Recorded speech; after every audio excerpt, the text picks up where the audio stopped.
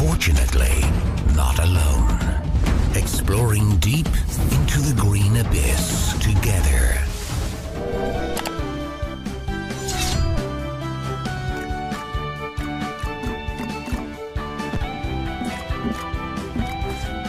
Unleash my weapon. Full radar up! What? I'm hungry.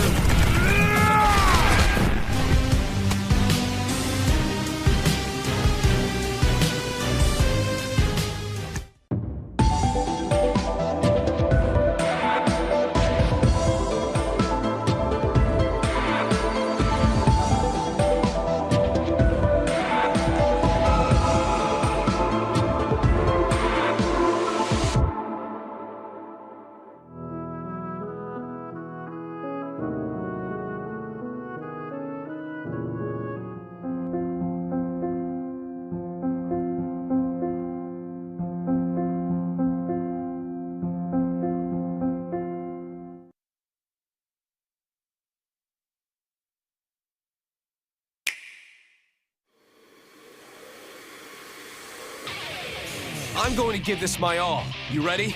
Then I don't need to hold back. Soul versus Kai. Let's rock.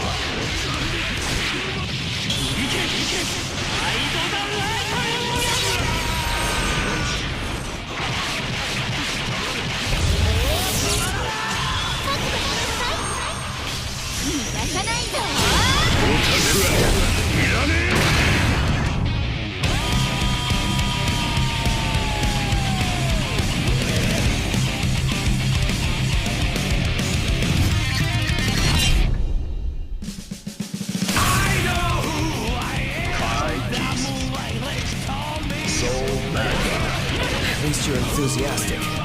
Give me a moment.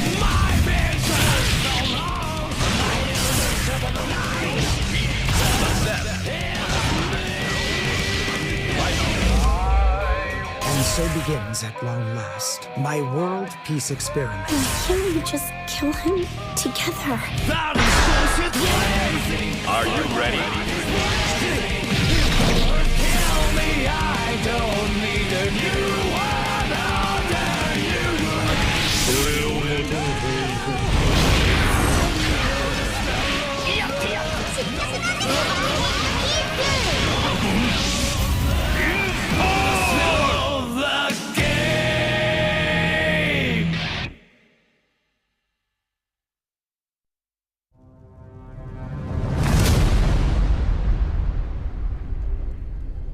I am bound, diminished, imprisoned in this wretched cage they call paradise.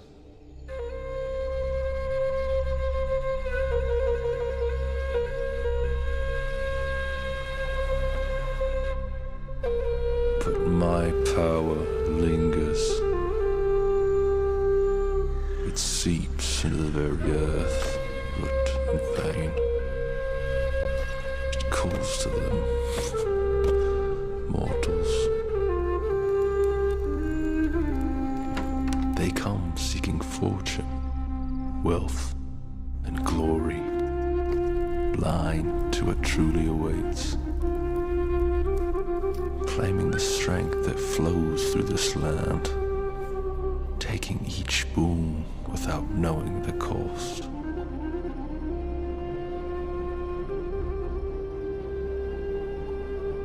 You are the key to my freedom.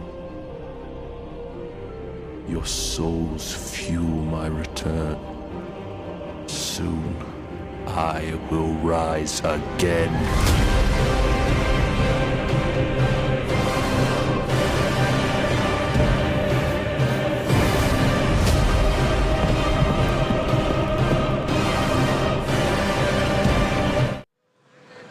Hello. Welcome to PAX's 20th birthday party. Listen, they said it was a birthday, so they hired a clown. It's me, the great clown Balatro, a.k.a. Laura from work, a.k.a. Laura from Penny Arcade and PAX, but I know you're not here for my tight 45 to 50 minutes, depending on what the enforcers want me to do. You're here for the guys who started it all. Can I get a hustlin'? Every day I'm hustling, hustling, hustling, hustling, hustling, hustling, hustling, hustling, hustling, hustling, hustling. Every day I'm hustling, every day I'm hustling, every day I'm hustling, every day I'm hustling, every day I'm hustling, every day I'm hustling, every day I'm hustling, every day I'm hustling, every day I'm hustling, every day I'm hustling, every day I'm hustling, every day I'm hustling, every day I'm hustling, every day I'm hustling, every day I'm hustling. Who the fuck you think you're fucking with? I'm the fucking boss. Said I'm 45, white on white, that's fucking Ross. I cut them wide. Hello. Oh man. It was cool. Like when I came out, it was cool, and obviously I was very cool. But then I saw Gavin's. God damn it! I saw Gavin's logo, and now I'm going fucking through it. It's amazing.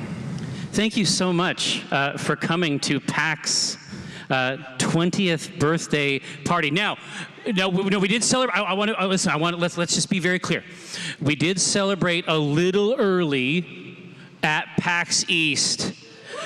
Boo! Yeah, booze. Right. West Coast. Yeah. West Coast. Now, I would like to welcome you to PAX Prime. Oh, shit! Home of ancient rituals. Now, we know that you are down to the last individual, a wicked demon. And we know this because there was a brief period in the 3rd year of PAX at the Maidenbauer Center. He was there. Where they began to form religions and worship balls. They started a cult in front of our very eyes. I'd never seen anything. Honestly, it was pretty scary. Not gonna lie. Now it's funny. We made a shirt and stuff. At the time, we thought that the devil was going to hatch from the ball. I remember looking down at the crowd of people, shoulder to shoulder, chanting and thinking, "We need to get the F out of here." Yeah. It's been great. Yeah. Here, now, Precious Clown, I know that there is a run of show. There are scenarios. There are special one-of-a-kind gifts for the faithful. We can't stop. In what way may we be of service to you? My dear friends, I prepared a PowerPoint. Hey, that's too late. Hey, that's too late. Did you guys download an old version? Because it should be the new version. 20 years, we're still figuring it out. Of the panel. First rule, you have to be wearing the hat to win a prize. Did you get a little paper hat? Did you get a little paper hat? Are you going to wear that paper hat? I see some hats. Wow, we should get you a paper hat. I see a lot of hats, actually. Don't worry. The enforcers will come and find you. We need some paper hats down here, baby girls. So the number one rule is we want these paper hats worn and by you in order to win. Yes. You have to enter into the spirit of the space. God damn it. Yeah. The second rule is no diving, no slapping, no slapping, no fighting, no nothing. grabbing. No grabbing. That's not what we do here. We're 20 years old. You see, these two are like, well, I just love to grab and bite, and they're out. No grabbing and fighting. Yeah, I'm sorry. I'm glad they're if you gone. came here for an actual fight, that's the wrong place. The only one you can fight is me, and you do not want that smoke. No. You don't. Not with the clown. I was up very late last night making this stupid outfit, and you do not want to know what happens when I'm really tired. Unless you're trying to get fucked up. The next thing to know, and I think people are actually now moving to these are grabbers more running away. Quickly all the grabbers are going. I think they're trying to get the hats, which is lovely. Listen, we will get you a hat. Do not worry. A hat will be got unto you. But here's the last thing. The rules might change. They may shift. They may shift. Seismically. while, during flight, things may shift. So what I'm gonna do is tell you, that's okay. We're gonna all be chill, right? We're cool, it's a party, right? Right, roll with it. Yeah, we're chill. And ultimately, if somebody wins a big prize and you think, I should have won that, oh well. What are you gonna do? That's Sorry. right. Sometimes parties just have winners and losers. Find them in the parking lot. Yes, where we can't see you. Don't do it here. We have to pay a fee. All right, so check it out. Because this is definitely an old version, we're going to skip to the part where I have you answer a pre-selected list of questions. So sacred cues. I'll be back really quickly, and we'll continue this little meeting. All right, we've got a couple cues here. Paul from Portland asks, hiya, Mike and Jerry. Congrats on 20 years of PAX. This will be my 13th year in a row, and I have a newbie with me for her first year. Possibly say hi, Robin. I think I just did. I'll do it right. Hi, Robin. Also, yeah, here it comes. Knuckle crack. Need that anniversary too. Thank you all for the amazing memories these past 20 years. All right, we're gonna do a knuckle crack. If you haven't done this before, I'm gonna count to 3, and then after three. It's 1, 2, 3, and then in the sacred space beyond, where traditionally 4 would be heard, that is where the knuckle crack occurs. We're all gonna crack our knuckles, okay? I'll be the official counter for this. Are you ready? Get them ready. Ready? 1, 2, 3. Ugh. That was gross. No, these gamer knuckles that got some juice in there. There you go. They got some juice. AJ Scorp from Illinois asks, what are you optimistic for in the games industry in the next year? This is a dark year to ask, my friend. Well, no, I'm optimistic because I think some fucking lessons are being learned. Some expensive lessons are being learned. And I think we're going to get a lot better stuff going forward. That's my optimistic goal. Yeah, I think that the optimal play is to make a game that people will purchase. Ideally, yeah. I mean, I'm giving this stuff away for free. Now, the third of our sacred questions, prime time. Wait. Is there anyone here from British Columbia? Get out. This section? Here. Do you have a place in British Columbia? Because sometimes people screw with me on this. Do you have a place called Nice Hog? No. Okay, all right. Mice Hog? I don't believe it. No, Nice Hog. Oh, God. Now I get it. Okay, yeah, they definitely got me with that one. Now I understand. Don't look it up. There used to be stories of wild after parties. Where are we shutting it down tonight? Do you think we can just keep this party going and rage until Make-A Strip tomorrow? I don't even go to the first party generally. Much less the after party. I'm not a partier. What about the hotel lobby? Sometimes I make it to the hotel lobby. Yeah, now, here's what I would say. God, do you remember that party we went to at E3 and we walked in and Garbage was playing? You don't remember that? No, I do remember that. Oh. So this is something that you have to know. So I know that, they were trying to bring E3 back and there were various attempts. Good luck. No, and then Jeff Keighley performed some type of satanic ritual, and now he runs a very short, 2.5 hour long E3 on Twitch. And God bless him for it. But there's a reason that E3 doesn't happen anymore, and that's because if you've never been there, I mean, we had to fake and lie our way into this show. Let's be very clear. The first few years, it involved a fax machine.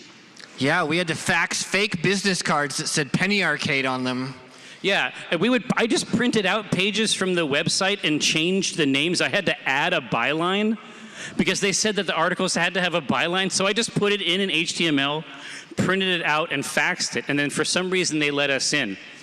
There is a reason that it's not happening anymore, and that is because it was a carnival of debauchery. It was wild. We could occasionally scam our way into these parties like the Sony party or the Microsoft party.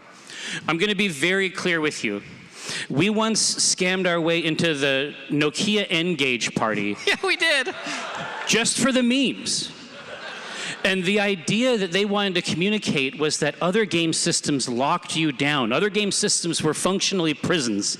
And only the N-Gage side-talking taco phone could free you from your favorite hobby. It's a weird piece of rhetoric. And the way they wanted to communicate this was that they got a 20 or 30 strong theater group to perform little vignettes about being tormented by game machines. We saw a woman in a bird cage, and her leg was chained to an Xbox. And she was dressed as a bird. She was dressed as a bird, and she was shackled to an Xbox that was outside the cage, so she couldn't get out. And I remember once we went over, and I was like, this whole thing is kind of weird, and I just want to apologize that someone made you do it. and she, because all the actors in this troupe were like stock still, like they weren't moving at all, because again, they were tormented. And she reached out of the cage and touched my hand. I can still feel it. Once we went to the Microsoft party, and then we were like, that sounds like garbage. And we went to the next room and garbage was playing. So I'm just saying E3 is a very expensive way. They spent a lot of money. To do things. The last thing I'll say about that, I think it's funny that we had to lie and cheat to get in there. And within 2 years, they were kicking us out because our crowd was too big. Yes, that did happen. Welcome to PAX. Now. All right. Endorse from PAX Carrie asks, do you endorse people having the PAX experience at home by throwing mini satellite conventions where they invite all their friends together and stream all the PAX content live? Hell yeah, I do. Dude, that's is that cool a thing? Shit. Is that something that people do? Well, not these people, they're here, Jerry. No, I endorse it 100%. I think that's baller. I mean, that's the whole reason we stream it out, is because you can't always get here. Oh, you saw someone on a Discord call. See, this is what we're talking about. With 12 people in the Discord call watching the stream? No. That's great. No, understand, this is the thing that we understand about PAX, and this is why it's still going, is because we know who it's for. It's for you. But it was, I wanted to make sure. But what I'm saying is that we actually understand that that's it. All we have to do for a great PAX is to get out of your way and let you do it. And then it goes well, and has for 20 years. All right, this is a big one. This is the last one here, I think. Grog Summerhall from Hump Tulips asks... I don't think that's real. I don't think that's a real place. No, hold on. Is there anyone here from British... Is there... Hump Tulips is in Washington? I've lived here my whole life. What are you... Hold on. Where is Hump Tulips in Washington? He's got Google Maps. One moment. Oh, it's out on the peninsula. All right. Okay, shout out to Hump Tulips. This is a good one, Jerry. What is your favorite memory of PAX at the Maidenbower? Oh. I have two. Well, here, you want to hit it? Go for it. And then it'll give me a chance to remember. I remember, because it was the first 24, it was the first PAX, but it was the only 24-hour PAX. We did it 1 year. And I remember walking through the hall at night, seeing kids asleep, just in the corners of rooms, in the middle of the floor. Well, no, like bottles of balls. Bottles of balls, empty bottles everywhere. I just remember thinking, we can never do this again. This isn't safe. But the other one that I remember is someone stealing our banner. You remember that? But it was like a Mission Impossible thing. Like, they came in, they had one group on floor 2 with wire cutters. To cut the banner. Cut the banner off, and then another team at the bottom to catch it and then run go out the door. immediately downstairs, put it in a trunk, and drive away. And they gave it back to us. But like 10 years later, they came to a signing we were doing at PAX, and they opened this fucking banner up, and they're like, it's time we gave it back to you. Yeah. They kept it in their dorm room on a wall for years, I guess. Yeah. And we got it back. No, it's true. So I think my favorite memory probably of all the shows is that obviously, you know, now when you think of the expo floor, you think of an expo floor. But in the early days of PAX, we knew that we wanted to have an expo floor, but we sort of just dreamed and wished. We had a room. We had a room that we wanted very much to be an expo floor. And really the only thing in it was a few people from Xbox QA brought their dev kits. They just threw them in their car and drove down. But they had the version of Forza where you could run one monitor on each of 3 Xboxes. And I was like, good expo. Yeah.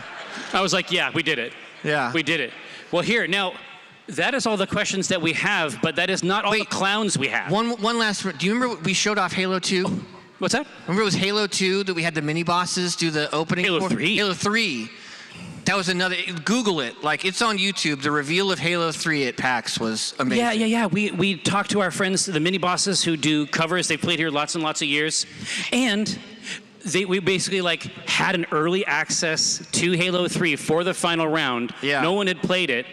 And they learned like a rock version of the Halo theme. And they opened it up. It was so cool. It was live music, right? It was live. Yes. Live music, yeah. People tell me about this all the time, It's and then they're real. like, why can't we do that again? And I'm like, well, because Halo 3's already out. Yeah. Can't go back. We would have to go back in time. They already did it. All right. Thank you very much. Thank you. What's next? So, first I'm going to show you all the other slides I had. All right. We already covered this. All right. Good. Oh, see, and I see some hats. Now we got Hats the are out hats. now. See, we got enough time. Thank you. Thank you for enduring the Garrett-like elastic. Yeah, it's pretty rough stuff. Thank you very much. You can also kind of put it behind or like wear it like a little birthday beak. Yeah. That's also a vibe. You can wear it kind of broke off. Yeah, it's very chill. So yes, no slapping, no snatching, no diving. The rules may change, that's okay. The winner is the winner. Okay, we covered that. All right, let's see. Section 2. Prize time. Our first prize. Look under your own ass. No, don't look under. That's really rude to the enforcers. We didn't want to do that to them. So, enforcers will be coming through and handing you lanyards. Woo! Everybody gets an exclusive lanyard. Yay. I don't even know what they look like because Lydia didn't show me them. Here. Now, Precious Clown. Yeah. I have not seen these lanyards. How will we know it's the lanyard of our dreams?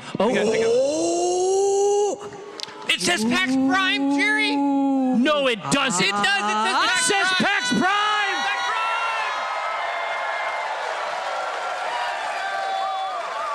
PAX Prime. It's back. PAX Prime. I don't know. That's not fake. That's my actual level of excitement. Everyone it says gets PAX a lanyard? Prime. It says, it fucking does. Holy shit. Mike, do you want one? Yeah, that was mine. Hey, can I get another lanyard, please, for Mike? Mike would. Yeah, if they Jerry get another stole my lanyard. I don't think Mike Krahulik, the inventor of PAX, would be too pleased to not get a lanyard. I would love a lanyard for our friend. Nope, they're all Okay, out. Dickie's on it. Dickie's on it. Dickie's on it. Dickie! But I'm loving this early period. This is early access for lanyards. Thank you, Dickie. Oh, yeah! No, you get to do a thing where you rile up the crowd. That's right! It was bigger than I It's expected. shocking, yeah. It is big. It's large. It's large. All right. Oh, look at that box of them. Oh, boxes of them? Yes. Crates. We have got crates of lanyards coming through. Crates of lanyards. Crates of lanyards. Heaps of treasure. Heaps.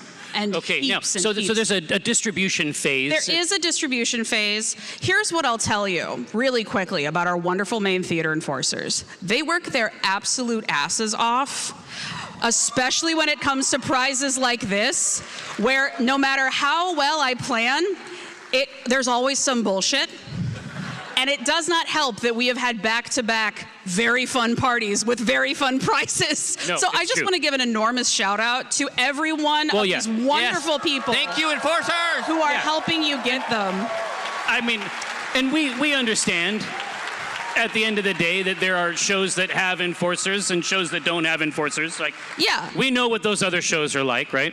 So here's what I'm going to do. Our next sequence was going to be quality time with the guys, which is what we are experiencing anyway. So hi, the guys. Hi. It's quality time. Yeah. So originally this was going to be when I was like, cool, I'll just go take a little break, a little sip of water backstage and just do something else. And then other things happened. Yeah. So I actually just have questions for you. Is Really? that okay What? if I ask you some fun questions? I'll do my best. Okay. Yeah.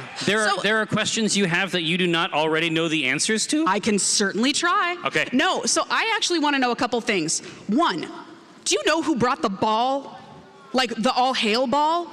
Has brought the anyone ball? ever? Yeah. I have no idea how that ball got there. Oh, no, yeah. I think that we brought it because it was sort of like a line fun thing for people to bounce a ball. Yeah. around No, we while they thought were it would be flying. line entertainment. Yeah. Yes. But and I think that was the original concept.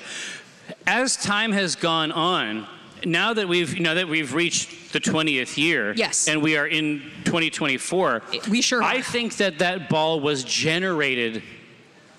I think that it is made of their hopes and wishes. They willed the ball into existence. I think that there was no ball, and Yeah. then I think that their desire for ball created ball. Okay. I love that. I think love it's thinking that. BAAL.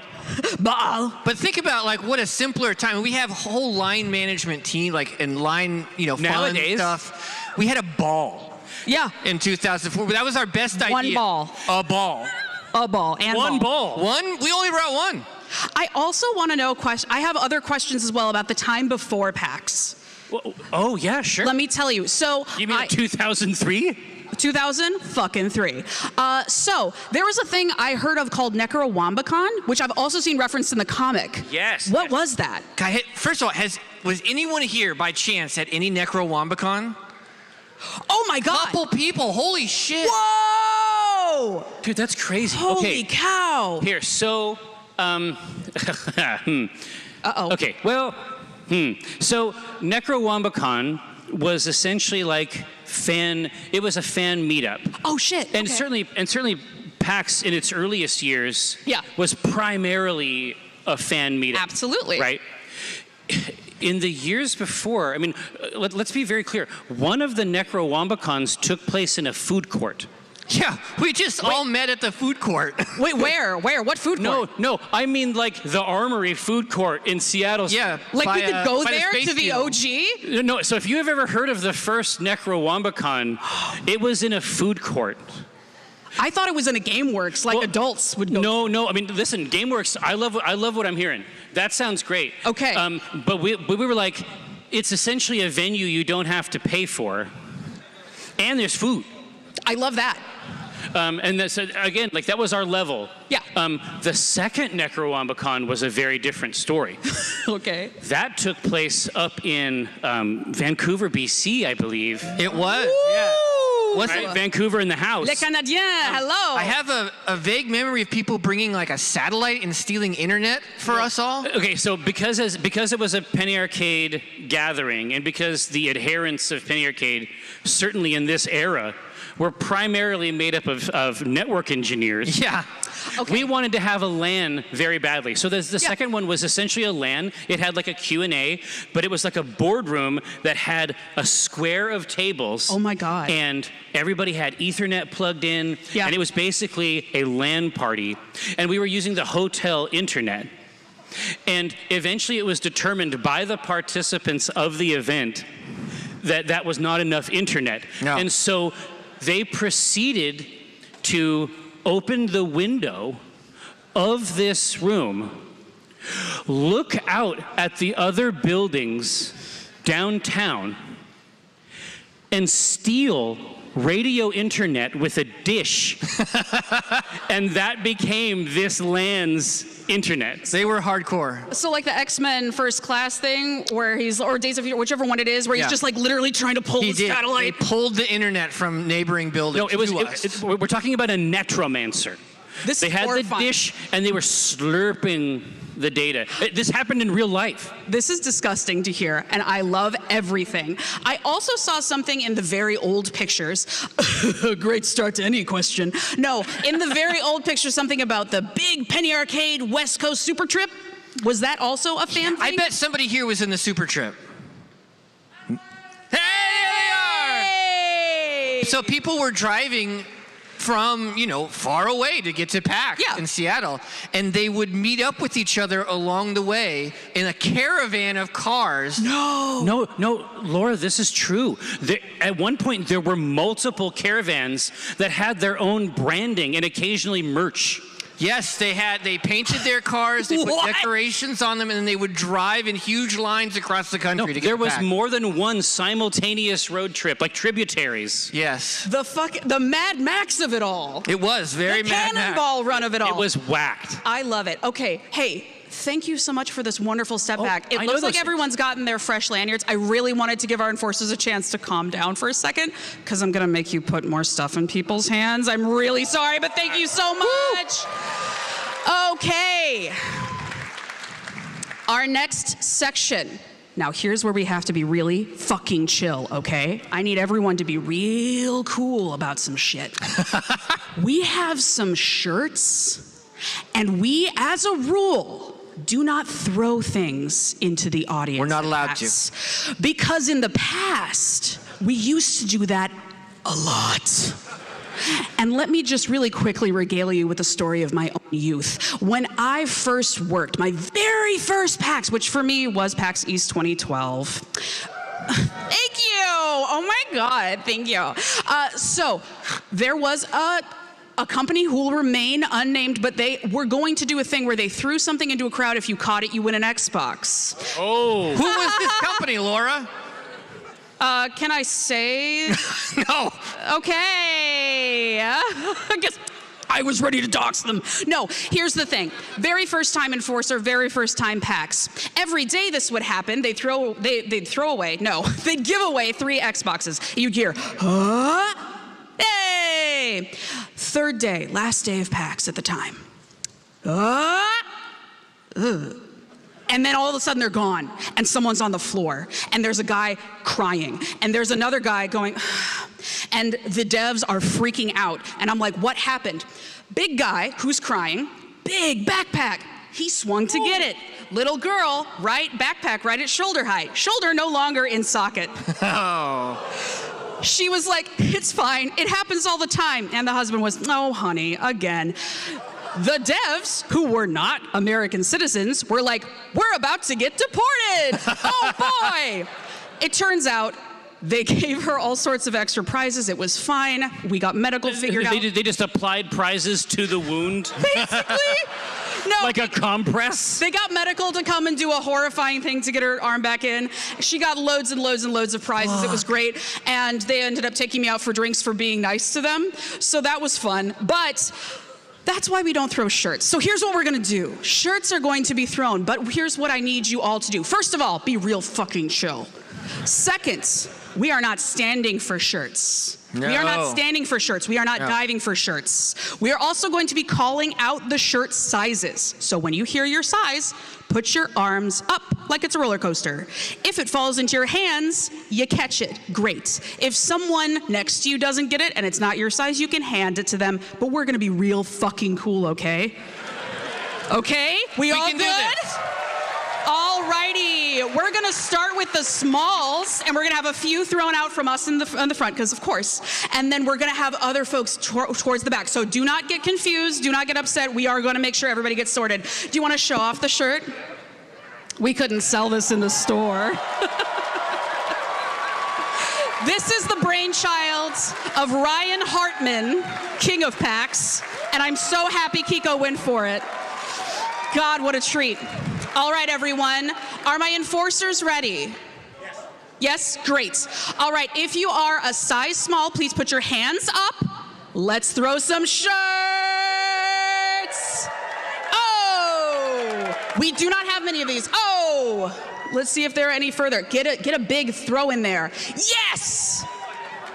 Oh, is there any for me? Are there any for me? Oh, I'll take one. I'll take one. Who wants a clown shirt? Oh God, there was 2. All right. No! They're not aerodynamic. I was never good. It's Hold hard on. to throw shirts. Hold Laura. on, hold on. Laura, it's very hard to throw shirts. Oh, Laura's got the techniques. I'm not very good at this. I'm sorry. Nice. That's as good as I can do it. Thank you. See, this is why we don't do it. All right, are we done with smalls? Are we ready to move on to mediums? These poor sweet babies have to sort them. Once again, a big hand for the enforcers. They have had no preparation. I gave them this yesterday. It was impolite of me. Mediums. I just want to see a show of hands. Who was here at the first PAX in 2004? Oh, down in front. Oh, we got it. That is just cool as hell. Oh, shit. You were here? Dickie was here. You must have come out. Woo! All right. Let's try this again. Let's see if we can get other people out in the crowd. We got Jerry out in the crowd, y'all. We got Jerry out in the crowd. We got Ryan Hartman out in the crowd. We got Pierce Cochane out in the crowd. We're gonna throw you some, I believe, mediums. Mediums, a moment, please. A moment, please. I will try to throw them that way. All right, I'm gonna try a different tack this time. Hang on, it's gonna be pretty quiet.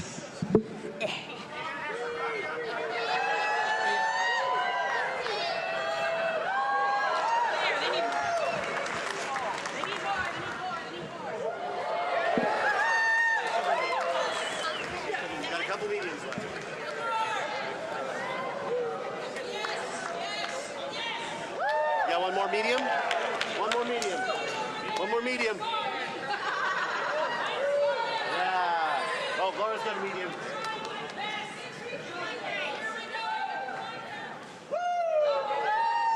I'm sorry, thank you.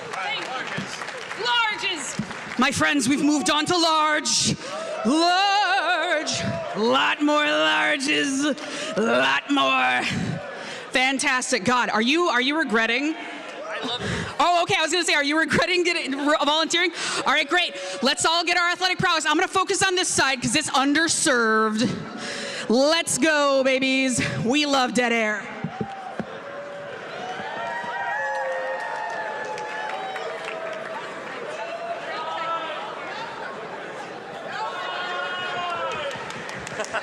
Not working.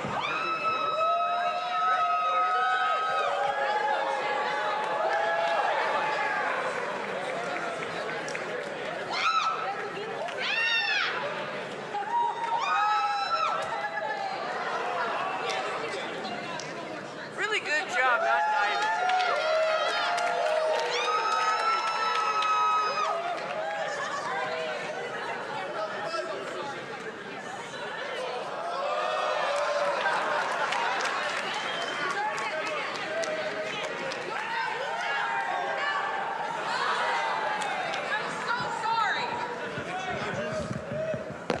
Is it the extra larges?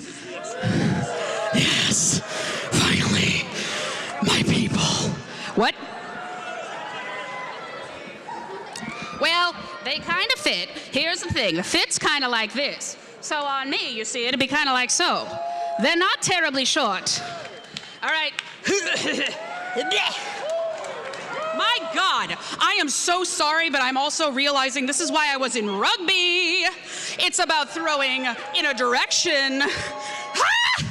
God damn it. Guys, why would anyone do it? What? All right, I'm gonna go over here, because this is rude. Hi. I really want to stand on these. Ah! Do me a favor. If you catch this one, throw it behind you. All right. Can you throw this one? You've got cool arms. Cool arms, yes! Yes, my love, yes! Oh, God, I love this. Oh my God. Can I take one of these? I want to disappointingly throw it again after trying so hard to do it. All right. Holy cow, I just threw it. Whew. I love, for you viewers at home, I'm not getting them very far at all. It's pretty bad. It's actually very bad. I don't even know anymore. I'm gonna let Mike take the next one. What are these? Double XLs, baby. Double XLs, baby. Let's talk to our 2XL friends. I wish I could get another friend over here. Over here, because it's very rude. I feel rude. My friend! Yes! The furs, once again, are saving civilization, my blessed friend. Please, distribute them. All right, 2XLs who are in the center. Okay, all right. We're gonna try the thing again. We're gonna do our best. No! My God! Why did I keep the microphone on me? Okay.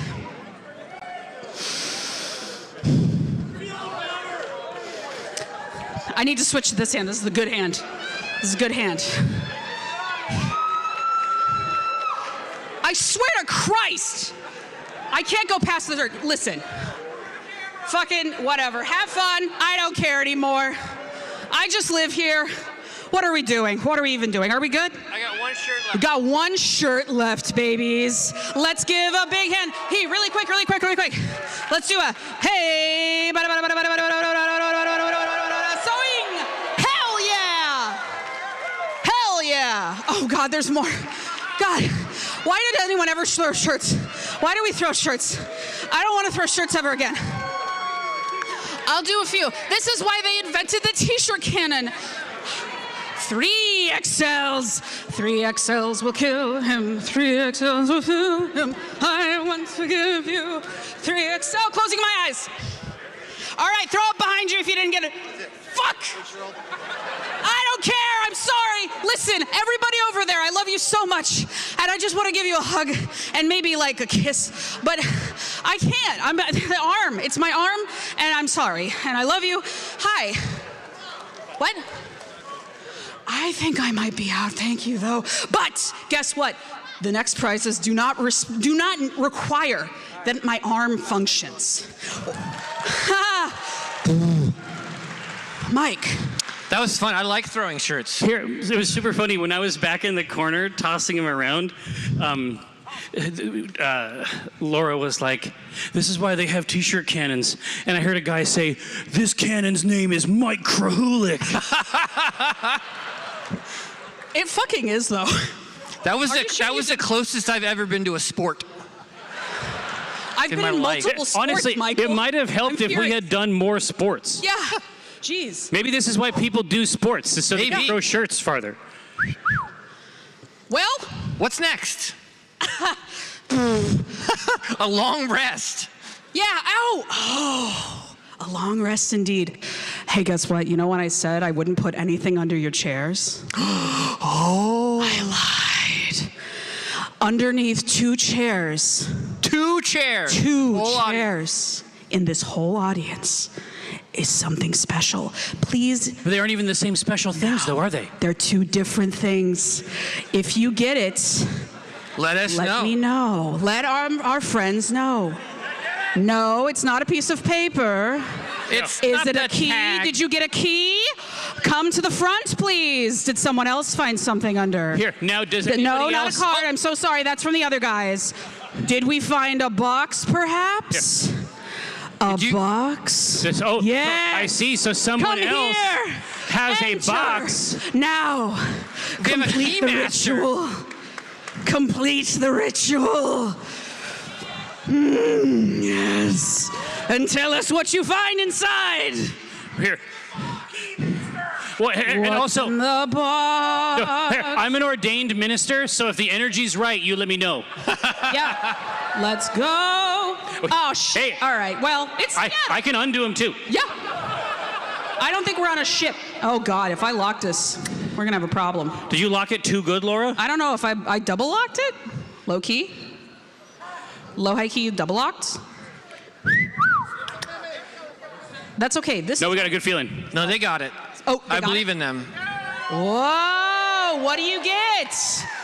Oh shit! Yay! A unicorn! No! Wait a minute. Here, wait a minute. no, can bring you we up. actually have something much cooler, Can you than show a up? unicorn made out of foil. This is what each of you get for being our chosen pals. Check it the fuck out. These are scuff controllers. Only two exist in the world, and you get one each. Right, So and congratulations. they are emblazoned, of course, Yes. with Gavin Greco's 20th birthday design. There are only two on Earth. Enjoy. You can do whatever you want with the unicorn in the box. I don't care. Take it away. I never want to see it again. Oh, what's this? Treats? Is that candy? Canadian candy. Canadian candy? Candy? So rocks? Merci beaucoup. Oh, Ce sont Smarties. Smarties. I'm paper. Je suis en papier. Thank you. Format partage. Oh, wow. Ananas.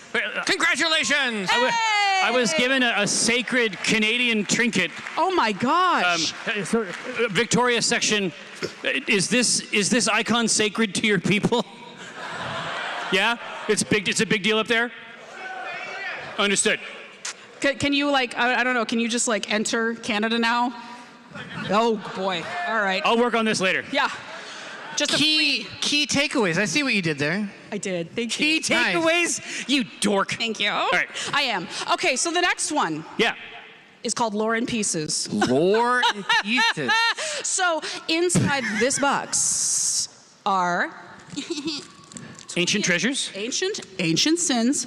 The limited edition pin that looks just like the. Oh my God. Yes. I've never seen the official one. Please enjoy holding them because you have no way. Yeah. Okay. Well. Hold on, did you make that sound? You what? Wow! No, you live over the factory. Come on. All right, so here's what's gonna happen. It's rad. It looks amazing, yeah. Isn't it great? All right, Holy so here's shit. what's gonna happen. Yeah. I am going to invite people who are interested in answering questions about the PAX lore to stand in the audience and line up next to these Q&A microphones that we have. What I will tell you is we only have 20 questions. So know in your hearts that it may not be. It's just going to be rough. If you answer a question at all, you will get a prize. But if you answer the question correctly, you get a pin. Ooh. Well, yes. Yeah. And understand that obviously we who have co-founded this show will stand here in judgment Yeah. True. of gonna your know. answers. And if it comes to PAX lore, I am one of only two people who have attended every PAX show. My daughter, Ronya, Jerry, she's in line. Oh, she's in Ronya. line. All right, I don't know if that's cheating. Is that cheating? That's cheating. You can't ask me the answer. I won't tell you. But Ronya was born at this show It's true. in 2009. It's true. The bed was very wet. I will say that, and that's how we knew it was time to drive to the hospital. Right And we're away. moving on. Alrighty, friends. I'm just going to give you a freebie really quickly. This is from a very recently released video, image courtesy Mike Rahulik. Oh my God! Look at this hair. You did already tell this story, so I love it. I did just want to put it next to, this is just a screen cap from the very fun video that you took. I remember that. I had a video camera at one of our first E3s. Yeah. I love it. It's so cute. And it's actually really fun because, as per usual, in most media that I can find, Jerry is very visible and Mike is a cryptid. And so it's great because you are the cameraman, so it's just like, yes, the observer. We know he's there, but we don't see him. Anyway, I know you've told the story, so we'll simply move on. And then I just wanted to know what was this at?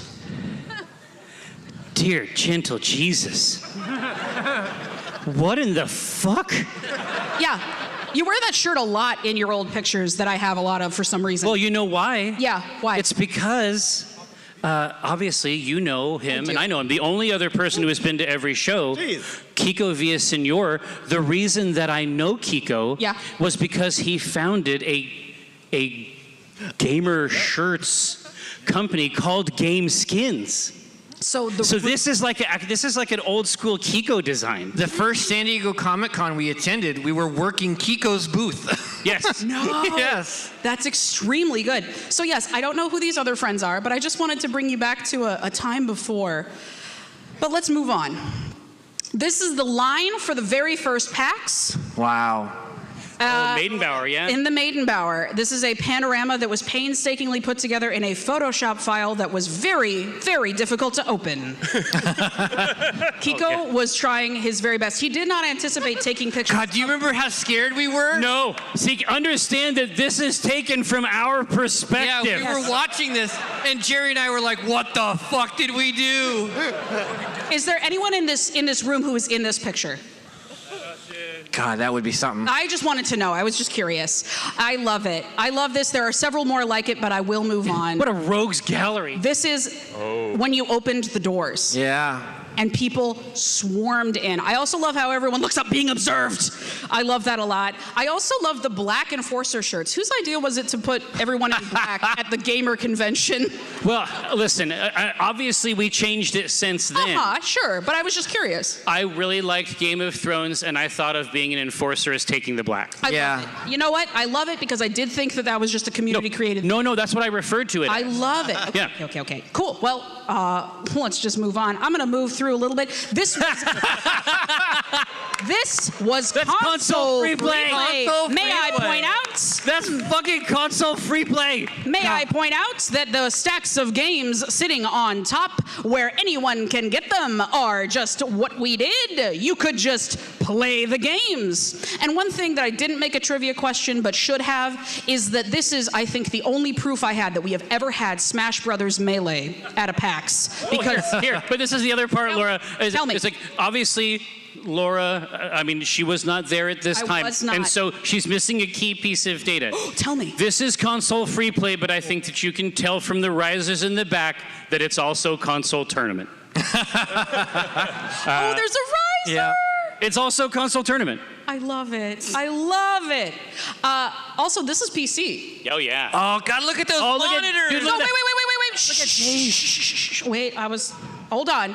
I need a first and last name. That's first Dave? trivia question. Oh, crap. Oh. What's the last name of Dave? Oh, wait a minute! Let the person with the damn frickin' microphone say it. Person on the right, what's this person's last name? I don't remember. It's been years. It's okay. Crap. Do your very best.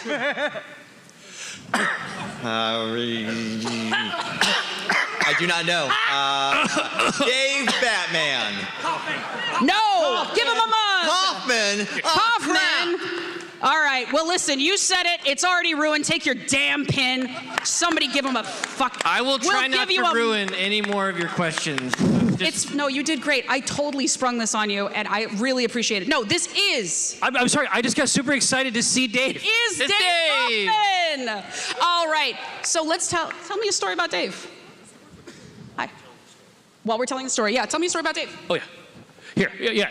Anyway, yes. And so all my initial Dave Kaufman knowledge, because he sort of comes out of a technical background, has to do with setting up some really, really great LAN content early on. He is a LAN master, and he's kind of horrifying for it. If you've never seen Dave Kaufman, he is actually also he's more cryptid than you. Yeah, I think it's fair to say. If it's possible, he's even harder to find than I am. Which is wild because he wears like high-vis clothing all the time. He is about 6'5". Yeah. And always looks like this. Yeah. He's intense. And sometimes he decides to smile to make himself look more friendly, which makes him look like this. He's intense, but the thing I want to emphasize here is that LAN parties are much easier now. I want you to take a look at these fucking monitors. Here, let me pull it back a second. There you go. Have a look at the monitors. These monitors are big. Yeah. And hot. And hot. Big and hot, yeah. I don't even know if this was BYOC because I'm seeing a Fila box over there. Did we have BYOC? BYOC. It's all Yeah. BYOC. Yeah. I love it. No, Dave is a person who attended the first PAX and pretty much immediately was hired. So that was our first question. Let me move on. What is this table and why? And we're going to pull it over here to the other side. Just hazard a guess. You're going to get a prize one way or the other. Oh, that's the prize table. That's the prize table. It is the prize table. table. Yeah. You are correct. Let's get you a pin. Here, you want to hook him up with the lore? I will hook you up with the lore in that. Oh. Mug. Ah. Oh, mug. Mugs for everyone who wins. Yes. For all.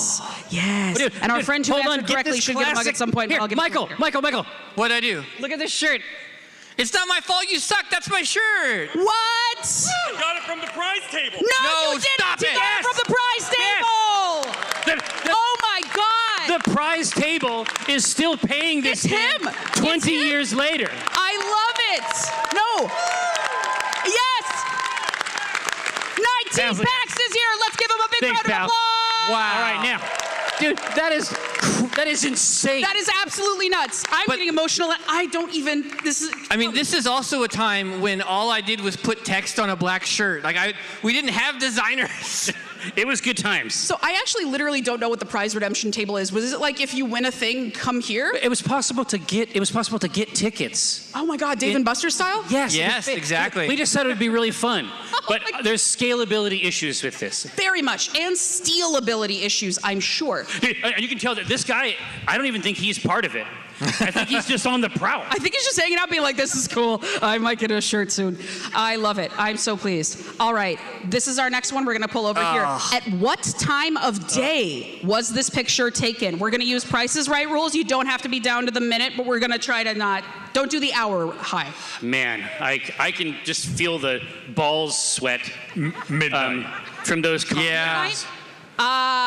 It's 11:21, but you know what? You did your best, and honestly, that's pretty fucking good. So I'm gonna give you a mug anyway and a pin. Hooray! Pin time. Pin in a mug. All right. Enjoy. Dude, you grabbed the metadata? I did. 05. He's got the 05 shirt. You were an Omeganaut in 05? Wow. Here, hold That on. was a Here, mega camera person. Can Turn you the camera face person. this camera? Is it possible to Holy look at this man without harming ourselves? Maybe. I love it. Nope, I don't think so. Ooh. Did that work? I'm sorry. Don't. There it is. 05. Dude, that is a sick. Wait. Don't feel bad. We didn't light you. I'm sorry. Did you win? That's like the PAX version of the Shroud of Turin. It really is. Lost in Karaoke Revolution and lost in DDR. Oh. Well, now you're a winner. Oh. All right. So, very soon after, you moved to a building we find very familiar, which we now know is the Arch. I just wanted to show off a few of the earlier pictures. This is someone playing a DS that y'all have both signed, and they have clearly started to rub away as it is a DS. Why did we sign it where the thumb goes? That was not. I don't know. I mean, you'll note that my signature's a little closer to the screen. Yeah, why did you sign it where the thumb That's goes? my fault. My bad. Yeah, so... Gotta love that P-cross. Yes. So I have a really interesting... So it truly, the doors were already blown off it. Is anyone in line right now in this picture? Is that the question? I'm just curious. Oh. Probably. Oh, yeah, somebody. Oh, wait, is. are you literally? That's where you came in the first time. Well, shit. Yeah, right. I mean, I'm gonna give him a mug. Give him a mug at least. I'm just saying that this right here, that's the Sky Bridge. That is the Sky Bridge. Yeah. Now we need the Sky Bridge for expo space. It's true. We need the Sky Bridge for other things. This is actually a really hard one, so best of luck. Which of these was a PAX rule in 2008? The options are: don't plop on the beanbags, no outside food or drink, don't be a dick, no ties allowed, no sitting in line, don't spray paint on stuff, don't copy that floppy, no cussing on stage or in public arenas. We're gonna have an answer from both sides and see who wins. Which do you think was the real rule? I'm gonna have to hazard it's don't be a dick. That's a great guess. What is your guess? Well, fuck, that was my... it should be a rule, even if it wasn't. Let's... Agree. In the modern world, it is. Yeah. Let's go... Don't plop on the beanbags. Don't plop. Okay, I'm gonna tell you right now without revealing it, those are both wrong. Please take a mug. Please take a mug. I really want to see how many people we can get through with this. All right, so it isn't either of those. It's Good neither try. don't be a dick or don't plop on the beanbags. What do you think, my dear? Thank you. No sitting in line? No sitting in line? That is not correct, but I will give you a mug, please. What do you think is the choice? Enjoy your mug. It's okay, anytime, whenever you're ready. We're all waiting for you. You were in 04 also? What's going on? This is crazy. They were in 04 as well? Welcome back. Oh my gosh, welcome back. I'm gonna say don't copy that floppy. It is not that, but that is a great question, even though it's... Let's see who thinks... No, what allowed? No ties allowed? That's not a valid guess. And you're not in line. Welcome to guess it over here. What would you like to guess? If this were PAX East, I'd have guessed more than 3 this again. is for a PAX here. No, I know, but last time I guessed more than 3, it was Yeah. Yeah, you remember. Anyways, let's go with No Ties Allowed. It is not No Ties Allowed. Please take a mug. What is your guess? Want to say this is also my 20th PAX. Welcome back. Thank you so much. Happy birthday, everybody. Indeed. I'm going to venture a guess and say don't spray paint on stuff. It is don't spray paint on stuff. It's bad to spray paint on stuff. Take your pin. Why was that a rule? What made that a rule? That's the only time I've ever seen that rule. There's always a story, right, behind every rule. I don't know that. And we don't know this story? No. Here, we don't know exactly. All we know is that at PAX 07, somebody sprayed paint on stuff. That's all we know for sure. That's fair. That's solid. Honestly, I love that it was the 6th rule of PAX before we stopped having that problem. All right. This is a question that it really just means, when was this picture taken? What year was this picture taken? When did the future come to PAX in the form of these cool glasses? Ronia. Ronia Quinn Holkins. Listen, our gamer credentials are on the line, young lady. Your dynasty, Jerry. Or you're gonna have to take another damn mug home. We already have one of these mugs. No ranges. It's between the last 20 years and now. I really hate to do this to you, but this man next to me just told me the answer. Hey, listen. Is it right? We can still come out on top of this, kid. I won that competition. Okay. He claims he won the competition. I don't think so. PAX East 2012? Sorry, I'm gonna let you take it one more time. Not PAX East. These are all West pictures. So do me 1 year. Okay. 2012? It is not 2012. I am sorry. I'm sorry. You charlatan. Take the mug. I love you so much. Thank you so much. What year did the future come to PAX? 2014? Not 2014. Take a mug. We'll get you a mug as soon as possible. In fact, I will hand it to you. Our next person over here on the right, please. Well, it says Dead Rising 2, so 2010? Yes, it is 2010. Oh, wow. Dude, look at this inductive reasoning. I love Amazing detective work. I love it. What you is did it. balls? Balls! Yes! They brought balls back to PAX! The sacred elixir. Oh my God. I've never had this before. It tastes like bubble gum. Can I try it? Yeah. Wait, it's a twist off. Really quick. Dude, I'm gonna pop the top. Are you serious? Hold on. Cheers.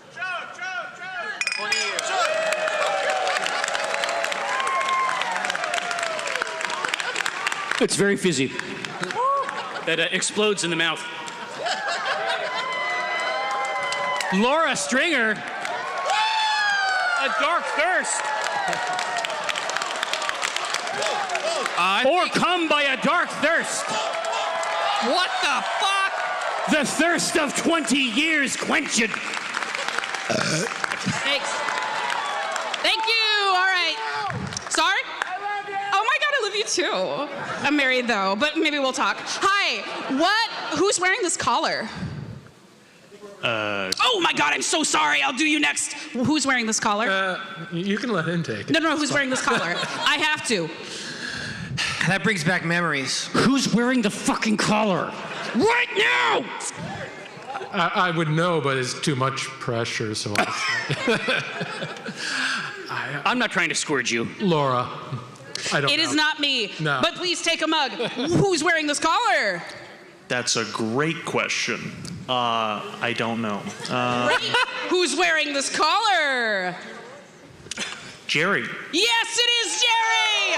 Take your pin! I got it. Nicely done. Nicely done. Well, here. Next up, what are these men suavely playing? Oh, nice. Yes. Oh, I remember this. Really quick, the guy on the left in the brown shirt, that's my friend Mike Roberto. He's like my best friend. I was in his wedding, and I'm really happy. I was actually there, but Dave didn't take a picture of me. Let's go. What are they playing? I have no idea. Fantastic, you get a mug. That looks like what some are these Star men Wars playing? shit. It's that Sony jousting game. That is Joust! It is Johann Sebastian Joust at PAX Prime 2012. We're gonna go really fast. I knew that one too. All right, everyone, this is Fort Kickass. What was Fort Kickass made of? Just hazard a guess for us. Quickly, we're over time. Cardboard boxes. It was, and that's technically correct, so I'm going to give you a pin.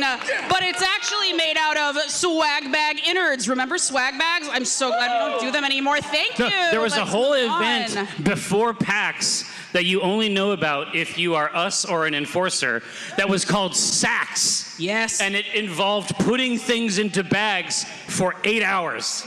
It's true. All right, how many years between this picture and this picture? Oh, wow. Whoops! Go! How many years? 9. Yes! Yes! Come get your pen, I'm sorry. I just did the thing where your mom is answering the math question while Truth reading from it to the you. mouths of babes. What is Master Chief doing in this picture? Would you like a mug or would you like to try to answer? No, what's he doing with his hands? Oh, with his hands? 3, 2, 1. Scratching his butt. Yes, he is! Let's get that kid a mug and a pin. Just want to say this. Question 11. What is the skeleton's first name? Doctor? No! What is the skeleton's first name? Exo. No! Enjoy. What is the skeleton's first name? I don't know, Bob. No, but you said something that sounded like Pablo, and I need to move faster, so Pablo! Take your pin and your mug. Is this character statue 1-to-1 scale to its size in game? Is this? Oh, God. Were you here a couple years ago? Yes. It was about this tall. Is that the size it is in the game? It looks like the Pope turtle. Is it bigger or smaller in the game? I think it's the same. No. No? Smaller. No. Bigger? Next person. Yes, fine, sure. It is bigger. It's very large. What is the name of this ancient device? Yes. That's a fucking virtual boy. That's a fucking virtual boy. I got you. Let's go. All right. Yeah. All right. Let's go quick. What is step 3? Pin in a mug. Oh. What is step 3? 2. Please take another mug. Step 3. Yeah, enjoy. Video games. Don't be a dick. Nope. No. There is no step 3. You're correct. Get a fucking thing. We're trying to go so fast. What garment is holding all of these pins, my friend? Oh, I know this one. A jacket. A jacket is a heavy duster jacket. What society were Mike and Jerry inducted into at PAX Prime 2010? The Empire. No. Please take a mug. Space experimental. No. Please take a mug. No idea. Please take a mug. Nice. A secret society? It is a secret society. Can you guess who it is for? Use the clues in the picture. Lando. Lando Society. Who do we fight for? Oh, none of the Lando Society are here. Who do we fight for? Lando. What do we do? Never forget. Were you a winner? Oh. Yes. Hey, Who is this? This Are is we- the last pin. Oh no, I will have to get you at the end. I'm sorry. I'll just give them 2 mugs and let's meet afterwards. Who is this? Jim Don't Magic? But which Jim Dark Magic? Is this the Jim Dark Magic clone? You mean the real Jim Dark Magic? Yes! Yes! Come on up and get your fucking pen. My hands don't work. All right. What final round is that this? was great. Ending of what movie? Contra? No, please take a mug. It's the wizard. The wizard, you're right. Wow. Please You're come on welcome. up. I am going to, yes, we're going to put this weird sack in. We're going to put a cup, this, come back to me, exchange the balls cap for a pin. Approximately how many hours of PAX West have there been to date, plus or minus 10? What? How many hours? It's in the hundreds, and it's less than 1,000. Just give me a number, any number. Times 20. Wonderful, 805, that's exactly what you said, congratulations! All right, everybody else in line gets a mug because I have one more question for you. Everybody else who's in line gets a mug because this is the part where I ask you guys a question. Oh. Has it really been 20 years? You know, You started out. Oh my God! Shit! You started out. Where did you find Where did you find this photo of our apartment? You started out as a humble comic strip in war-torn. Where did you find this? I'm not telling your Oh wives. my God, Laura. Look, Jerry's drinking Barks and I'm drinking A&W. That's the inkjet, and then obviously these are not great chairs, I'll be honest with you. I would go to work and I would work until late, and then I would come home and draw the comic literally on the floor of this room while Jerry played games. It sounds like a rough life. It was not. That was after work. God, we would pin our game boxes up on the wall. This looks pretty stark now that I look at it. All right, everybody left in the, can I actually just get people, if you were in line, come on up here. We're not adding anybody to line. You're just going to give you mugs while I make these men look at memories. It wasn't all bad, though. Yeah. Oh, hey, that'd be best man at Jerry's wedding. Yes. Yes, it is. There were new homes. Where did you find these? I found them nowhere. They were given to me. By demons? By demons. Yes, I understand this was also where Penny Arcade was partially made. There you go. Eventually, they got a little bit into the whole gamer zone. I think you might remember a little magazine called Time Magazine. I think in 2010, you were the Time Hot 100. Something like that. I just want to ask, who made the decision to hold the controller that Kiko. way? That was Kiko? God bless Kiko. Bless and keep him every day. I am so sorry to make you hand out stuff, but I do got to keep moving. Oh, that's cute. Thank you. The bigger one in there is 20 years old now. Kara was pregnant with him at the first show. It's crazy.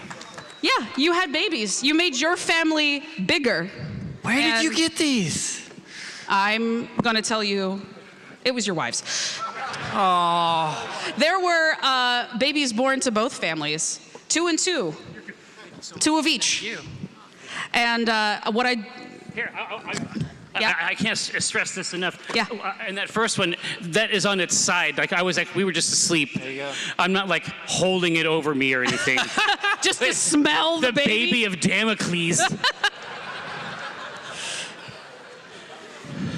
And yeah. Oh my God. I believe this was Gabe's first Comic-Con on the left. And an extremely cute Moogle, and I believe dinosaur. God, that was when we got the kids together for Halloween. No, it is not a dinosaur. Oh, please tell me. Here, I was gonna say, does anybody know any MMO players? No. Do you see how it's got the extra leg there in the middle? It's that crocolisk. Oh. No. The reason it's from WoW. It's because before they were born, I used to sing it. To the. I can, yeah. Can you sing the song? Oh, what a nice skin. The crocolisk skin. What a special skin. The crocolisk skin. But I would sing it, and then after they were born, I sang it for them, and they like looked at me like, oh, they knew. You're the fucking guy that did this. They knew. Oh, it's the young Chew. Yes. I couldn't get quite as many of Gabe. He is taken after his father in his little camp. No. And then you can see over here on the right, this is the young Silk. The young Samantha Silk. Holkins. I dropped them off at college last Sunday. Yeah, installed at college. You grew your family as you gave us a family to come home to. Oh, come now. Thank you so much for giving us a place to bring our family. It's our pleasure. And a place to be a family. And I want you to know that no matter how cool you become, you'll always be this cool. Oh, jeez.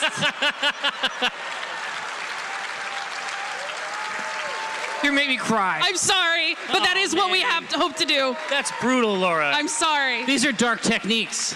All right, check it out. This is gonna be rough, and we're gonna try to go really fucking fast because I spent a lot of time on this. We are going to give away a motherfucking big prize. Hey, Ryan, are you still here, or did you leave because you're so mad at me? Is he so mad? Did he leave in a huff? There is a very cool prize that he worked very, very hard to make happen, and I bet he had to leave because he is too important. Well, he worked. Oh, it's over here on this side. It is. Let's wheel it out. I don't see Ryan. This is the prize that we are going to try to get to you. God. It is a giant PC. This is currently, feel free to turn it around once to show everybody. So you're not going to get this exact PC. We will get your address and mail it to you because Laura, this would be nuts. I covet these cases so hard. Wow. It's really good that it's heavy because I would steal it so well. I had a protracted shoplifting phase. Oh, no, and Laura, it's got that plastic. Yes. So Jerry's going to throw this into the audience. Yeah. Here you go, buddy. No standing. No standing.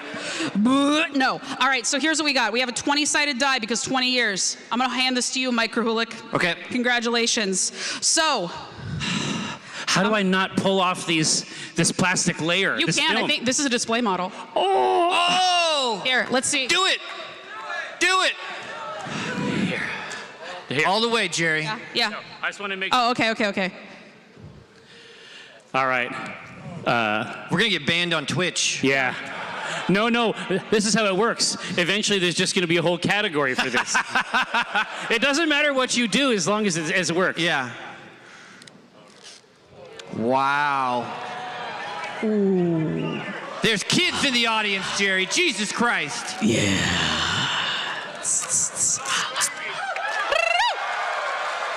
Woo! Ay. All right. Our round one, we're going to eliminate 3. We're going to eliminate 2 of the 3 sections here. So this is 1, this is 2, this is 3. Do me a favor, roll that dice. I was supposed to have a D4. Let's see if it gets on a 1, 2, or a 3. Nope, let's roll it again. We're gonna roll till we're gonna. All right, that's a 4. That's not good. It's a D20, Laura. I know. If it has a 1, 2, 3. It landed on 3. It landed on 3. Yeah. Section 3 stays in. So basically everyone from this aisle on stays in. Everybody else, I'm sorry. Mourn now. And now we will round for fore or aft, the front or the back section. So one evens, 1 or 2. All right, so that's a 3. So it's that's an odd number. So that means 1 stays in. Congratulations. Okay, so now it's this front section Just here. the front section. Now we're gonna do a raffle. Roll me a digit, please. 19. All right, that says 19. So what we're gonna do is you're gonna look on the back of your badge next to that QR code. In fact, it's on the bottom. Do you have a 19 at the end of your badge? A 19. One hand is up. How many other hands are up? Is that it? 19? If there's only 1, you just want a fucking PC. I don't see anybody else. Holy shit! Here. 19. Nobody else had a 19 at the last 2 digits. It's you. It's real. Verified. We did it. Come on up here.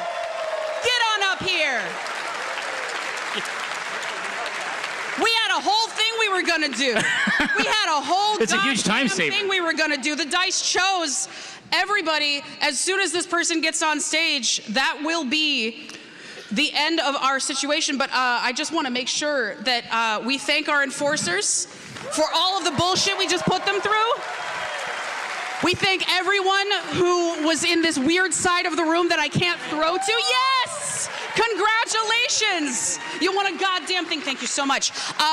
So Yes. Fuse, a smile for the camera. Smile for Dave. Whoever else is here. Dave's over there. It's James over there. Gorgeous. Hang on out backstage. We will come talk to you. Yeah. Thank you so much. All right. Yeah, so, right down the stairs there. Right down the stairs. You're doing great. So, I just want to thank our enforcers. I want to thank everyone who didn't catch a damn thing that I threw poorly. And I want to thank our friends here for having this cool idea. Oh, hey. Thank you. It was our great pleasure. Can we made thank it because, Laura? Yeah. Can we thank Laura too? Okay. Thank you, Laura. Is that somewhere inside the system? Does it allow for the thanking of Laura's? I want you to know my last thing to do before the last thing I have to plug. If you liked the pictures you saw, they're all in this book. Our friends true. Dave and Kiko took many, many, many, many pictures. They worked very, very hard on this beautiful book, and there are so many cool things inside that I didn't even get a chance to show you. Yeah, it's true. Yeah, I think we're gonna clear the stage, let them play a goodbye video, and then we'll be on our way. Gather throng. It's been a pleasure. Thank you guys very much. Thank you. Wild. Video games, they're not just for kids anymore. Gaming is a $90 billion a year industry. It started in 2004. Every year since, it has doubled.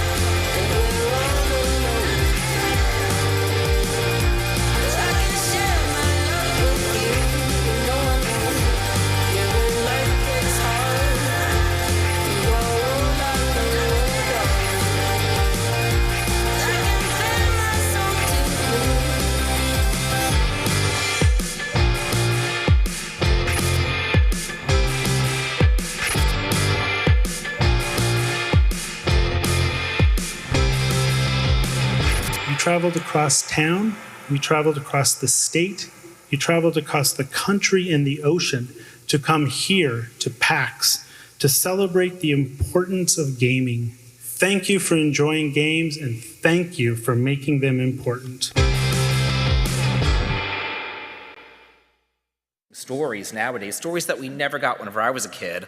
I remember a story that blew me away whenever I was a kid was something like Breath of Fire 2. And looking at that now, you might just think like, oh, that's just trite. It's just like an evil church. But back in the day, an evil church was like, oh God, I can't believe that there's an evil church. You know, it was crazy. So, so we are seeing a lot of different stories today, which I am happy about. Yeah, so for you, if the gameplay is really good, it still won't be enough to like have that total fun factor. It's got to have that fun factor. That's the main thing for me. Yeah. Because I play a game to have fun. Yeah. The main thing for me. That's also another reason why I'm not really a fan of visual novels. Because I don't think they're fun. They put me to sleep. They're boring. They might have a great story. Yeah, it's a visual novel, for God's sakes, but I'm sitting there pitting A. Like, that's not fun for me. I'm sorry. All right. Well, how about you, Brandon? How important is the story to you when evaluating? For me, it's the most important thing. Like I will play a visual novel, right? Like even if there's no gameplay. Like for me, if the storyline is compelling enough, I will put up with almost anything. And that's not. I'm not saying that to developers to just be like, just take the week off. It doesn't. The gameplay doesn't matter. The gameplay matters. Of course, it matters. Like I'm gonna prefer a game that is fun to play, but like if a story has really gripped me, I almost don't care if it's not super fun because I'm getting, I don't know, I'm getting enjoyment from the story on a different sort of level, you know what I mean? So yeah, the storyline and the characters, like the characters are such an important part of whether or not I enjoy the story. You can have an amazing story, but if your characters aren't good, then you kind of just have a plot, and that's not like as good, right? It's just not. It's not compelling. Now, what do you two think about that in terms of the role of characters within a story and their importance? Characters are huge. You know, you could have a compelling villain, a villain that you love to hate, a compelling protagonist. Like I remember when I first started up Tales of the Abyss.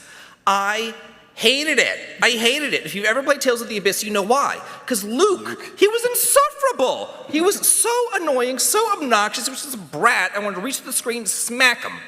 But after you play the game, you understand why he's like what he's like, and he changes and he grows. He's an example of a great character. Yes. Yeah, I was gonna say, based off of your thoughts, like, what are your thoughts on Final Fantasy 13? Because I think that's a pretty divisive Final Fantasy game. It is. For a lot of the reasons you're like discussing. Like, a lot of people don't like Hope, and I love Hope. And I'm like, you literally see, like, your mom dies. Of course, you're gonna be angry, and like, you like. I think he's a very misunderstood character. Yeah.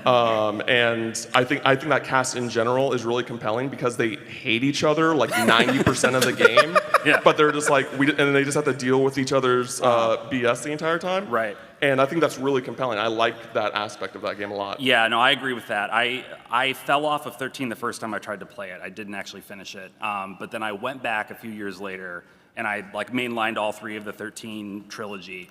And I had a different perspective on it, I guess, and I enjoyed it so much more for a lot of the reasons you're talking about. Like, the character relationships are really compelling. So it takes a decent plot and it elevates it into like a good story. Thank you. I'm still not a fan of that. I don't care what you say. I know you're not.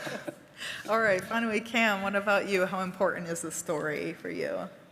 I feel like when I'm reading this, I want to I feel like I want to change my answer, but like no, but it's important because like that's like the main reason I go into JRPGs. I want to experience a great story. Like that is the in factor for me.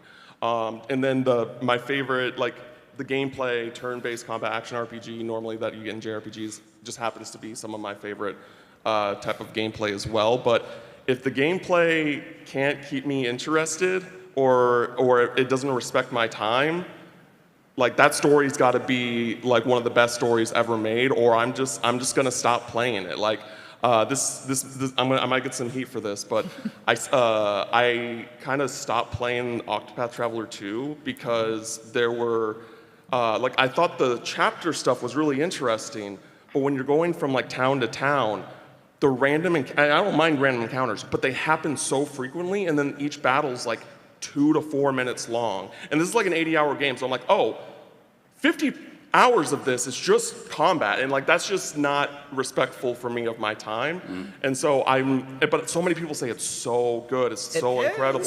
And I know, and I'm just like, I really want to play it, I really want to love it, but like, this is a barrier I kind of have to get over to continue on with that. And so that's just like one example of it, but there needs to be sufficient gameplay, or I'm probably going to bow out. My secret shame is that I'm in the exact same boat. I'm sorry. I really want to love it too, but I fell off. Oh my gosh! I'm sorry. I know. I'm so sorry. I'm dying I'm over so here. sorry. I'm so sorry. Nobody feels worse about it than I do. Yeah, I feel bad about it because like a lot of people like that love JRPGs that I respect their opinion of. Like, it was like their game of the year last year. Yeah. I'm like, yeah. Fantastic. I respect the heck out of the game. I really do. It's just I couldn't. Anyway.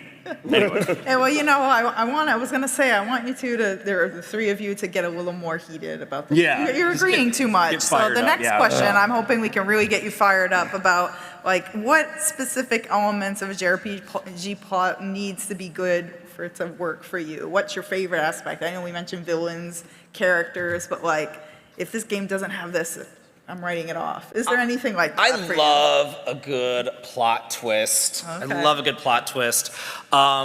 There's a couple games that kind of go under the radar that nobody's really played, but you might want to play them because they have some great plot twists. One that comes to mind is Bat and Kaitos, the first one, Eternal Wings of the Lost Ocean. If you played it halfway through the game, you know exactly what I'm talking about. It is a fantastic, oh, I see somebody pointing at me.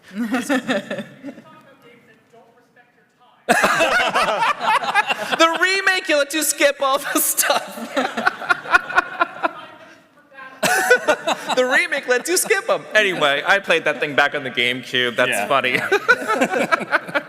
No, but it has a fantastic plot twist. Another game that has a fantastic plot twist that I love is Arc Rise Fantasia. Doesn't get a lot of respect. It's on the Nintendo Wii. It was one of the only RPGs on the Wii. There was pretty much that. There was Xenoblade Chronicles and some other garbage. But like, it was such a good game, and I was playing on through it. It was hard, but then I got about 20 or so hours in, and this plot twist happens, and it's like, whew, the shit hits the fan, and it is good. It is such a good game. It's kind of like Suikoden 2, where you beat the bad guy halfway through the game, and you're like, no, this is the halfway point. Yeah. It's just like, oh, okay. That's how I felt about those two games that I just talked about. Yeah, you think that you're done, and you're like, really? No. What? No? Yeah, so the element of surprise is really important. You also mentioned in your response to us before the panel that you really like a world that you want to explore. So Yes. world is also really important to you. World maps. Yeah. Like, I love world maps. I've said what I've said about world maps before that I can't say here. But I love a good world map. Being able to go out and explore and just being able to see all sorts of different locations.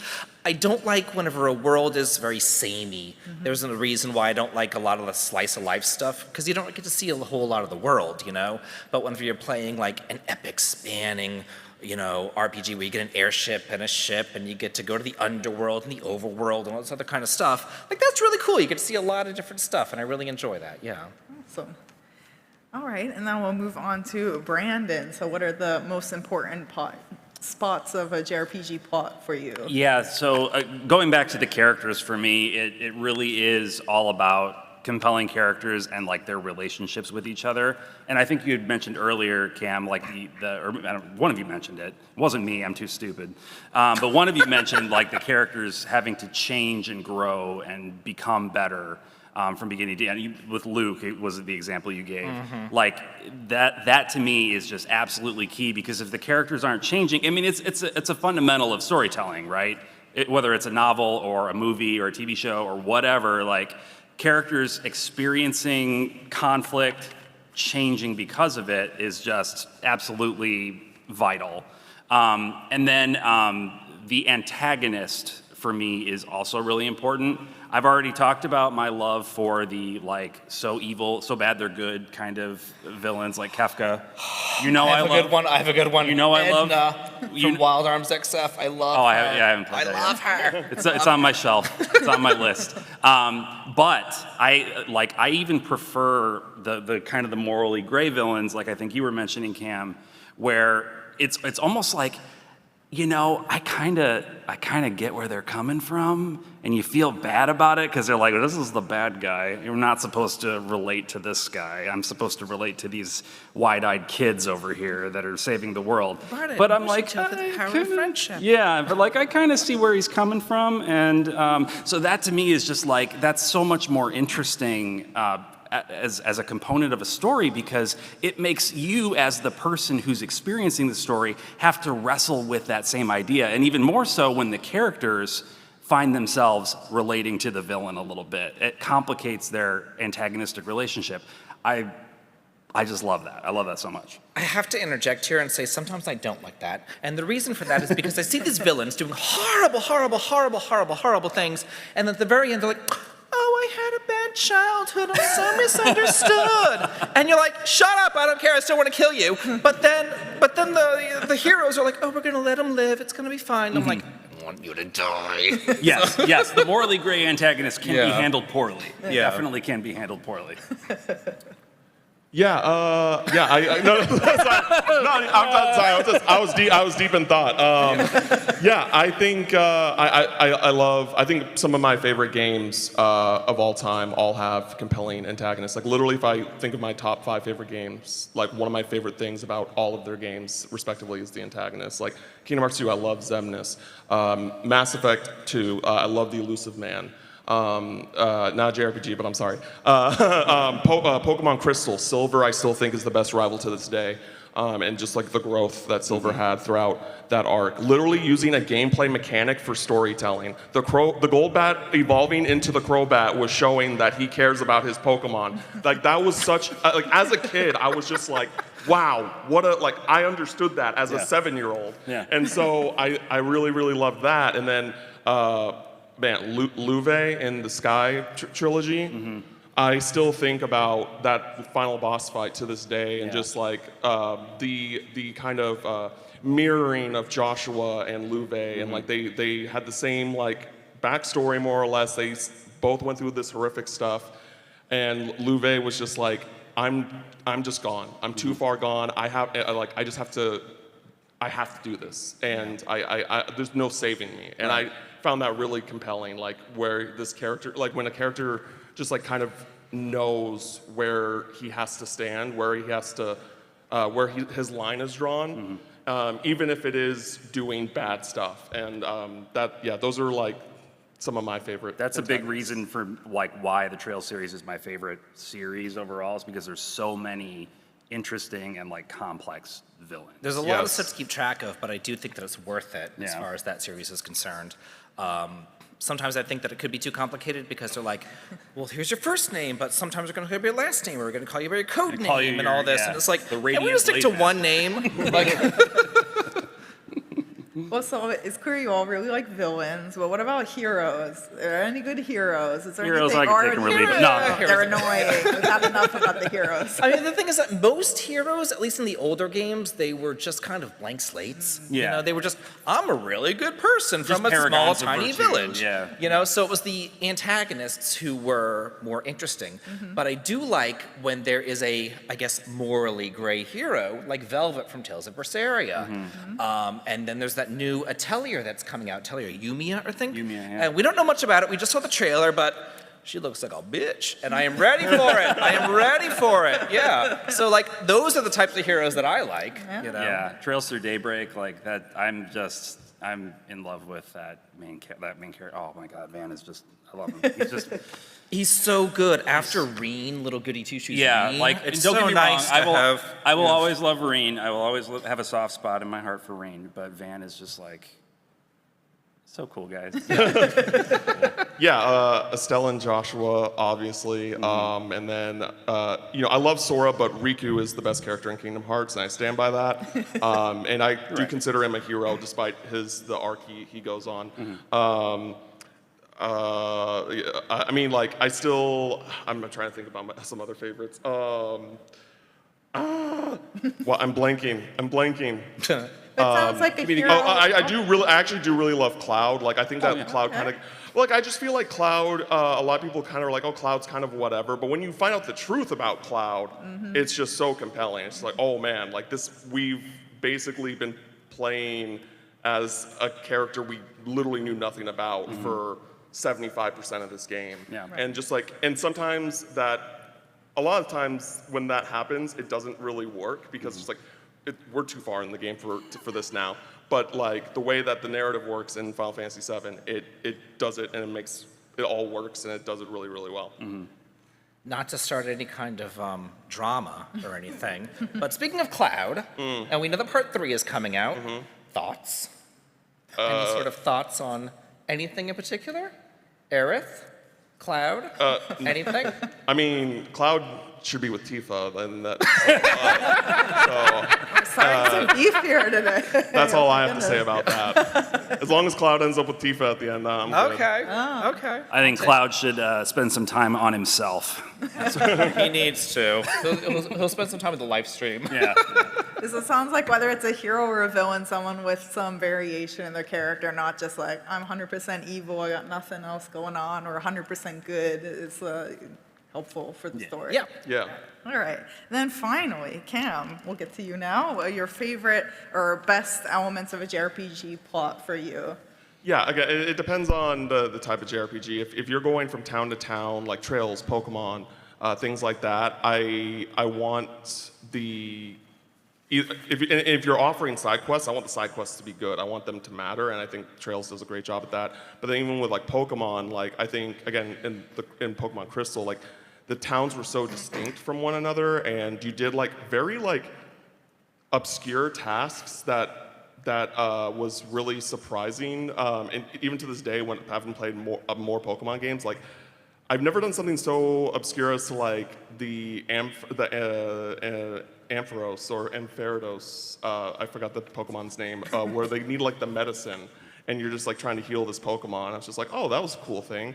And you know, going to the Bellsprout Tower, and just like these they add these like iconic aspects to the setting that make you care about that world, right? Like we were talking about world maps, and like Johto is definitely like a world map that I would love to like have displayed.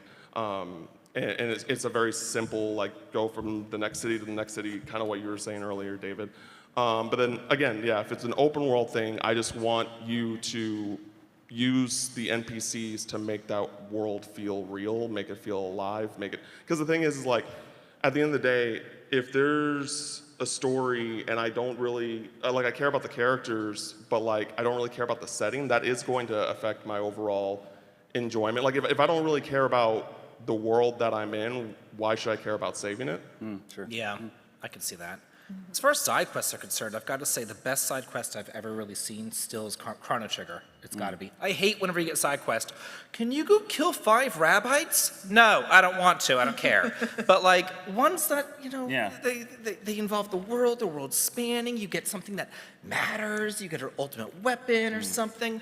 That's the kind of side quest that I like. You know? Yeah, I actually want to, and I also want to mention a specific game that really, really surprised me in like all the best ways when I first played it, which was Mario and Luigi Superstar Saga. Like it was a brand new, like you know, you go to a because I'm not like those are high quality. I like Mario. I'm not crazy about Mario as an IP, but I do like Mario, and I played Mario and Luigi Superstar Saga, and I was just floored, like playing throughout. It was so charming, like. Going to the Bean Kingdom, you're in a brand new place, like, oh, cool, it's an actual brand new location.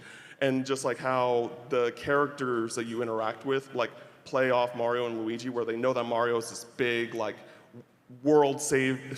Hero, yeah. And then with Luigi, they're like, you're Mario's brother, what? Right? You're Luigi, right? And you're also here. And why are you here? You're also here. And it was really refreshing that Bowser wasn't the main antagonist again. And like the way that they play with Bowser. I personally like when they make Bowser a complete nerd, like in Paper Mario. Like that's my favorite interpretation of Bowser. Instead of just being like this, I'm evil.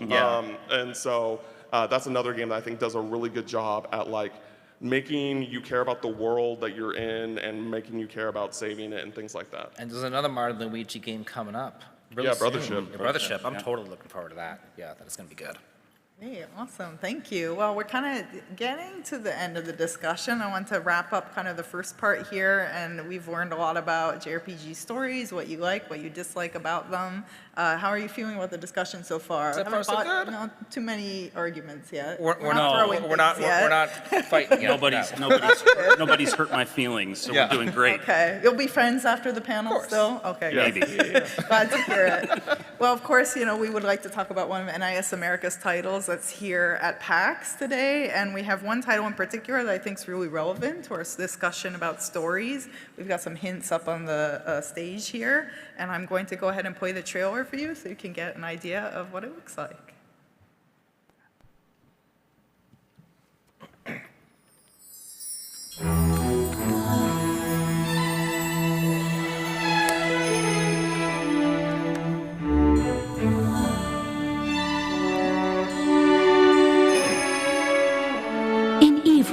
A world dotted with countless islands of all shapes and sizes. A girl embarks on an adventure, accompanied by the souls of the dead.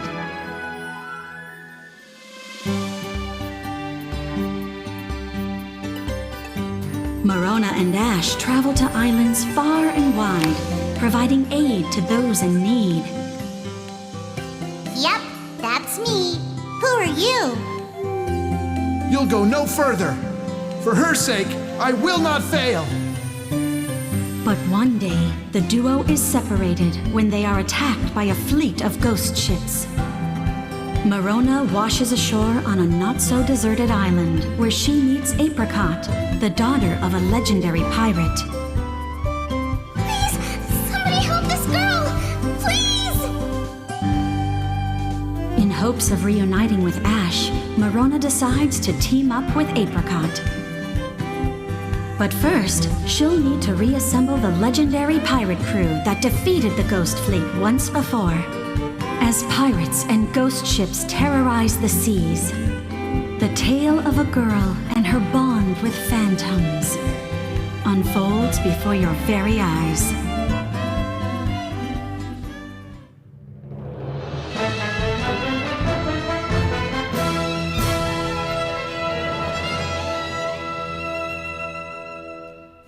With the unique Confine system, anything and everything can become an ally. Confine the souls of your allies into weapons and natural objects to summon them in battle. Your choices about what, when, and where to confine your phantom friends bring limitless strategic options. Confine souls into everything from robots and buggies to cannons, a pirate classic, to add them to your crew. And if all else fails, pull off a show-stopping transformation by confining souls into yourself to turn the tide of battle. With infinite options, the sky's, or should I say seas, the limit. Chartreuse, yeah! Stealing powers? Just who are you? Hey, are you a phantom that can speak? I'm a phantom. I can't talk to anyone or touch anything. Apricot, please trust me. Now fight by my side. Wait, Ash? I am Gray, not Ash.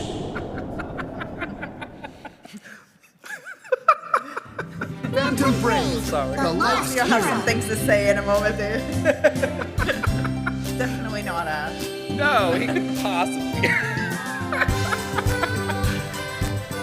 Well, thank you. So that is Phantom Brave, The Lost Hero. This is the long-awaited second game in the Phantom Brave series. So the original Phantom Brave game actually will be celebrating its 20th anniversary tomorrow. So that's really exciting and good timing. And by the way, we'll actually be taking a commemorative photo with the folks here in the audience at the end of the panel. If you would like to participate, just hang around for a bit and we'll take a photo to post on our NIS America social media account. Cool.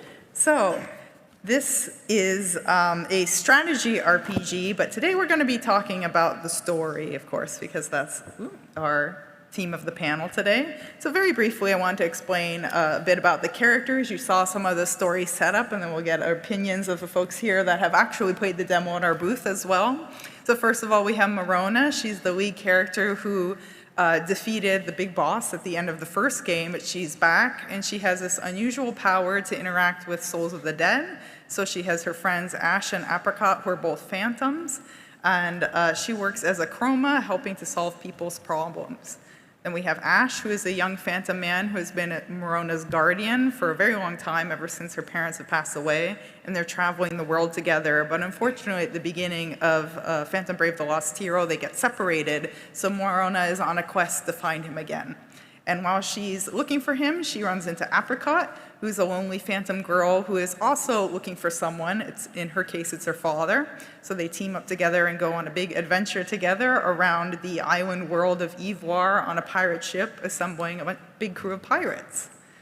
So I actually jumped ahead, I'm sorry, and already explained the story, but I'd love to hear your thoughts. Also, David, what were your thoughts on that trailer? I know you were giggling at the end there. It was just, I'm not Ash. I'm like, come on. No, it was just. We gotta have a little, Don't you know, lie. it's a very cute and colorful game. It is. We might It even is say super it's a bit cute, of a but I cozy just had to game, laugh at but, that you know, point. we Yeah, gotta have it some was just tension funny. there. Yeah. No, there seems to be like, I don't want to say a resurgence because there never really was any in the past, but just like a new theme of these pirate RPGs coming out. There's a lot of pirate RPGs coming out, and I like that new take because we haven't really seen that before in the past. So I think that that's cool because a lot of strategy RPGs, whenever you play them, you know, they take place on one continent, one land, one kingdom's under attack. The queen is, you know, captured or something, and you gotta, you know, defend your kingdom, whatever.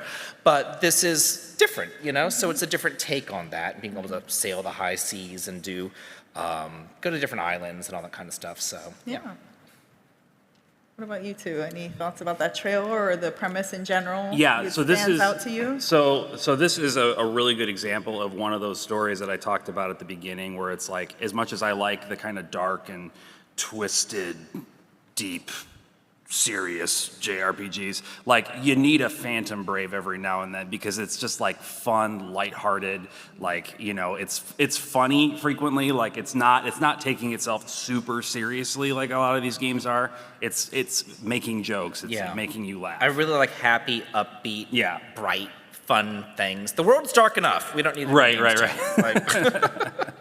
But yeah, like the characters, I love that it's once again following Marona because she's just like a ray of sunshine. How many of you have played the original Phantom Brave? Anyone out here played the original? Quite, awesome. okay. Thank you. Okay, cool. Yeah, so like she's just a delight, you know what I mean? And Ash, of course, stoic, like I'm gonna protect her, but he's you no know, longer there. But he's vanished. So, but yeah, like it's a breath of fresh air to me.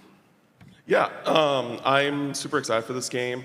I like how each, if you haven't played the original, each chapter is kind of split off in different islands, so you get like that variety in the storytelling and the gameplay, where you get to meet new characters, you get to meet new locations, and it's kind of like a time in a bottle type thing, where it's like, okay, we've done this thing, now we're going to this thing. Yeah. Just kind of like visiting towns on a world map, right? But then also like there's, you know, there's the opportunity for some like really compelling storytelling with like Marona being able to talk to phantoms, and like while it is a cutesy game, there's also still the opportunity of talking about like morality or like what is, like, you know, what's it like being a ghost? Like what's it like being dead and like technically and not being able to interact with people the way that you used to, and like I think that's really fascinating. Yeah, you touched on a really interesting point. So early on in the story, she meets Apricot. Apricot's been alone on an island all by herself. She's a ghost. And of course, people who stick around as ghosts, they have unfinished business, right? So her getting in touch with Marona is like she finally has met someone that can help her kind of carry out her mission of why she's still stuck as a ghost, basically.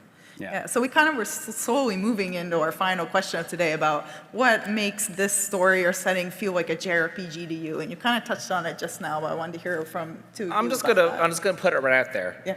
Because it's like nonsense. It's just fun. That's all it is. It's just fun. It's not like super serious, you know, like a Western RPG would have to be. I mean, she's a ghost, for God's sakes, and she can, you know, communicate with phantoms and all of this, and she's taking her little pirate ship, commandeering it, and driving around to other islands and fighting and everything. Like, it's just eating like a suspension of disbelief, you know, to play these games. Because it's just fun. It's just fun. You don't take it too seriously. You just go in and you have a good time with it. Yeah, and I think you were alluding to this as well, Cam, like the idea of visiting all these different islands. It's sort of like each island is kind of its own like little self-contained short story in and of itself that fits into the broader like tapestry of the overall story. So it's like you're doing all this exploration, going to these islands, but you're still following this narrative path that the developers have laid out in like you would in any other JRPG. So that to me is kind of a key element of it. Yeah, and it shows that like you're going to rebuild this legendary crew. So it's just I'm looking forward to seeing what those like relationships are going to look like with these characters. Like what made them a legendary pirate crew, and like how do they take on to Apricot being you know, the daughter of this legendary captain. Like, could they? Because they could just be like, oh, I don't like her. Like, I you know, just like, oh, she was annoying, things like that. It doesn't have to be like, oh, Who's this girl? Let's try. like I want there, I like there to be conflict, and it can be done in ways that it's while still like maintaining the tone of the type of game that Phantom Brave is trying to be, but still having that confliction, that tension between these characters and their relationships and how they evolve over time. And there's some really nice intrigue. I don't know if you've had a chance to play the demo yet, but if you beat that demo level, you find out that Apricot's idea of her father that she's trying to find is maybe not 100% accurate. Like, she may not have actually known him as well as she thinks. So there's these little, like, interesting little nuggets, little seeds that are being sown. I'm looking forward to seeing how it goes. Thank you. And you segued right into my final discussion, which is to promote our demo. So please stop by the booth and play the demo. And we also want to share that we will be having an interview with the three of you, and the scenario writer from Phantom Brave, The Lost Hero, Mr. Jobana, is going to be published on our YouTube channel in the near future, so please stay tuned for that. We're very excited for it. That was such an amazing experience. Yes. We just did that this week, y'all. Yeah. We just did that like 2 or 3 days ago. Yeah. We all got together for it. It was amazing. It was Really I've never gotten a chance to interview someone who works on a JRPG before. Yeah. So like the insight was really cool. Yeah, we'll just say really quick because we have 1 minute. I do think that it was really cool because NIS was very like they were very open to us like really asking him anything. Yeah. And we got to really focus on like what's it like being a writer for a JRPG developer and things like that, and how does it translate to this game. So we hope you enjoy it. Yeah, they gave us a list of questions and we literally changed every single question. We really did. So if you enjoyed today's discussion, I really hope you look forward to checking that out. And thank you all so much for joining us today, both here and in the stream. And if you'd like to stick around for the photo at the end, please do come toward the center and we'll take a photo in just a moment. Cool. And please be sure to stop by our booth and try out this demo as well as some of our other titles. Thank you. All right, thanks everybody. Thank you, everyone. Thank you so much. This was great. Thank you.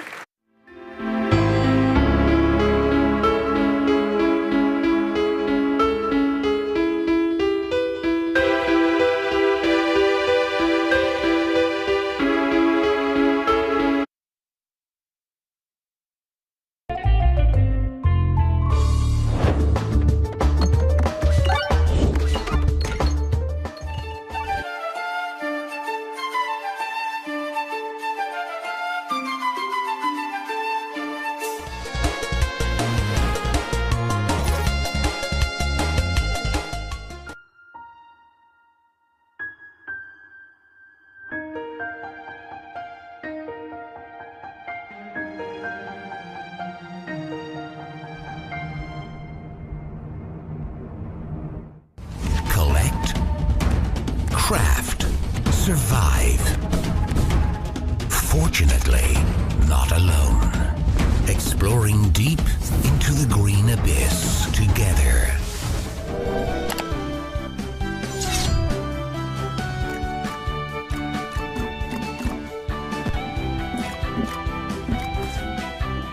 My weapon. Full radar up.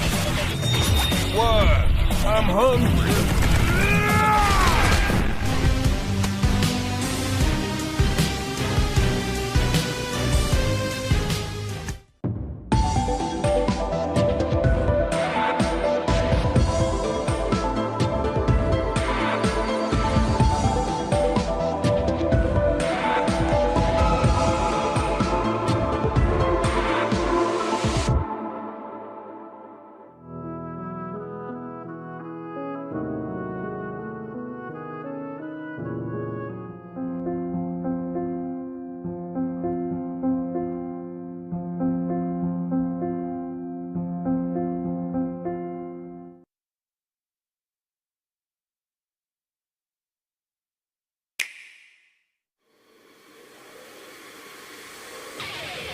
I'm going to give this my all. You ready?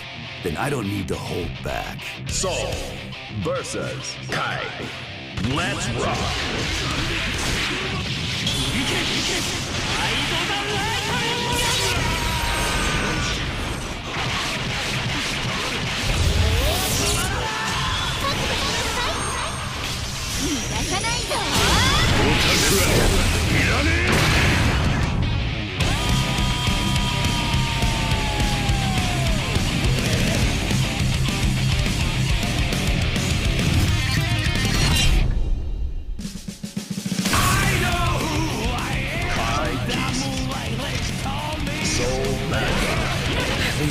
enthusiastic. Give me a moment.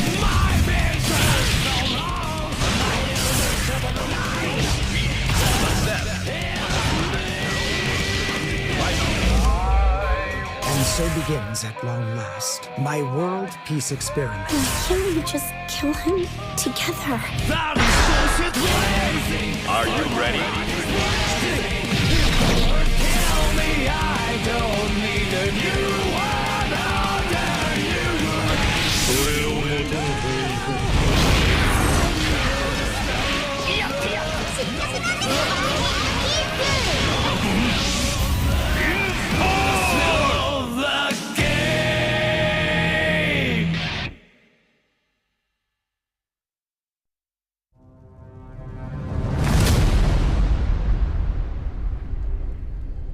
I am bound, diminished, imprisoned in this wretched cage they call paradise.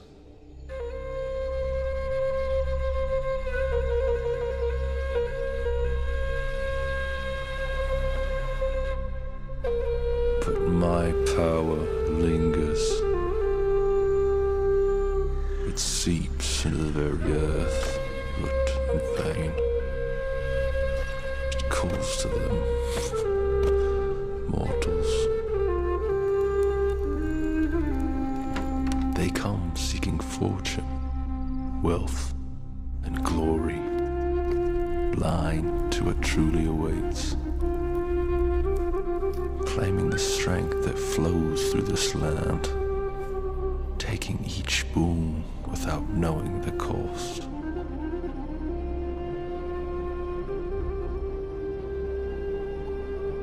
You are the key to my freedom. Your souls fuel my return.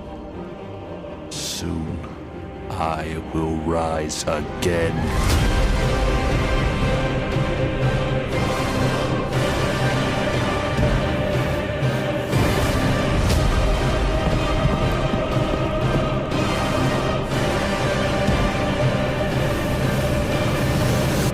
Sacrifice will be my salvation.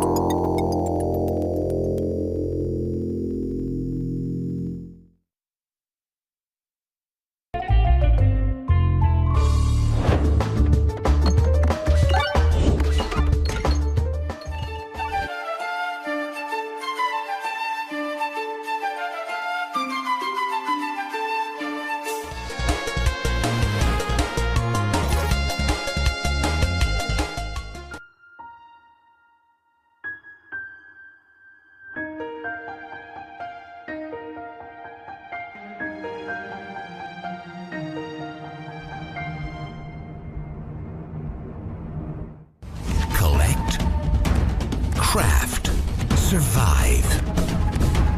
Fortunately, not alone. Exploring deep into the green abyss together.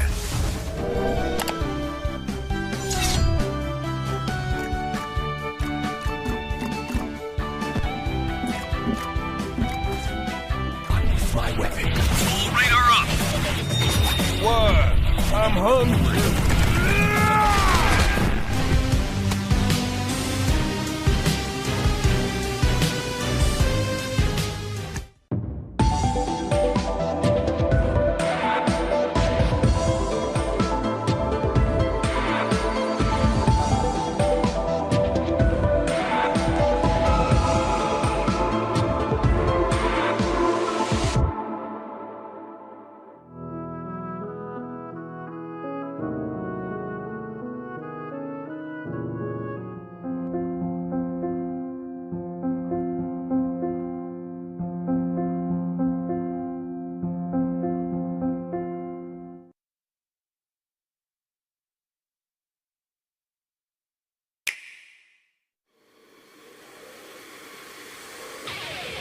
I'm going to give this my all. You ready? Then I don't need to hold back. Soul versus Kai. Let's rock.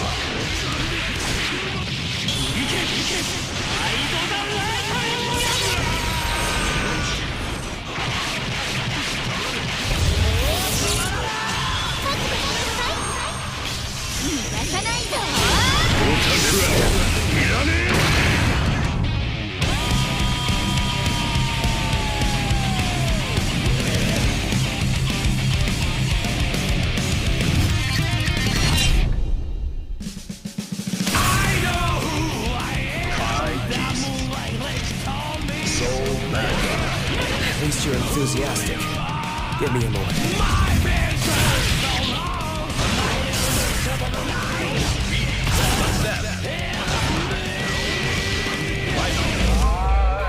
And so begins, at long last, my world peace experiment. Can't we just kill him together? Are you ready?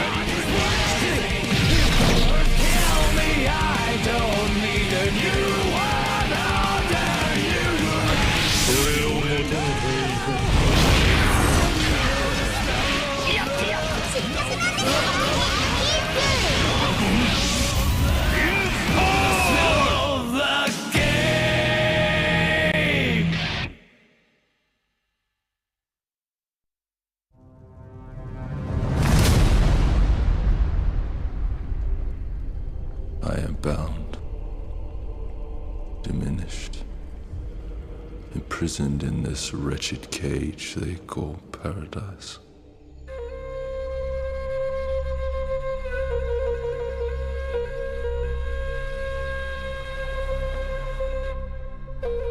But my power lingers. It seeps into the very earth, but in vain. It calls to them, mortals. They come seeking fortune, wealth, and glory, blind to what truly awaits. Claiming the strength that flows through this land, taking each boon without knowing the cost.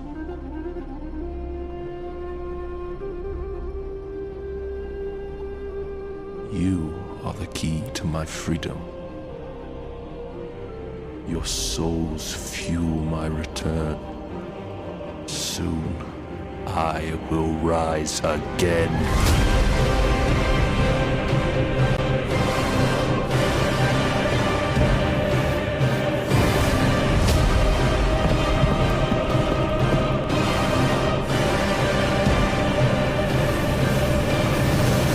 Your sacrifice will be my salvation.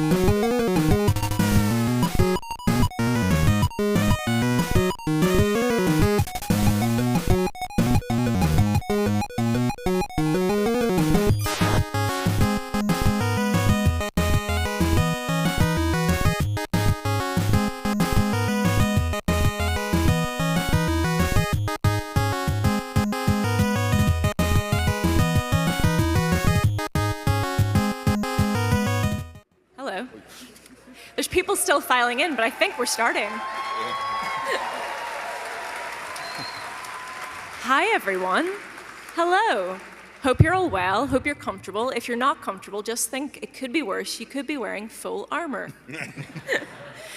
Hi, I'm Aoife. I'm Senior Communications Developer at Larian, and this is Baldur's Gate 3, a retrospective, which is just a fancy way of saying Baldur's Gate 3 has been out a year now, and we want to celebrate that fact. So, for the next hour, maybe a little bit more, we'll be chatting to some of the very talented people who have made the game. And, you know, at least things have stayed interesting because it was an interesting journey from conception to today. And because we know you all have a lot on your mind and, well, in it, we're going to be taking some questions from the BG3 Discord, and then there's going to be time for a very short audience Q&A at the end, so maybe have your questions prepped or start thinking about them now. All right, so shall we introduce our panelists? Let's start over here. Hello, everyone. I'm Nick the Druid, I guess. On Baldur's Gate 3, besides working as the cow, I also was the lead systems designer. And together with a team of designers, we worked on classes, spells, magic items, some gameplay systems, and balancing.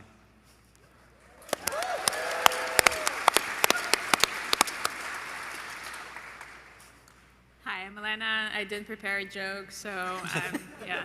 I'm art director at Larian, and I used to be lead character artist on Baldur's Gate 3. Hold on.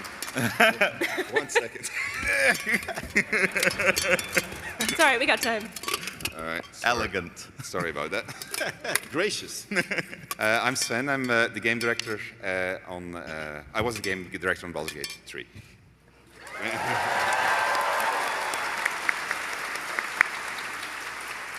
And I always have to follow him, which makes me unimpressive. I'm Adam. I'm the writing director at Larian. Woo! And then I have to follow him. It's easy. Oh, yeah. Hi, everyone. I'm Matt Davis. I'm a cinematic artist. People also know me as Mavis. I worked on a lot of the cinematics that you saw throughout BG3. There's one in particular that got a bit of a reputation, so... And I'm sorry, we're forgetting a very special guest here. This is Felix. Hi. Yeah. He did a lot of motion capture. You're going to have to be gentle with him. He's a little bit hungover today. All right, so a year on, here we are, celebrating the incredible achievement that was Baldur's Gate 3. By any standard, this game was a huge success. I mean, you've got an incredible community. You've got yes, absolutely. You've got a truckload of awards. You've got recognition not just in the games industry, but beyond. So I want to ask you all, what about that journey from conception to today surprised you the most? Looking at me. I'm looking at you. I'm sorry. Any of you can answer. Sven, come on. Let's hear from you. I couldn't hear the question. Oh, well, this is great. We're off to a great start. We have the feedback going on. What about the journey surprised you the most? Oh, so the surprise of the journey. Oh, wow. I think the reaction of the community, to be honest, was the biggest thing for all of us, I would say. Yeah. We were incredibly impressed by how you all embraced the game and how positive you were throughout actually the entire journey, even when we were spending quite a long time in early access, a few years more than we expected. So I think that's probably the biggest surprise that I take away from it. I don't know about you. Yeah, for me it was, I think back to, we were at PAX, right, announcing the early access launch and showing the game for the first time. And I remember it feels so long ago, being really scared that we weren't real time with pause. And that felt like it could kill us. It was like, you know, there's this entire community of people who've been waiting for a Baldur's Gate sequel for so long. And we were like, and ours is turn-based, and is that going to be okay? And we knew it was good. We believed in it. I mean, Nick and his team did a brilliant job with it. But it feels so long ago being so scared of that and thinking, how will people react? And we always trusted we put the game in front of people and let them play it, then they'll be able to judge it. Yeah. So maybe to add to that, actually, because another big surprise was also the community, but then in a different version. When we showed the game for the first time, it was here actually at, no, it was in Boston. It was at PAX. It was PAX Boston. at PAX East.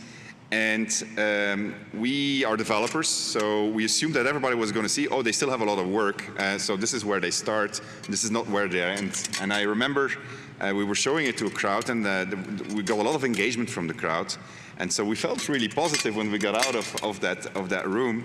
And so we went, and it was also being streamed.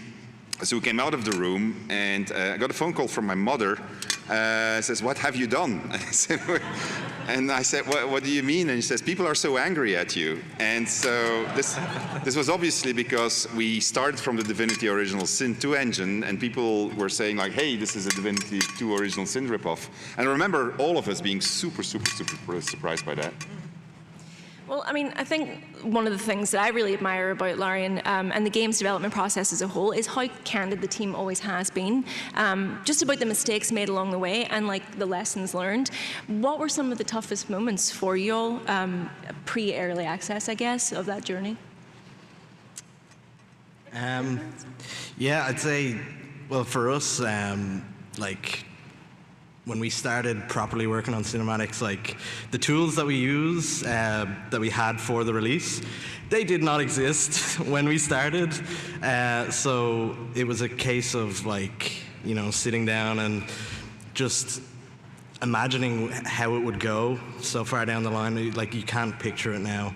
The amount of progression that was made over that time, it really was striking. And it meant, obviously, as well, because we're in the iteration phase during early access, there was, you know, as the players, they could see it themselves as well, you know, as the cinematics grew and became much more refined, and the quality just kind of went up and up and up. So I'd say that was like a great thing to see. The good news is the writing team knew exactly how to write a cinematic game. We didn't. We were giving them stuff that was absolutely written in a style that didn't give them the visual space to be creative at first. So we had to learn how to work with them, to let them do their best work. And then for the artists, they put the camera in places you didn't expect it to go, right? So. Yeah, I mean, actually, like during early access, we weren't sure as well if cinematics is gonna happen at all, and we had a couple of proof of concept, and we were still like, okay, are we doing it? Are we not doing it? And then we decided to do it, and we decided that the camera is gonna be quite far away from the character, and we're never gonna zoom in as close. And the next thing we know, they're zooming in on a goblin toe. Yeah. Because there was a moment when we were actually thinking of making the dialogues first person, so we tried that out, but that quickly got shut down. It was, I think it's probably true to say that the biggest challenge was the fact that this game was going to be cinematic, and we had no idea what we were doing, because we were about 120 people, and we ended up with 400, and a lot of that was driven by the sheer amount of cinematics that we had to put inside of the game. So that was it was quite a jump for us, and dealing with that was really, really, really complicated. Well, so, I mean, the early stages of the game weren't just about designing the game, they were also about adapting the pre-existing rules, lore, and mechanical parameters of Dungeons & Dragons. What were some of the biggest challenges there? Well, we thought the job of designers was going to be easy, because we have a design document that's just the printed books, right? So it felt like, well, it's going to be as easy as just giving the book to the programmers. Let's just get it out very, very quickly. And before you know it, we're deep down in community forums, reading through people arguing what exactly was meant by a certain passage and how crit fishing on a paladin is totally legitimate. And we essentially had to recreate ascended bugs because that's what everybody expected. So that was a really long journey. And it was great that we had a lot to draw from. So D&D has a wonderful community of creators, of people who think very hard about the rules, who try them out. We literally went through forums looking through homebrew rules and seeing like, okay, this is a rule that players very frequently change this way. Like the rule where you cannot cast like a full action spell and a bonus action spell on the same turn. That's just something that frequently just fell on by the wayside. We're like, okay, so we're not crazy. Some people do it, so maybe we can try it as well. This is really great to see this design process in the wild and then kind of being a part of it as well. Yeah. Yeah, it was, I think one of the things that struck me the most was how very specific we had to go for every single spell almost, because when we worked on Original Sin 2, we had a system where we could reuse a lot of code, and here we almost, for every single spell, it had to be a separate system, which added tremendously to the workload that came out of it. It was that was quite a journey. And then when we got it into early access actually for the first time, and we had our version of what we said, these are our homegrown rules, and then we saw the community who didn't agree with that. That was also a very interesting moment in our careers. And do you think maybe Baldur's Gate 3 has influenced Dungeons & Dragons going forward? Well, I mean, yes. I don't know, I mean, like we just heard that the introduction of weapon masteries. Weapon masteries is something that Nick and his team worked on a long time, just trying to figure out how to make the fighter more interesting from the get-go. That's how that entire discussion. We used to call them weapon actions, I think. Yeah, weapon actions is what we internally call them. So there's been a bunch of things that influenced it, I think. What were some early concepts from each of your departments that didn't make it or were changed for the final game? I mean, we did mention the cinematic camera, of course, but are there any other examples of it? Oh, there were a bunch of it. Let's see. Oh, Carla, obviously. Yeah, I know there was. So the game was much bigger originally. In our heads, you were going to be traveling, you were going to have so many more regions to go to. But then as we started exploring the density, which is always a journey when you're making a game, the density that we needed to make the game interesting, we realized we're spending so much time on every single square meter of this world, we have to make it smaller. And so that actually it slowed us down tremendously. And then what Adam mentioned also was once you started looking at how cinematics interfered with the actual gameplay, we had very long... again. Sorry? Us again. No, but we had really long discussions about it, right? Yeah. Because, I mean, it was, from a gameplay point of view, you wanted to be able to approach something like the Goblin Village, for instance, from any direction. But from a cinematics point of view, you wanted to make it dramatic, and so, but you never knew where the player was going to come, you never knew who was going to be dead, you never knew what the player was going to be doing, you didn't know how many characters were going to come. So that introduced a lot of things. So as a result of that, we had some darlings that we needed. Oh, we had a cover system also, remember that? Yeah, we really experimented quite a bit with it because it's part of the D&D rule set, but we just found so many problems with how it works in 3D from top-down camera. But otherwise, I would say for gameplay, we only grew. We added a subclass at release for everybody. The reaction system was put in place purely because community really wanted it. That's a really good example of what we added in early access that we really didn't plan. We really hope that we're not gonna just get away with not pausing the game because it's so difficult technically, and things like sound really hates when you stop things and you have to, like, what do you do with sound? You know, you're casting Fireball, there's now nice shh going on. And then gameplay says, like, now we need to pause. It doesn't work this way. But yeah, I think for us it was just continuous, like more. We have to talk about the bear in the room. I mean, I know it's mentioned a lot, but it really does represent, you know, a turning point in the trajectory of how the game was talked about. Mavis, I'm looking at you. Yeah, so that one came about. That was an interesting one, I would say. Did you get a call from your mother? I did show it to her the next day after the stream, the panel from hell, and I remember her words. She was like, "That's weird." Very supportive though. So, no, I remember talking about like it was signified a kind of an upward turn in the momentum towards the launch of the game, I think.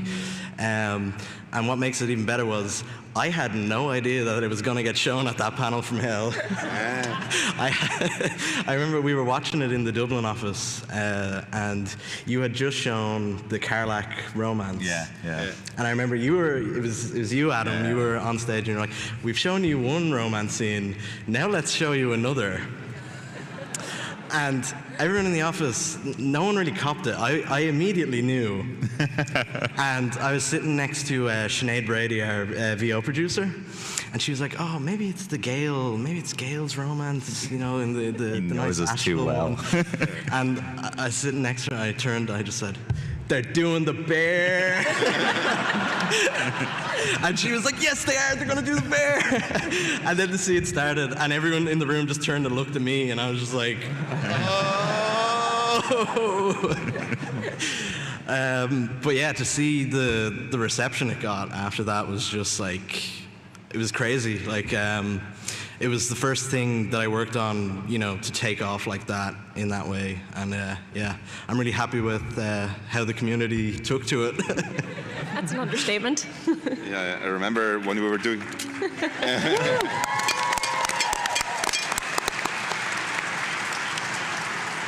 We were doing the panel from Hellstream, and so the bear scene had just shown, and I saw the publishing team. They were super excited, and they were yelling, "We got banned on TikTok!" Knowing that it was going to get quite some attention. But for real, like, was there ever any hesitancy to actually doing it? Because it was going to cause quite a stir. There was actually some debate just before the show also, because we wanted it to be chosen by the audience, so we didn't know what they were going to pick. We were actually more uncomfortable about the other part. It's spicier. Yes, the non-bear version would have got us banned from more than TikTok. So there was quite some debate, but then we said, okay, this is what the game is, right? And I mean, this clearly says it's a mature game. I mean, it's it's funny, so we'll just go for it. And then it got picked up, and it became rather interesting. Yeah. What the reaction was. It's actually because Matt mentioned that we showed the Karlach scene as well, and we did talk about that too. We wanted to show the breadth and diversity of romance in the game, so we wanted to show that there were different kinds of moments. Because I love the burst scene. I think it's fantastic. I think it's incredible. But we didn't want to be, you know, romance is just this to us. We wanted to show the breadth of it. Yeah, I mean, like the team's openness, this scene and other things aside, has really helped give insight into the complex development of any game, how complex it can be, and how making even the most successful game is often 2 steps forward, 1 step back. The other way around, reverse that. But has it been difficult to maintain that level of openness as the game has, you know, continued to flourish and the team has, well, been like under more attention, I guess? There's definitely more pressure, and we certainly get a lot more feedback than we used to, but we're trying to just remain who we were when we started out. I mean, it worked for us. I mean, so we know that we can fall back to where we were when nobody knew about us, so this is but I don't think we can make it any other way. I mean, the development culture at Larian is really very open and very introspective about, like, what are we fucking up, how can we do it better. And the panels from hell were a huge part of that as well. I mean, they're always fun to watch people getting turned into cows and etc. And then the opposite way. And the opposite, absolutely. But how has the success for Baldur's Gate 3 set Larian up for what's next? I mean, you've got more studio space, more like this team is bigger now. What can we look forward to? Well, I mean, so when we started, we were about 100 people, and so we grew to 400 people. We had to learn a lot of new processes, things that we didn't realize we needed. Especially, I mean, cinematics obviously was a big part in it, but also we started adding so much permutations and so many dialogue options that we needed tools to be able to handle this. So we got a lot better at handling our own chaos, but really only to be able to do more chaos in the future. So, for instance, the thing you're referencing, we now built a large recording studio with multiple studios where we can record a lot simultaneously. And the reason we do that is because we know we change our mind very often, and we want to adapt to the feedback we get from players, which means that you have to do a lot of recording near the end when the game is fully playable.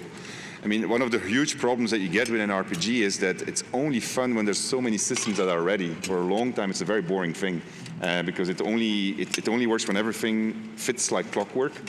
And so you need to be able to continue to adapt rapidly, even if your production values are high, which is the case in BG3, and certainly for the next thing that we're going to be making. So we picked up a really a lot. It was a really huge learning process. And the funny thing is that we just, like, even despite all these things, we just keep on running into trouble with whatever new things we're starting to do. All the new trouble. And we wouldn't change it for anything. Right, let's have some questions from Discord. So, from Nay, I really love the descriptions under each item. Some are funny, others reference the lore of D&D. How did you come up with all of these little texts? How long did it take you, and which ones are your favorite? So the non-vocalized texts, so I always call them readables, they're really good fun to write because there's less pressure. They don't need to be recorded, they don't need to go through cinematics, so it's actually like a little palate cleanser at the end of a day often that you write those. I do remember one day where we had to write 20 cheeses, and that wasn't a great day. Trying to make cheese interesting over and over again. Shout out to anyone who enjoyed them. And then, but you're also trying to get across lore, so it is actually a very useful tool for people who want to engage with it. So you can put in the details that the people who really care will dig into. There's a lot of little bits of backstory and some pretty emotional bits in there as well. There's a lot of stuff in the epilogue. We had a lot of fun there because we had the mailbox where you can catch up on everyone at the end. So it's very useful for that. But it's a completely different type of writing. So I think for any writer, it's nice to have, I get to write something where all the other teams don't need to be aware of it straight ahead of time. You know, it's a little bit of freedom there. So they're a lot of fun. Yeah. Nice. From Proxygate Tactician, which cutscene in the game took the most time to create, and which is the team the most proud of? Combat Over, I would say. Jesus. Yeah. For me, anyway, specifically, because that was so this is the sequence at the end of the game, and basically all our permutations that we have at the end of the game, well, they have to end up somewhere, and they all end up in this one single file. It's like looking into the eye of God looking at that dialogue file. Yeah. It's crazy. If anyone remembers, I think there was a post made on Twitter, and it was a shot of the dialogue file, and it was Rafiki superimposed on top of it. That was that scene, and that took quite a few months of work from multiple artists. It was that big that we had to actually split it up between people to work on the different chunks of it. And I think it came together, like that was, we're in the lead up to release, and we had to get it all in, and I think we did a good job in getting it all working and structured in the way that we wanted.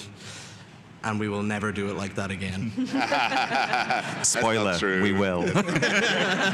So, because that dialogue, that was an entire scripting team from January onwards, all the way till release, and that was the only thing they did. And shout out to my lead writer, Crystal, who spent a lot of time on that dialogue and is a hero.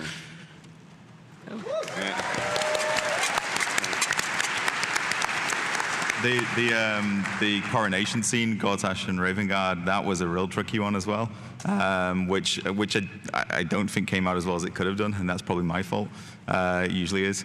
But that one had so many complications in it. We tried to make sure the dialogue is something that you can follow very easily. So you can read it, you see what happens, you listen to it, and you go out of it and you go, okay, I know where to go next. I understand what the plot beat was. I understand the character motivation. That one had so much in it. Gortash is telling you so much, and I think the writing's very good. I think Jason Isaacs is fantastic, but there was so much happening in it. So it went through a lot of different processes, different iterations. Yes, and Chad. Next question is from Satan. Thank you for your support. I recently discovered that in the first camp there are chairs hidden underneath some scenery objects to simulate sitting on them for the tiefling party, for example. Would love to hear about other such workarounds. There's a lot of faking going on in the background, and it's super interesting. Chairs are just magic. We use it for everything. We have people like hanging. It's actually an invisible chair with a special animation for sitting. So essentially anything where a character is attached to anything that's a chair. Our scripters are just chair masters. There's a lot more chairs than you think there is. Any other ones? Well, maybe helmet hair was one of them, right? I guess it's like a system that's been introduced. It's kind of faking, but then again, so to be able to preserve your hair type, we came up with a system where we would customly make hair of each type. So like you have wavy, curly, afro hair, straight. And like we would put it in every helmet. So when the character wears a helmet, then it would know which hair type you have, and then you would preserve your curls. But yeah, obviously it's not your hair. It's a helmet. It's attached to a helmet. Yeah, sorry. Next question is for you, Elena, from Kotatsu. What advice do you have for newbie concept artists trying to break into the industry despite its current state? Anything you wish you could have told yourself when you were starting out? Yeah, so we see a lot of concept artists who are starting out who are really focusing about like on the polish and the quality of the polish of their work. But what we want to see and what we're most interested in is the ideas. So if you're starting out as an artist, it doesn't matter if you're a concept artist or any other type of artist, we wanted to see fresh things that we haven't seen before. We wanted to see quick iterations, explorations. We don't want people to just spend hours and hours trying to get like, the material of the metal, right? Like to paint it. So yeah, that would be my main one. And I guess, kind of looking back at, my career journey or journey as an artist, I think it's very important to get the philosophy right. And I think at Larian, we try to encourage people to think about the game, right? And the game is the focus, and all the good things come from there, like the decision that you make, if you base them from the point of, is it going to be fun for the players? Is it going to be good for the game? Will players enjoy wearing this outfit or looting this weapon? Is it going to bring them joy? And then if the answer is yes, then it really helps you navigate those things and then make the right steps. All right, the next question is for Adam from Skip Jump, I'm guessing that. What works did you take inspiration from when crafting the narratives? Did any specific piece of media spark your writing? I'm going to shock you. So Baldur's Gate 1 and 2 were pretty big inspirations. Heard it here first, folks. So, I mean, it's going to differ for every writer on the team. So my philosophy of writing is an art, but it's also a craft. So I'm very much a believer in maximum input, bring in as much as you can from as many different sources as you can. I actually think the worst thing you can do if you're making a game set in the Forgotten Realms is read a bunch of Forgotten Realms novels, because you already have that as your base, so you want to bring something new to it, something different. I read a lot of Shakespeare because I'm that guy, so you'll notice bits of that. A couple of us are big Shakespeare people, we're writers. But reading outside of fantasy, it's like, you can get stuck in a rut, I think, if you stick within your genre. So if you play through Baldur's Gate 3, I think you can see, there's a lot of different subgenres in there. We try to lean into horror at times, comedy, romance, tragedy. And if you you can become too vanilla, kind of, I think if all your input is the same. So I'm actually more inspired by films than books a lot of the time as well. Like, I think very visually, he would disagree with that. but a lot of the cinematic influence. So like, I can't be. People ask me afterwards if you want to talk about my film list, because I've got a lot of things. Yeah, a lot of sci-fi, a lot of horror actually, leaning away from just reading fantasy. So the next question is from Brimstone. It says, what new avenues were opened up from the upgrades to the Divinity engine from 2.0 to 4.0? Were there things that you wanted to do in DOS 2's Divinity engine that couldn't be done due to engine limitations, and that informed the upgrades for Divinity Engine 4? Oh, there were many upgrades, right? So I think that the interesting thing is the things that we still carried over. There's code in there which I wrote back in '98, which is really bad code that should not be in the game anymore. That's still in there, and wow. To this date, they still can't get rid of it for some stupid reason. No, I mean visually it got a lot better. Streaming was a very big thing that was added to it. for better or for worse, the opinions are divided. There were some new scripting systems that were introduced. So Nick got a lot of power in how you could set up your system rules, I mean, eventually. Yeah, it's what Sven mentioned with the spells, the fact that most D&D spells have some twist to it. That twist means that some designer somewhere needs to define how it will work everywhere. So you take something like Chill Touch, and it's like a normal damage spell, and then at the end it says like, oh, by the way, you cannot heal, all right? And it's like, oh my god, how are we gonna make it?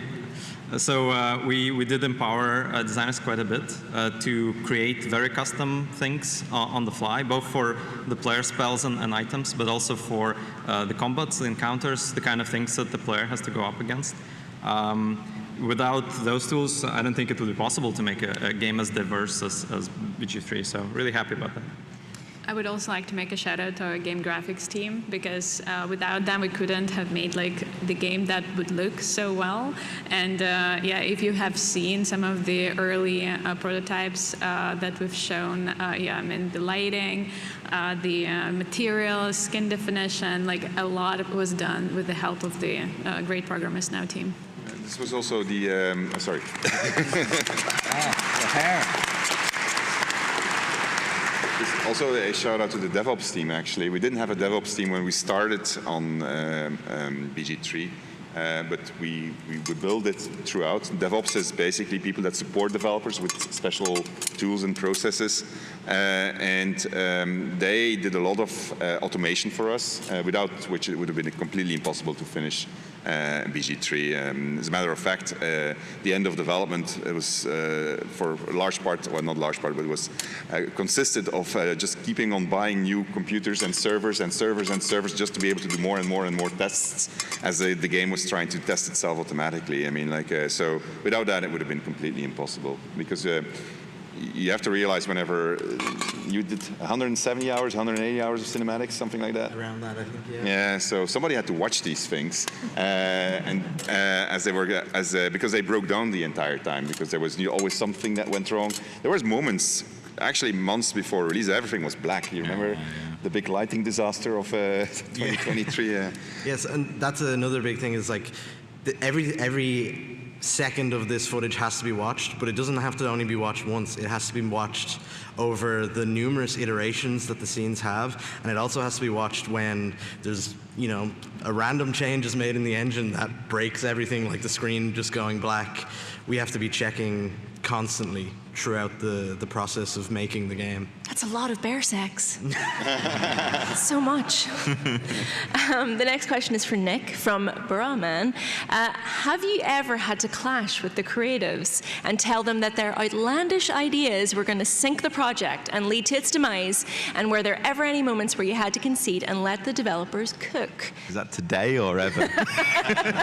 Just in the last half an hour. Well, it's really, I would say, the opposite. Whatever idea or feature we work on, we want to make sure that it has at least a modest chance to bring down the whole project. Because, well, like, you play a lot of games, a lot of really good games are coming out, right? So all of the easy things have been done. Everything good that's left has some risk. There's always some creative risk, and so for us it's a matter of managing that creative risk and sometimes making sure that we take enough risks because we want to keep you guessing. Like, hey, you can turn into a bear, but can you climb on the ladder? Can you talk to other animals? Why is it always bears? I don't know. We want, when we describe a feature, we want the player to go like, are they really doing this? I have to try it, right? Are they really gonna do it? Can I really throw the final boss? Well, not the final, but can I really throw Gartash off the cliff with teleportation? I'll check it. So it's we rely on our designers and everybody in the team actually to continuously generate something like, hey, let's do something crazy here. This question continues actually and says, in that vein, how important is it to build trust and understanding between you and the development staff, and how do you build the kind of relationships that are necessary to create this kind of game? I would say that at Larian, we try to keep things relatively flat as an organization. So each individual designer is really the owner of their thing. So somebody working on a feature, even if it's like a feature like digging for treasure, for example, they are really the creative director of that feature, right? So we try to make sure that there's ownership, and it's that designer deciding what should happen, what is the best for this feature, for their idea, and it brings out a lot of energy from people, a lot of excitement to work on this. The next question is for Mavis from Sabe. Hello. As the certified #1 Halcyon lover, I want to ask Matt Davis specifically, what was your reaction when the idea or brief was given to you? Were you given any context behind it? Did they just drop it on you like, oh yeah, you're going to have to animate a suggestive smirk on a bear? Or did they try and ease you into it? How long did you spend on it? And also, do you take private commit? I'm taken out by a sniper rifle before I can finish the question. RIP to that person. So I would say it was mostly probably just dropped on me with not a lot of hullabaloo or anything. I was kind of just, I got the scene, it was assigned to me, I started looking at the dialogue file, I was like, oh, this is a steamy scene with Halcyon. And then I was like, oh, there's a few options here. Okay. And so I was like, how do I do this? This is so I kind of just started piecing things together, just ideas, and kind of just started building it out, and it was starting to come together like relatively quickly, like that part of the sequence. There's actually a lot more work went into the non-bear romance part of that dialogue. There was a lot of work had to be done in that, but yeah, I pieced together the bear side of it, and I don't think anyone really had like seen it too much, like outside of maybe my direct lead. And then I think it was you two were in the Dublin office one day, and the office we were in at the time, my desk is like right next to the kitchen, so yeah, I was gonna go get a coffee, and I saw things that I did not expect to see. Yeah. So like, I'd been working on it for so long, you kind of get numb to it almost, and people just walk by the desk and they're just like, what are you doing? Like, oh, yeah. But this is my life. Well, I saw the squirrel dropping the acorn, and I was like, what is this scene? Oh, it's that. Yeah. Same reaction when I saw the squirrel. We don't have a squirrel scene. Yeah. I mean, but that was speaking of yours, nobody's seen it. That was part of the, that was the ending of the sequence, because we wanted to, that was for that part of the sequence, like the bear version. The squirrel was, I think, the only custom work we did for that sequence, because we wanted it to, it's like, this is very comedic. We need kind of a slapstick sort of ending to this. So I remember having a discussion with Graham, my lead, and Chad, our lead animator, and I was like, we gotta do something with this squirrel, because we had in the script, it was like a squirrel appears and runs off into the brush, and we just kind of workshopped it and came up with the idea of the nut. And Chad as a lead doesn't get to animate very often, but he was like, I will do it right now. And he ran to his desk, and we had that animation done within like a day or two. So it came together very quickly in the end.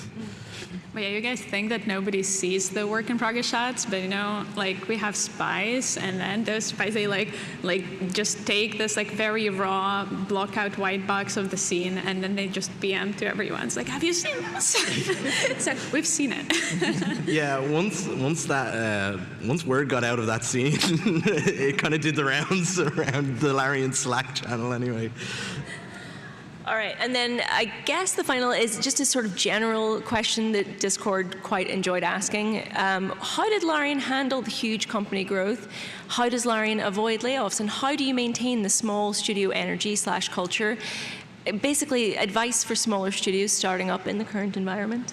It's a lot of questions in one, I'll grant you. So, I mean, we have multiple studios across the world, so that helps. So each studio is not too large. So I think that's probably the first step. So whenever you step in one studio, it always feels like a smaller studio rather than one large studio. So I think that's a very big thing. we, especially in the last year and a half, last couple of years of BG3, we spent a lot of time reviewing the game, and so everybody watched the same streams when people were talking about it. It's very, what Nick said, it's very flat, right? So anybody could give feedback and people would react to it right away. So I think that if you can figure out ways where people can engage directly and say, like, well, I think this is what should be happening, and there's that discussion, and there's engagement, and sometimes it steers the game in a certain direction, you will manage to keep that feeling, I think. It's obviously not easy because we also are learning what it means to be a larger company. I mean, like we're game developers, so we're not managers per se. So it was interesting to see how we grew, but you adapt as you go. I think the thing that unites us all is that what Alina said, you're making something for a player and you want the player to have fun, and as long as we put that in front of us, I think we will stay as we were, hopefully. Yeah. Can I just add one thing? Because we recently met up, a lot of us in Barcelona, to talk about future plans and what we're doing now. And so we had all these really brilliant people talking about what their departments were doing, and it was really cool. But the thing that stood out to me the most was actually something David Walgrave said, who is, how long's David been at Larian now? He doesn't want his age to be known. Yeah. He's 22. Very long. And at some point, he's a producer. He's talking about production realities. He's talking about all this stuff, which can be quite dry. And there was a point when he said that he was walking around the office recently, and he said, I saw a bunch of developers gathered around a screen getting excited, and that's what game development will always be, no matter how big you are, no matter how small you are. And that's true. Yeah. So we have a couple of small announcements that we're going to make at the end of the panel, but I think for the next, just to make sure we get through as many people as we can, if we can throw it over to some audience questions now, would that be possible? People who are responsible for running the lovely floor. There's a microphone there and there's a microphone there. Form an orderly queue and we'll try and get through as many of you as we possibly can.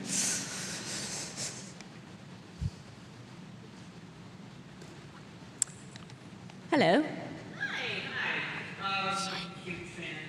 Logged over like 500 hours. I know one big example with story changes is I know you guys made a lot of changes with Will's story between early access and full release. But were there any other major story beats, maybe with other characters or arcs that wound up getting changed? Yeah, yes. Quite a few. Yeah. I mean, so one of the, I'll be quick on this, but there was a lot of stuff where we need real estate to tell the stories. So as you move through the game, the companions particularly, you need to find the place where you can tell their story, where it's not stepping on the toes of the main story or another companion story. So we did have a bunch of different locations planned where we could tell some of those companion stories, and it slowed the game down. It didn't feel right. So they end up, a lot of them happening in the city. So you get a lot of those stories resolving in the city. But like with, like Karlach changed a lot because we had Karlach as an NPC in early access. We didn't know the full story there. And actually, once we kind of landed on the heart and the Infernal Engine, it started to come together. And then one of our principal writers, Sarah Bayless, picked up the character and ran with it and made it into something that we didn't imagine. You know, she just created something with it. But there was a lot that just, you hear the phrase cut content a lot. The content wasn't cut. We never finished it because there was a point when we realized this isn't telling the stories we need to tell it. But there was a lot of stuff that didn't make it in, yeah. Thank you very much. And you can find me afterwards and we can talk in more detail. I like talking about this stuff. You've spoken a lot about how you've responded in a positive or active way towards player feedback. Can you tell us about a time when you thought, no, it's the fans who are wrong?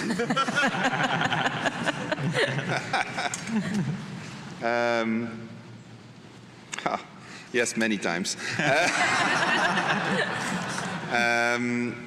So I think there were a lot of requests. Like recently, we see that people want us to keep on making changes, and so and we could do that, but then we would never make something new. And at some point, you have to accept as a developer, like, I finished my work on this game, I will move on to the next thing. Just like you finished your work on a movie, you're not going to change the movie post factum. And so I think that sometimes when I see people who get really engaged and really care about the game, and which we really appreciate, by the way, asking for changes, and where I say, well, you know, at this point, we're not going to do that anymore, because we need to have closure, and otherwise we can't create new things. And sometimes that's hard to let go, especially if you care really, really hard about something. So I think that would be the one that springs to mind right away. Thank you. Hiya. Hi, I have a narrative question. So how do you balance developing like cohesive storylines and like player choice? And then secondly, could you estimate like how many different endings there would be? Like, there was a number that was going around about the number of endings, and it looks at the different variations. That's tricky to answer. In terms of balancing it, I mean, it's the same as actually what everyone else would say about this, I think, at Larian. If it feels like it would be cool for the player to do something, then you've got to let them do it, which is how we end up in a lot of trouble when we're like, oh God, how do we get back to the main story here? You know, so we have to make sure that we're able to do that and guide it back again. So there are points where the game kind of cinches itself in and says, okay, we're going to slow down. I call it, here's the science bit, if anyone remembers those adverts, it's the UK thing. But the points when it just says, okay, I just need to make sure you're on track. But we try to avoid them. Really, it is about saying we have a story we want to tell you, but we want you to be able to engage with it in the way that it feels most fun to you. And it does mean that sometimes you've written a dialogue, you think it's really good, sometimes the cinematics team have done their work on it, then someone walks past as you're testing it and says, why can't you do that thing in this? And you go, fuck. And you go back to the beginning and you start again because they're right. I don't know if that answered the question fully, but yeah. Awesome. Yeah. Thank you. Hi. Hi. I'm in love with the characters and their stories, and I was wondering if y'all are like open to or have plans to expand or continue their stories in the form of like a book or graphic novels. No. No, and the answer to that is that those rights lie with Wizards of the Coast now when it comes to books and graphic novels. So that's a question for them. Okay, yeah. Thank you. And I don't think they're here. Hi. Hello. Were there any lessons you learned from making Divinity 1 and 2 that you were able to carry into making Baldur's Gate 3 and making it a better and maybe more cohesive and structured game? Yes, many. Really, a lot. I think what Adam was just hinting at, the way that you respect agency and still manage to tell the story, we got better at that, and I think we can get a lot better at it for our future games also. So that was a very big one. I think one of the biggest things that we learned, or at least that for me was a big learning, is making sure that whatever you put in a game is important all the way through and just doesn't die out in the middle of the game. So those were very big lessons. If you look at the original Sin 1, it had moments where it started dying, and you can actually see that in the average time played. And then in DOS 2, you could see that the average time played went up, and then with the BG3, you saw it really go up. So I think we did something really good there. We can still get better at it, but it is, I think those were really important lessons, and there's many, many, many more. You can ask afterwards if you want. Thank you. Thank you. Hi. Hi, so I'm a QA tester, and when I play BG3, I think this must have been super fun and also a nightmare to test because there's so many complex systems, and I just know that there's like a million ways to break those. So just for anybody that this might apply to, are there any specific bugs or bug trends that came up during development that really made you go like, oh shit, like what even is this? How do we fix this? You want to take that one? Well, the hardest parts were actually testing something that goes throughout the entire playthrough. Because if the game is 100 hours long, that's what, more than 2 work weeks to test that. It's fairly impossible. By the end, we were tackling it in various ways. So we had people who were speedrunning specific kind of storylines with specific choices just to see if all of the endings line up properly. We had automated testing that was catching all kinds of technical issues as well. So it's really a mix of different techniques that you have to employ. That would be probably, the Baldur's Gate 3 would probably be impossible to just test normally. You really have to automate part of it and be smart about it. So there were days where you'd get to work and it would be, today you are Will, you are dating Lizelle, who will defy Blackheath, and your father will die. Have fun. You have 4 hours. Thank you. Thank you. Hello. Hello. So one of my favorite parts of this game as a whole is that I'm usually a dungeon master when it comes to my friends. So being able to actually play in a world instead of having to just run it was great. I'm actually curious to see, for you guys as the creators of this game, how do you guys engage with your own game? Like when you play it, do you try to do things like off-bill? Do you try to do things where you want to do like the standard? I'm curious how you guys engage with your own product. I skip all the dialogue and enjoy the combat. I am not joking.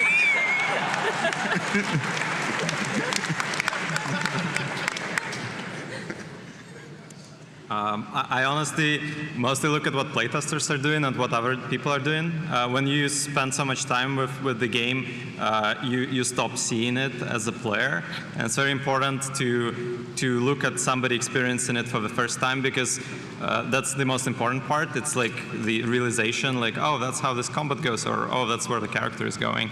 So for us, it was very important to organize internal playtesting and literally sit with playtesters, look at them when they're playing, and then talk to them after.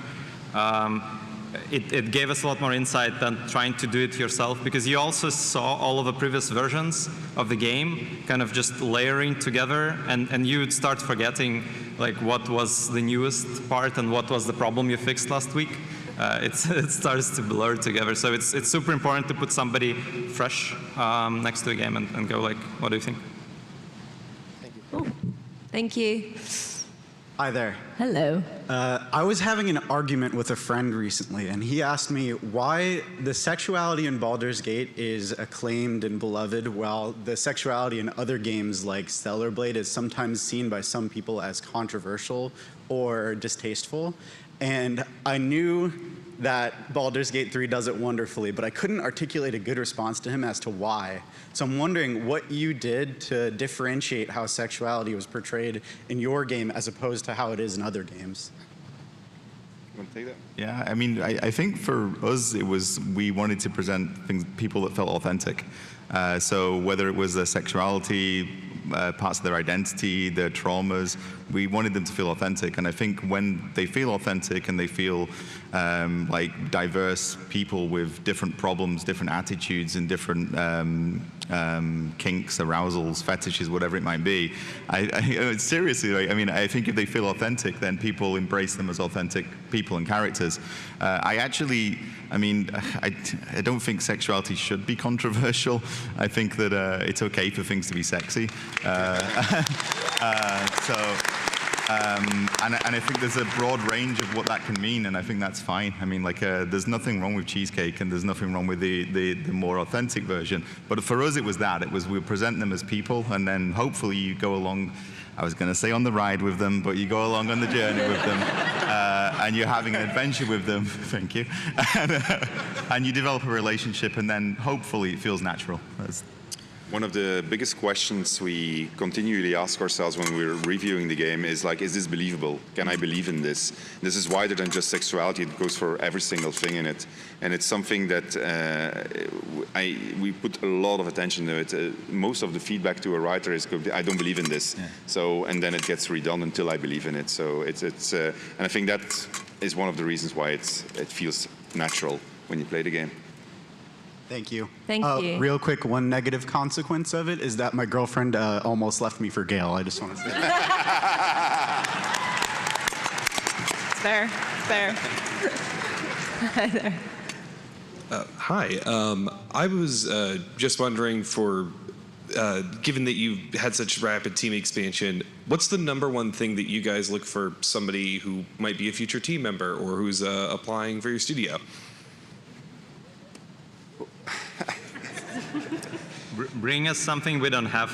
Yeah, that's a good. No, like a lot of people are applying. I won't lie, but we know areas where we're missing, and if you can come and point out, like, hey guys, your stuff is kind of not great, and here's how I will make it amazing. Sure, let's talk. Tell us about it. Yeah, that makes a lot of sense. Yeah. Cool. Thank you. We've maybe got time for, let's say, one more on each side, if that's cool. Hi there. Hi. I just wanted to ask about your design process when changing rules from original 5th edition, because there's a lot of stuff that you mentioned earlier about like implementing homebrew rules, but also there are some things that were removed or changed because they're kind of too complex for a video game. Like one is like the spell suggestion wasn't present, which is one of my favorite to play, but one of my least favorite to DM. And I was just wondering like what your design process was with that, with changing them or removing them, and if there's any you regretted doing that for. It was absolutely agonizing, right? When we got to divine intervention and it says like, yeah, you can ask for anything. What do you want? I mean, we can't just let you email us what you want and then patch it later, right? So we had to try to pick our battles. So we tried to do our best within kind of the limitations of the possible within the video game. And then sometimes some humor also helps, right? Like we pick the animals that are kind of funny to turn into. And so you maybe give us some credit despite us not letting you turn into every single animal that you could possibly think of, right? Thank you. Final question. So thank you for making a great game, and also very much thank you for the upcoming official modding support. That being said, is there any things that you might be looking forward to, like basically like seeing if a person makes a mod for something, like something that you'd be like, I hope they make this? Sorry, I didn't get the question. What are there any particular mods that you're excited to see, or like? Oh, like this. Styles. So we're going to be. This is actually a good moment to. So our next patch, patch 7, is coming out next week.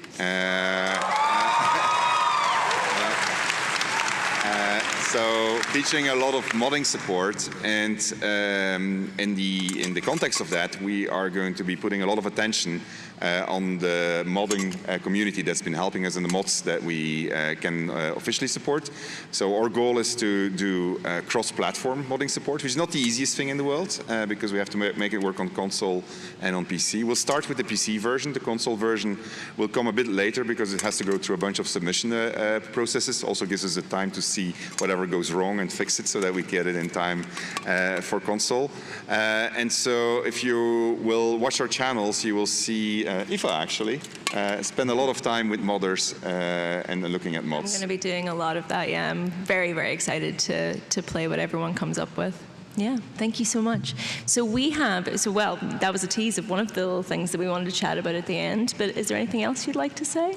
There's 2 more things, so other than patch 7. So we have a great community. It's been really fantastic for all of us, and you have no idea how grateful we are for all the feedback and support that you've given. We watch a lot of streams, we watch a lot of YouTube videos. There's one streamer who's in the audience here today. I can see her react. We can see you. And so she did some fantastic streams where she really pushed the game to the limit. She did one particular scene which was incredibly impressive, where she was about to die. She was pretending to play in hardcore mode. She was in the Forge in the Underdark. And so she had one character that was left alive, and so she had nothing left. She could only throw stuff, and she had a firebolt. that she could still do. And so she reasons correctly that if she were to shoot at a lever, it would kill her and it would kill the boss. But she had a potion that was going to be crushed, and that potion was going to revive her, and so she was going to survive. And so when she did that, we all looked at each other and said, wow, that's so amazing. Now, the reason why I mentioned this is just to introduce Luality, but also it's her birthday today, and so we wanted to wish her a happy birthday. You can stand up, Luality, so just greet everybody. There you go.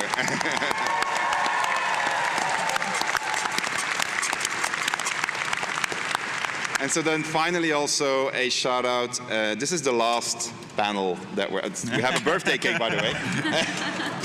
We don't have firebolts, so we can't light the candles, but there it is. And so this is our final panel. This is, for us, the closure of what has been a hectic and an incredible year for Baldur's Gate 3. We're obviously still doing a few updates, but for when it comes to us talking about Baldur's Gate 3, we want to go back to our cave. So we're going to go back to the cave. The armor is going to go on the wall. And so we're going to focus a little bit on our next game. But before we do that, I wanted to give a shout out to our entire team. Over 2,000 people worked on Baldur's Gate 3, going from performance actors to artists, riggers, and so forth. I ran out of time. So big shout out to the entire team and all, indeed, I got the wrap it up signal, and all of our community. You guys have been amazing. I hope you'll see us here back in a few years when we have something new to show you. But now we need some time to go and work on it, actually. So thank you very much for everything. Thank you. All of it. See you on the next one.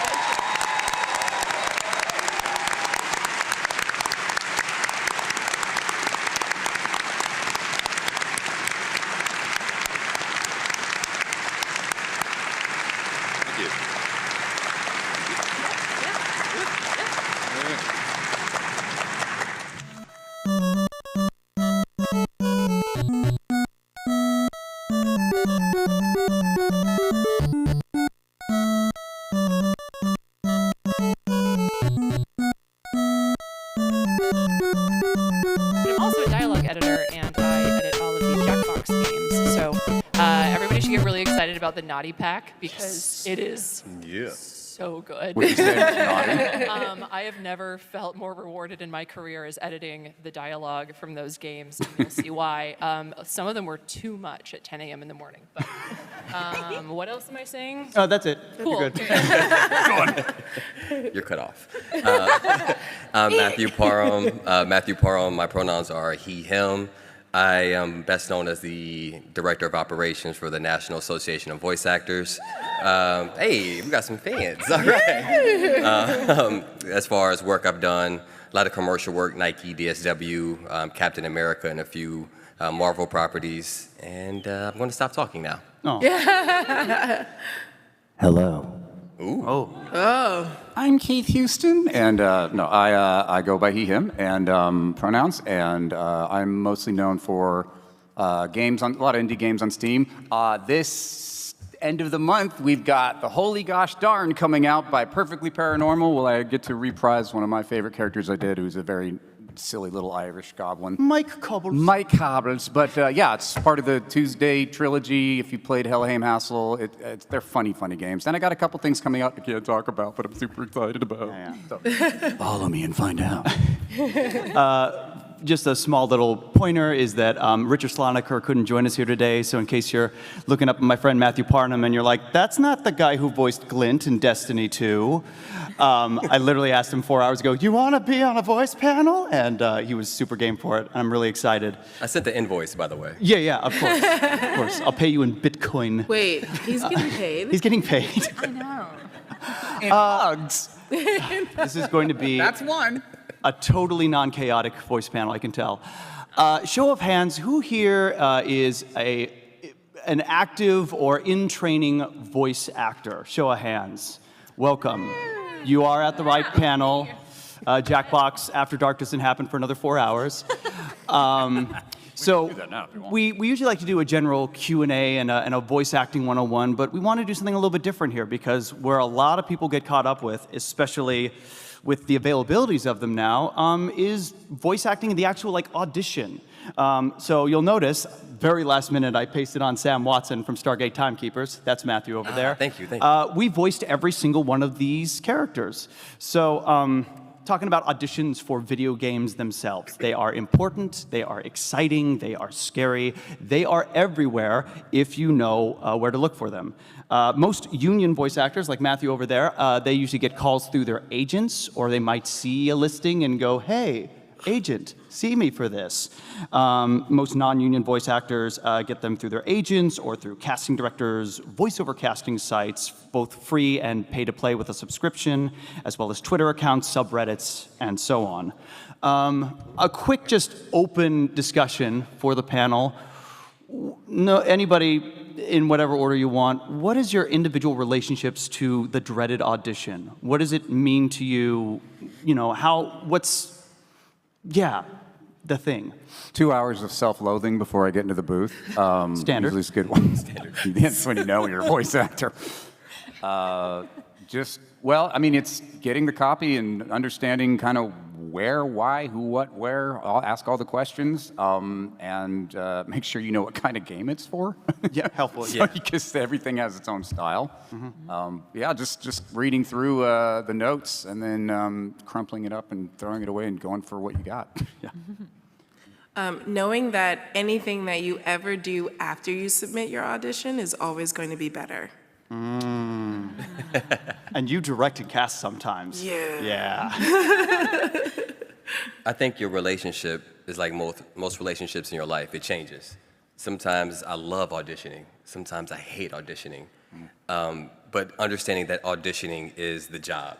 Mm-hmm. You have to get booked and go into the studio and do all the fancy stuff, but really hitting the salt mines looks like going into your little padded cell and sweating for hours on end doing auditioning. And sometimes you love it, but sometimes you just really loathe it. Yeah. Cool. Wow. Encouraging, right? On that it's note, good. That's okay.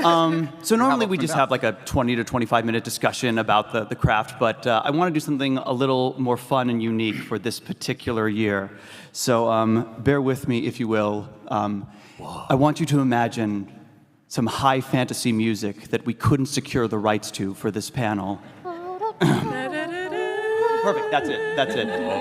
Yeah, we're not going to get flagged for that on Twitch. Can we do fantasy harmonica? There it is. There it is. All right, let me set the tone here. We begin in a time long forgotten, the year 2025. You are a hero of the realm. Correction. You are voice actors of the realm. More so, you are successful voice actors of the realm. Wow. You have a handful of video characters under your belt, a few roles you are renowned for, but as of late, there is nothing. A dry spell with no jobs, no callbacks, not even an availability check. And after much waiting and waiting and waiting, suddenly, you receive a message. Da-da-da-da. It's an email from your agent. Or maybe you don't have an agent. Maybe you just got a good lead off of a Discord or something. But still. Yeah. And the subject reads, Union video game casting, quick turnaround, due ASAP. Why are you still reading the subject line? Open the damn email. Yeah. Oh my God. Yep. You read on. So you see that this email is an audition for a AAA gaming company, a fantasy Western RPG. And the working title is Baldur's Age Scrolls of Warcraft. Cool. Now you see that the pay, because it's union, is SAG-AFTRA scale, which, after the great video game actors strike of 2024 against unfair AI usage, thank you, you know the rate to be $1 million for 4 hours of a recording session. Let's go. your Please don't agent. sue us. Thank you. I'm hilarious. Your agent or Discord buddy makes a little comment below, and they say, recording is 10 a.m. Monday. Please submit by 6 p.m. Friday, which is, I believe it's 51 minutes from now. So you search through, well, what's interesting, too, is that a lot of people would think that with this much money on the line, that there might be a little more breathing room for the talent auditioning for these things, but every single one of us can assure you this happens all the time in real life. I skipped a bunch ahead. Okay. Could you have actually added a trigger warning for this for us, please? I mean, I'm so sorry. I'm so sorry. I forgot to check everybody's My anxiety is triggers. already. Stop it. All right. Anyway, you search through all the different characters on the audition sheet, and you find one that fits you best. You, armed only with your microphone, hopefully a quiet place to record, must bring these characters to life in now 50 minutes. Now, PAX Westerners, normally I would just choose what's the order according to seating or whatever as to in what order they're going to read off of the script that we've prepared for them. But since we're celebrating 20 years of PAX, why don't we decide their fate with a 20-sided die? So if you lift up your cups, if you would all please lift up your cups, roll the D20 dice underneath. That's not going to roll it properly. Lift it up and roll it. I'm a and voice hold, actor. Do you not know how to roll a dice? Children. I'm just having myself a little tipple, if you don't mind. All right. Everybody hold on to your numbers as I explain. We tried to secure an actual AAA game audition script, but they all have NDAs and confidentiality behind them. So myself, Megan, and a few of our writing friends, we actually came up with a script just for PAX West for this year that's in the style of a AAA Western RPG, like a Baldur's Gate or a Skyrim. Let's see if I'm missing anything here. No, let's just, I believe, yep, that's what it is. Let me start by getting numbers. I do not have a pen, so I'm going to hopefully hold on to this. Keith, what you got? 6. 6, cool. Yes. Matthew? 6. 6. Guys, you guys both roll off while I get other numbers. Roll again. Thank you. Catherine, what you got? 6 times 3. 6 times 3, 18. Cool. And Megan? 13. Okay. No, we have a roll off. So Catherine goes first. No, there's Matt got. No, we're getting new numbers here. So Catherine, Megan, and then what do you guys have? 8. Yep. 8? 18. 18. Okay, so actually we're going to go Catherine, Megan, Matthew, Keith. Cool. I'm going to remember that. Okay. So the other thing I want to show you guys is that normally when you get an audition script through the many different sources, it's going to look something like this. I figured we'd make it look a little more thematic, and hopefully everybody can read it properly, and we're going to show our scripts like this. Let's see, we are starting off with Catherine, and you have Lola. Okay, so what you're going to see here is you're going to see the character name up at the top. You're going to see basically a tagline description of them right down below. A further in detail description kind of explaining their personality and their different motivations. And then over to the right, there's more of the specs as to what we're looking for with the character in terms of ethnicity, gender, age range, and so forth. And there's a voice comp down below to say this is the vibe that the client is looking for this character. Some of us got this up to a week in advance. Matthew got it 5 minutes ago. Yeah. And that sometimes does happen. So we appreciate you being on board. Cold reads. The cold reads, yes. So, Catherine, do you have any questions about Lola? I wouldn't normally. Okay, fair enough. Let's just give a run at it and see what you do with it. They're going to stand up for this. Stand up. Can we have this one on? Is it? Is it on? Yeah. Hello. There Okay, it is. there we go. All right.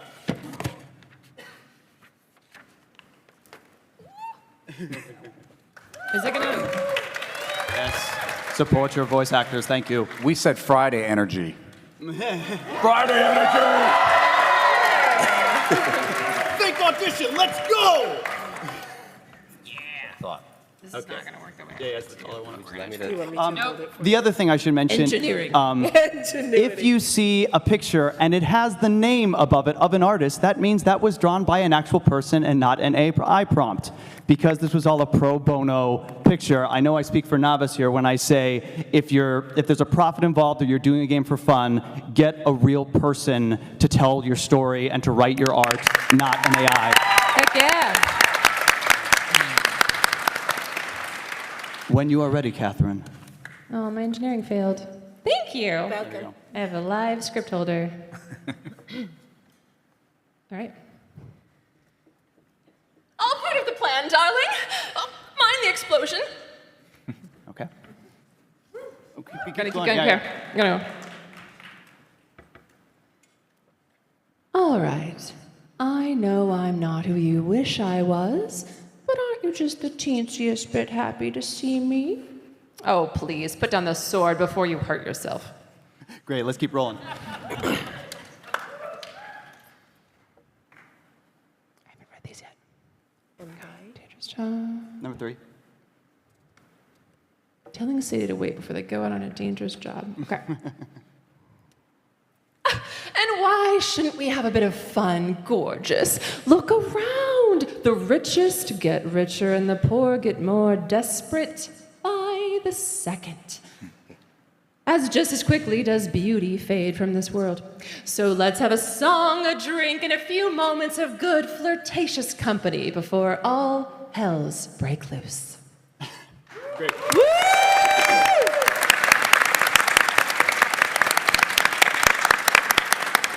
Lovely, lovely work. I forgot to ask you the main question, which is, how do you like to get ready for these sort of last-minute auditions like this? Panic. Panic? Always, always panic. Get really sad. No. Auditioning, I'm just gonna be honest, is my least favorite part of this job. I know it is the job, but it does happen to be my least favorite part. And I get in my head, I get really worried. I think, oh, they're not gonna pick me anyway. Why should I even try this? Someone else probably deserves this job more than me. So I go through all of that first. And then I sit there and I hug my bear. And I try and think of actions. I like to think of, during this line, what am I actively doing? Which is so nice to have this kind of microphone, because when you're doing it like this, you can kind of do all that stuff, but you kind of still have to be on mic the whole time. So this is not completely representative of what this audition would be like, but I was running and then I was trying to avoid something. I was hanging out on a chair, trying to be a little bit seductive. Maybe we're in a bar setting. And then for the third one, we're just sitting down having a chat. So. Exactly. Yeah. I think that's really important to have those action sounds, because that will make your audition stand out and really help bring that character to life, even if it doesn't get used in the final game. Knowing who it is that you're talking to on these lines, that's always really good. Let's just do a couple little jeux and do one more read of it. Yeah. Let's get really sing-songy with it. We're thinking Bayonetta, we're thinking like Mary Poppins, that sort of vibe. Okay. We want that sort of sing-songy with it, and then maybe a nervous laugh either before or after Mind the Explosions. But let's keep that huffing and puffing like you're running away from it. Go ahead. All part of the plan, darling. Oh, mind the explosion. Good. For the second line here, let's have a little more excited energy and then drop it as if like, I am so done with you and your ridiculous sword thing. So just be like, come on, you can't stay mad at me. Even a little more energy and then completely drop it out like, no, seriously, stop it. All right, I know I'm not the one you wish I was, but aren't you just the teeniest bit happy to see me? Oh, please, put down the sword before you hurt yourself. Wonderful adjustment. And for this final line, can we just imagine that Lola, they're like 2 or 3 cups into wine, and the other person, Sadie, is just saying like, can you please just sober up so we can do this damn job? Imagine that's your before line, and you're still pouring the wines and you're still sipping away, just done with it all. Go ahead. And why shouldn't we have a bit of fun, gorgeous? Look around. The richest get richer and the poor get more desperate by the hour, the second. And they get more desperate by the second. 'cause just as quickly does beauty fade from this world. So let's have a song, a drink, and a few moments of good, flirtatious company before all hells break loose. Wonderful. Thank you.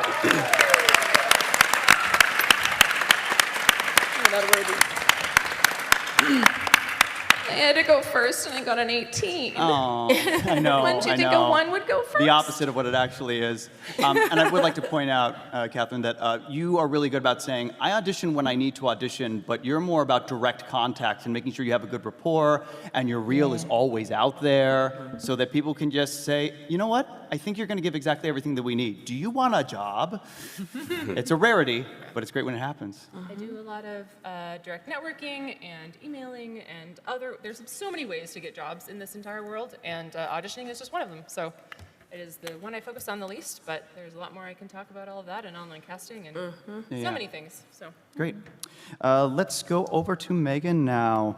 As you notice, these little numbers of the lines, they're not all the same scene. And you will get that sometimes, where sometimes, if you're lucky, you'll get a description as to what the character's doing. But sometimes, even for AAA games, you just get, this is the line, make everything else up. And that's always a tricky thing, is to make those strong decisions there. Abby, would you mind directing Megan for this one? I would love to. Great. Okay, and of course you got the bigger lines on here. Do you want me to hold it? no. Okay, cool. I'll hold it myself. All right. So Megan, besides sheer blinding panic, as we already discussed, how else do you like to prepare for these auditions? I hydrate. No, I actually hydrate with water. Calm down. I try to take a second to read over everything as thoroughly as I can without getting too in my head about it, because if I sit and stare at it, then the ADHD takes over. I've been trying to incorporate some nuggets of wisdom from Troy Baker, which is looking at auditions like meetings. You're presenting your interpretation, your version of the character, and saying, does this work?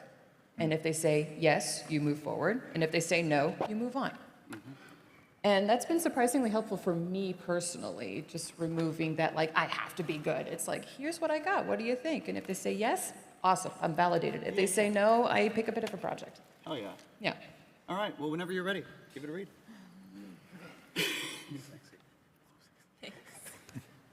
Look, the dwarves who raised us thought they were doing us a favor, a big freaking act of charity. But no matter whose face I wear, I am still an outsider. They still know I'm not really one of them. With Carlisle, I can be whoever I want to be, and no one is the wiser. Hells, it makes us better spies, but then you show up, and you make me feel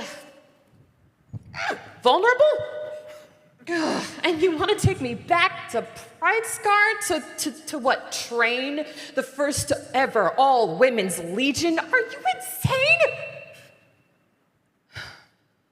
I think it's a great idea. And I hope it changes your city for the better. Lord Varys.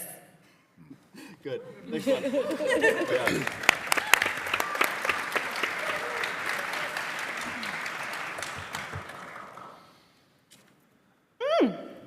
Oh, who is your father? Because he's about to lose a son if you mouth off to me again. Where is the ledger? Cool. Floor is yours, Abby.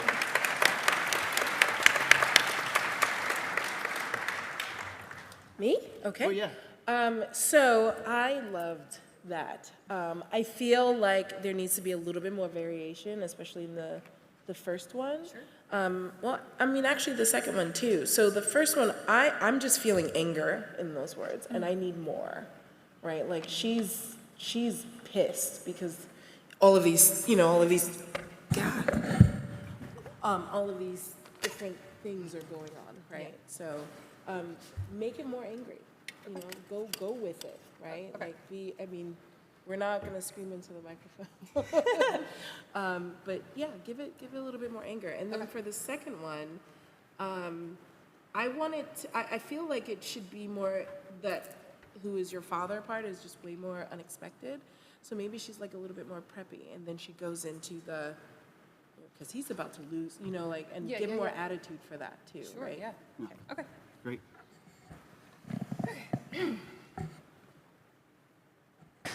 Look, the dwarves who raised us thought they were doing us a favor, a big frickin' act of charity.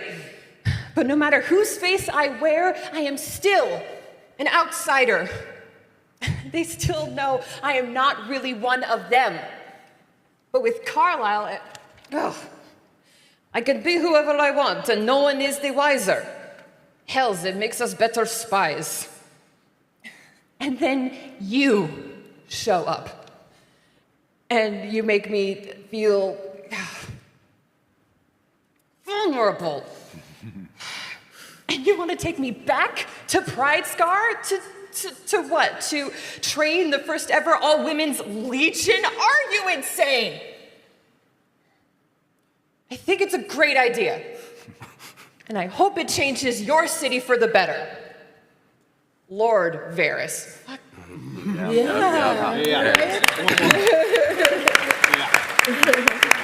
See how it feels better? Yeah.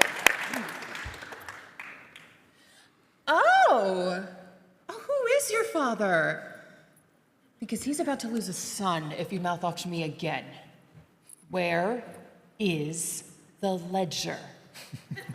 love it. Thank you. Yeah, of course. Very nicely done, everybody. All right, Matthew. First off, any questions about this guy we're about to pull up? Yeah, all the questions, because I just saw this for the first time. The keeper. The question is why? Okay. Why? Yeah. So enigmatic, far-off creature who like occasionally pops in, and they're like, "What do you want from us?" And you're like, "I'm just here to help you. What do you want?" He's a little eccentric. He's given off like Gandalf. Like Gandalf is both stoic, but also and ethereal, but also like he has these little like moments where he's quirky, and he's intriguing like that. And I think that also says so in like the voice comps that we have, but also, you know, similar to Morgan Freeman in Bruce Almighty and in the Lego Movie, where he's like, this is the path, this is the chosen, and then he just switches into, all right, you're gonna have to repeat that all back to me because I have no idea what you just said. And can we talk a little bit about process like you asked everyone else? Yeah, absolutely. I want to ask you about that too. Yeah. Because that brings up a really good point. These specs often don't make sense.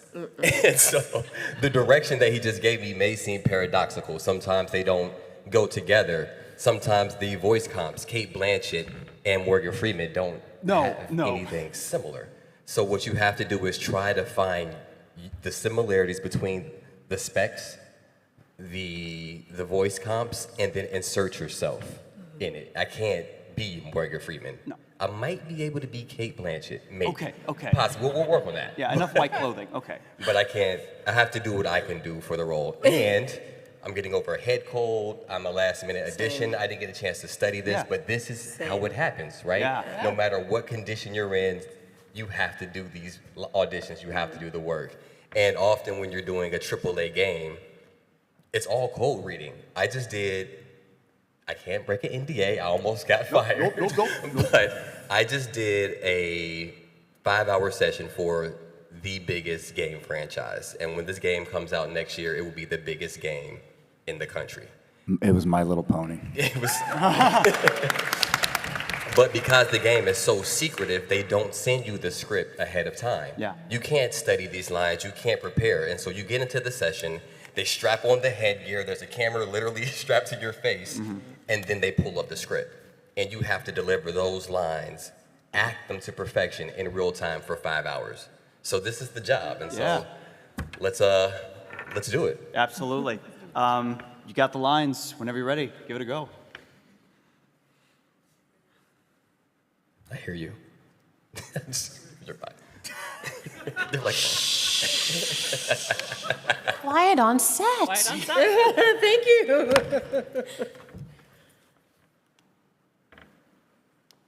oh, good. You found it. Can I have it, please? Thank you.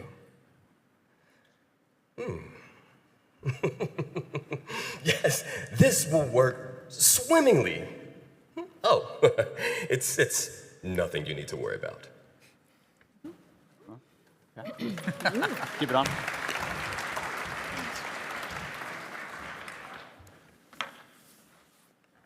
It's Varys. Things are occurring presently. Things greater than I think you can fully appreciate. But for now, I suggest you focus on that gaping chasm in your city. It's a bit spicy right now. Ta-ta.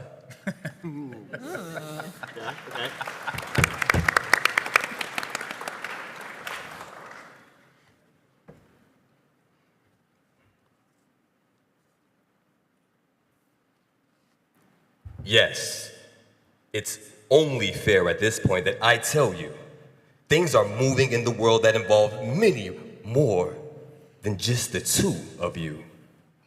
But before I begin, let me ask, do you really know where that staff came from? Really nice, really nice. What you'll notice is that, we're on a bit of a time crunch here. We've only got an hour to get through all this and hopefully get a Q&A in, but he still took his time. He took his time to figure out this is who I am, this is what I need, this is where I am in the scene, and making sure everything was in place so he could bring his best work forward. Let's try this way. Let's imagine you are in the middle of reading another book, and this guy is just spouting off at you with a bunch of nonsense, and you're like, yeah, I know this, I know that. And he says, oh, and by the way, I found the book that you've been searching for 500 years. And then you're just like, huh? Oh, yeah, right. Please, yes, and thank you. Let's get a little more murmuring and mumbling about, Okay. And get really excited and then cut him off when he's just like, can I see? And you're just like, no, this is not for you, little boy. No. I see what you mean, okay. Let's give it a go.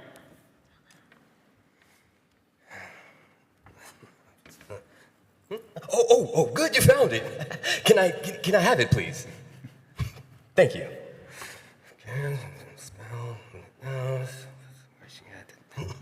Yes, this will work swimmingly. Oh, no. It's nothing you need to worry about. Good.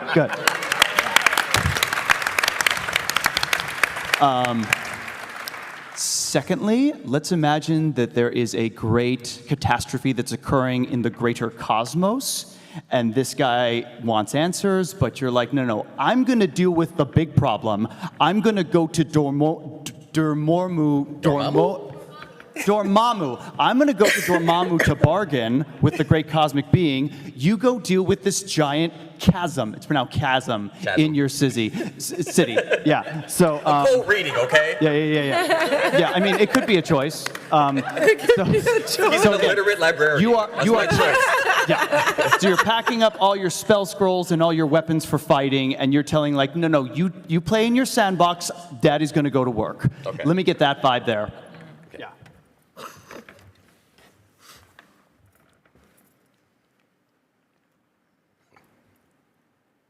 Varys, things are occurring presently, things greater than I think you can fully appreciate. But for now, I suggest you focus on that gaping chasm in your city. It's a bit spicy right now. Ta-ta. Good. And for this last one real quick, imagine you've been talking to these two and you've been saying it over and over again, this is not your concern. This is much bigger than you, much greater than you, and you finally realize there's no other choice. You have to tell them the full story, including this magic staff is what it is. And to give you context, it's a magic staff that's over 1,000 years old, and it could destroy a continent. When you're ready.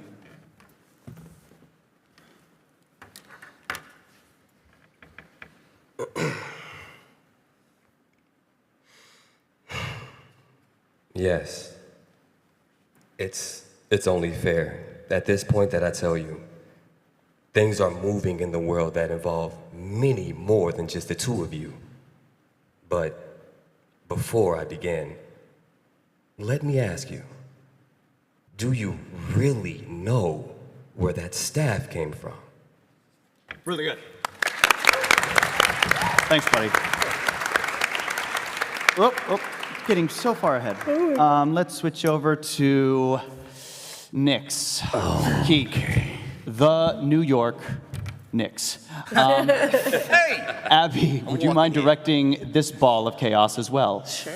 Let's talk a little bit about your process past the 2 hours of dread. Chaos, that's all it is, pure chaos. No, I've been at this for a while, and I've actually had to, you always keep learning. You always keep kind of like trying to find the process, right? And lately I've been experimenting with letting chaos reign, and the idea that I've been, if you're familiar with how tabletop role-playing games work, I'm sure most of you are, how you roll up a character and you find traits and you find attitudes, and I have been playing with randomness. I have been kind of saying, you know what, I'm gonna say, there, 7 equals whatever emotion. I'm gonna try that. Because for me, I realize having an external thing has really been helping me, A, make it more playful, B, more interesting to myself because it sparked something in my imagination, and C is a letter that follows B.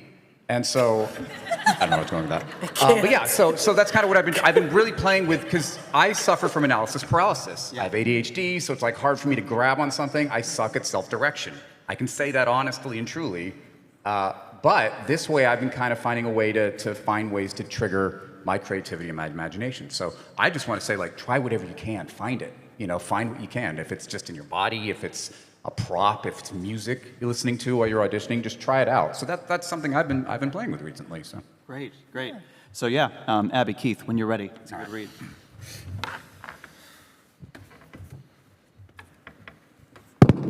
So, how was your date with the Balgura? Huh? Oh, what is a piss? Was it a date, or was it just a friendly hang? Huh? Oh, no. I'm just curious about logistics. Like, how does that go?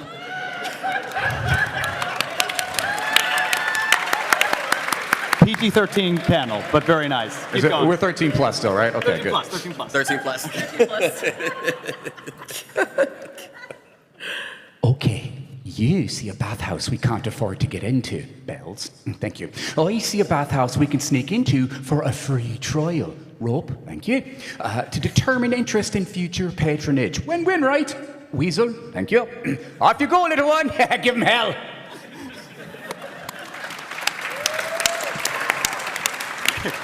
Way back on the mic. You picked the wrong day to mess with the fame, me bucko 9. Filino, Bono, Sinead! Oh, shite, it didn't work. Run!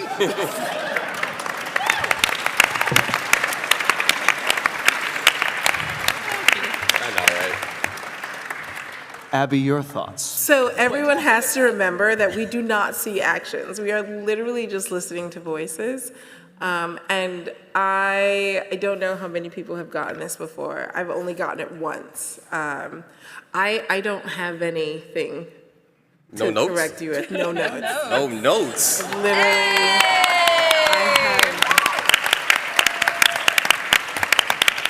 I made a mess. I don't think we should tweak perfection. I know. No. Honestly, and I think it's good for us to say it's a good one and done, because I'd love to get to some questions here. Can I first off, from the enforcers or from AV, can I get a mic stand at one of these alleyways if possible? Oh, there are mic stands. Are there mic stands and mics? Oh. I don't know. I think I see them. We're going to figure this out momentarily. And I would love to ask all of you, if we had the time with all of these, to discuss about what it is that you noticed, but I'd love to point out a few things, and panel, feel free to chime in. We did not stay verbatim to the script. We tried to, but there were lots of little ad-libs, some big ad-libs. There were effort sounds. It was a meeting to say, this is my interpretation of the character, and these are the big, bold choices I'm making for this character. Yeah. What was that? Just have them line up right over there. Great. Go there. what we can do is we can discuss this as if you want to ask any questions for Q&A, feel free to line up over to this side of me, follow the enforcer, and we will be handing the handheld mic down the line to ask the questions. Okay. There's a mic down there. Is there anything else, panel? Is there anything else, panel, that we noticed that was really important and essential that made for a good standout audition for the process? Movement. I will tell people over and over again, I'll tell you in my class, that when you are doing an audition, you have to move your body. It is so hard to stand in front of a microphone and not have any movement. It is really important because it's a part of you, just as your voice is, and so making sure that you're doing what feels comfortable for you is going to make your voice comfortable also. Mm-hmm. I would say that, we live in our booths, these, phone booth size things, and, Mine isn't a phone booth. I was gonna It's say way that. bigger. I get it. Yeah. So we have these space stations that we audition in. A TARDIS, if you will. It's a TARDIS, thank you. It's a TARDIS, thank you. Some of you, whatever, regardless of size, you basically are in a thing and there's enclosed and there's soundproofing and all that, and you have to close your eyes and be like, okay, I'm on a battlefield. There's sound, there's sensation. So really, it's interesting. I just want to point out how when you had us read, you said, now go, or go. Yeah. But on set, when you're on a movie set, what do they say? They say action. So think of that when you're auditioning. When you put that line, get it in your head, get your sensation, and then in yourself say action, boom, go, right? Mm-hmm. It gives less of a soft landing, and you just jump. And emotion, it's not just reading words. Yeah. Your character is speaking. That means your character is compelled to speak. That means they feel an emotion. Yeah. So isolating that emotion, it could be a big emotion, it could be small, but it could be annoyance, it could be love, it could be anger, whatever it is. It doesn't have to be loud, but it has to be a choice of emotion. And who are they talking to? And do you have a strong visual as to exactly who that person is? And also who are you speaking to, who is speaking, and who, what are you doing? Are you drinking? Are you moving? Mm-hmm. Where are you? Are you close to each other in a bar? Are you across the field? Are you walking?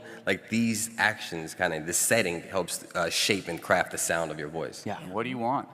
And what do they want? Not only do you have an emotion, but the person you're talking to, you're trying to evoke something from that person. So what emotion are you trying to evoke from that person you're talking to, I think is... What do you want from them? Yeah. Mm-hmm. Cool. We have quite All a right. line. We have a Well, we line. got just about 20 minutes left. We're going to get through as many of these as we can, and we'll hopefully be able to answer some questions for you if we don't get to your question before we finish. Let's start at the top. When you're ready. Hi. I just had a quick question. So you're talking about ad-libbing and not necessarily having it be a one-to-one with the script. How often are you submitting auditions that include ad-libbing or not necessarily having it one-to-one? For characters all the time. Constant. Yeah. Each one. Yeah. I would say that ad-lib within sort of a reason, because you don't rewrite the entire script. Yes. Because somebody spent a lot of time writing that, and there's intent and purpose to it. But make it you, right? Make it something you would say, and it's great because you can always add stuff that maybe get you into the line as you're recording. Yeah. And maybe you know what, that's a little much. You just edit it out. But your intention that got you into the line that you're supposed to read is there. So, do it enough to make it you and what you feel like you would say and how you would react, but try not to rewrite the entire thing. You want to still respect the copy. Or don't omit anything that is written. Yeah. Don't ad-lib your way out of the script. Yeah. Thank you. Hi. One of the biggest questions I wanted to ask is, whenever you're recording something, the voice as it sounds in your head will always be different from how it sounds in the recording when played back. And how do you reconcile that difference when you're recording for something? I don't think there's a right voice. Yeah. No. If that's the voice that came out when you did that character, even if it was a little bit different in your head, that is you. That came out of you. I used to hate how I sound in real life, recorded versus how I sound inside my own head. Yeah. And the reverberations of sound within my own voice. But I think with enough repetitions, it really just becomes natural where you go, I'm going to sound like this internally, and this is what it's going to come out in print. and on the tape, and that's going to be exactly what I want. Yeah. And focus less on the sound of your voice and more so what your voice is emoting. If you have intention, that'll be what drives the sound. You can sound cool and suck as an actor, and you won't get the job. Yes. Thank you. You had mentioned networking and emails and other things. How much would you recommend some of the pay-to-play websites like Voices.com, Voices123? Ooh! We will have plugs later on, but go ahead. We just teed this one up, didn't we? Yeah, we did. So I teach a course to help folks make more money on online casting sites, specifically Voice123. It is called v123pros.com. I personally am a big proponent of using online casting because I think that the more you can do to find your own clients and not have an interim person between, the better you can do to build those relationships, and then those people will refer you to other people. And with online casting sites, some of them like Voice123, you have your demos, you have your samples, the things that you've already done for work, you can put up those samples online, you can keyword them, and then casting directors can come and find you, message you directly, give you jobs without you having to do any more than your awesome demo that you made. And so that's been really important to me, is I put all of my love and energy and money and time into making really great demos, and then I have them up on a website, and then people can come to me. So I personally would say that it's a big part of my job and world in life, and I teach other people how to do that as well, because maybe there's other people that don't love auditioning. Yeah. Counterpoint, I say this as someone who has used your service, paid you for it, and benefited and booked my role with Stargate Timekeepers as Sam Watson online. So I say this as someone who agrees with you. You also want to make sure you're not a race to the bottom as far as wages. People will try to underpay you on these sites. Yes. They will try to take advantage of newer talent who's desperate for that credit or that role. And you also have no AI protections on those services. Yeah. So I would highly recommend looking into the National Association of Voice Actors. Shameless self-plug. But we have an AI contract writer that you can add to any contract that you're dealing, so that it kind of provides some AI protections when you're dealing with these people that you don't have previous relationships on these platforms. So if you are going to be on these online casting platforms, please use the Nava AI writer to protect yourself. It works. It works. Yeah. And what was your website again? I think it's on the last slide. Yeah, we're gonna, in the final 2 minutes or 1 minute of the panel, I'm gonna have a website, a slide that everybody can take a picture of to make sure we get all these sites that we're plugging for you here today. Great, thank you. Yep. v123pros.com. Unfortunately, you just basically answered my question. But it was about AI and how to protect yourself from it. So I guess I can come with a new question. So how do you practice voices and get out of your own comfort zone? Tabletop role-playing Yeah, games. we play D&D. Yeah, we play D&D. Are you a big reader? Do you like to read? I suppose. Yeah. But I do play a lot of tabletop games. Well, there you go. So read out loud as much as you can, all the time. Before you go to bed, when you get up, rule books, if you're learning a game, read it out loud. Read all the flavor text. Read it out loud. And put yourself, and you just start imagining. Just start saying, oh, this sounds like it would be a lofty thing, so I'm going to sound like this, reading, how to set up the board. I mean, things like that, right? Because what you're going to start learning is, your instrument. I really love counting things down with letters, don't I? Wait. You'll learn your instrument that way. You'll learn kind of where the tones, where the breaths can come in, but it'll get you comfortable with speaking out loud. And from there, you start to figure out how you can act and put that voice to something that's an emotional connection. Thank you. Yeah. Hey, I was wondering if someone wants to become a voice actor, where should they start? Let's do this real quick. Show of hands, who here teaches voice acting in person or online? Cool. So you have us that if anybody wants to get in touch with us either through our socials or after the panel, we're happy to start you off with these are our rates. I do a free 15-minute consultation for anybody who's new to say these are the next steps.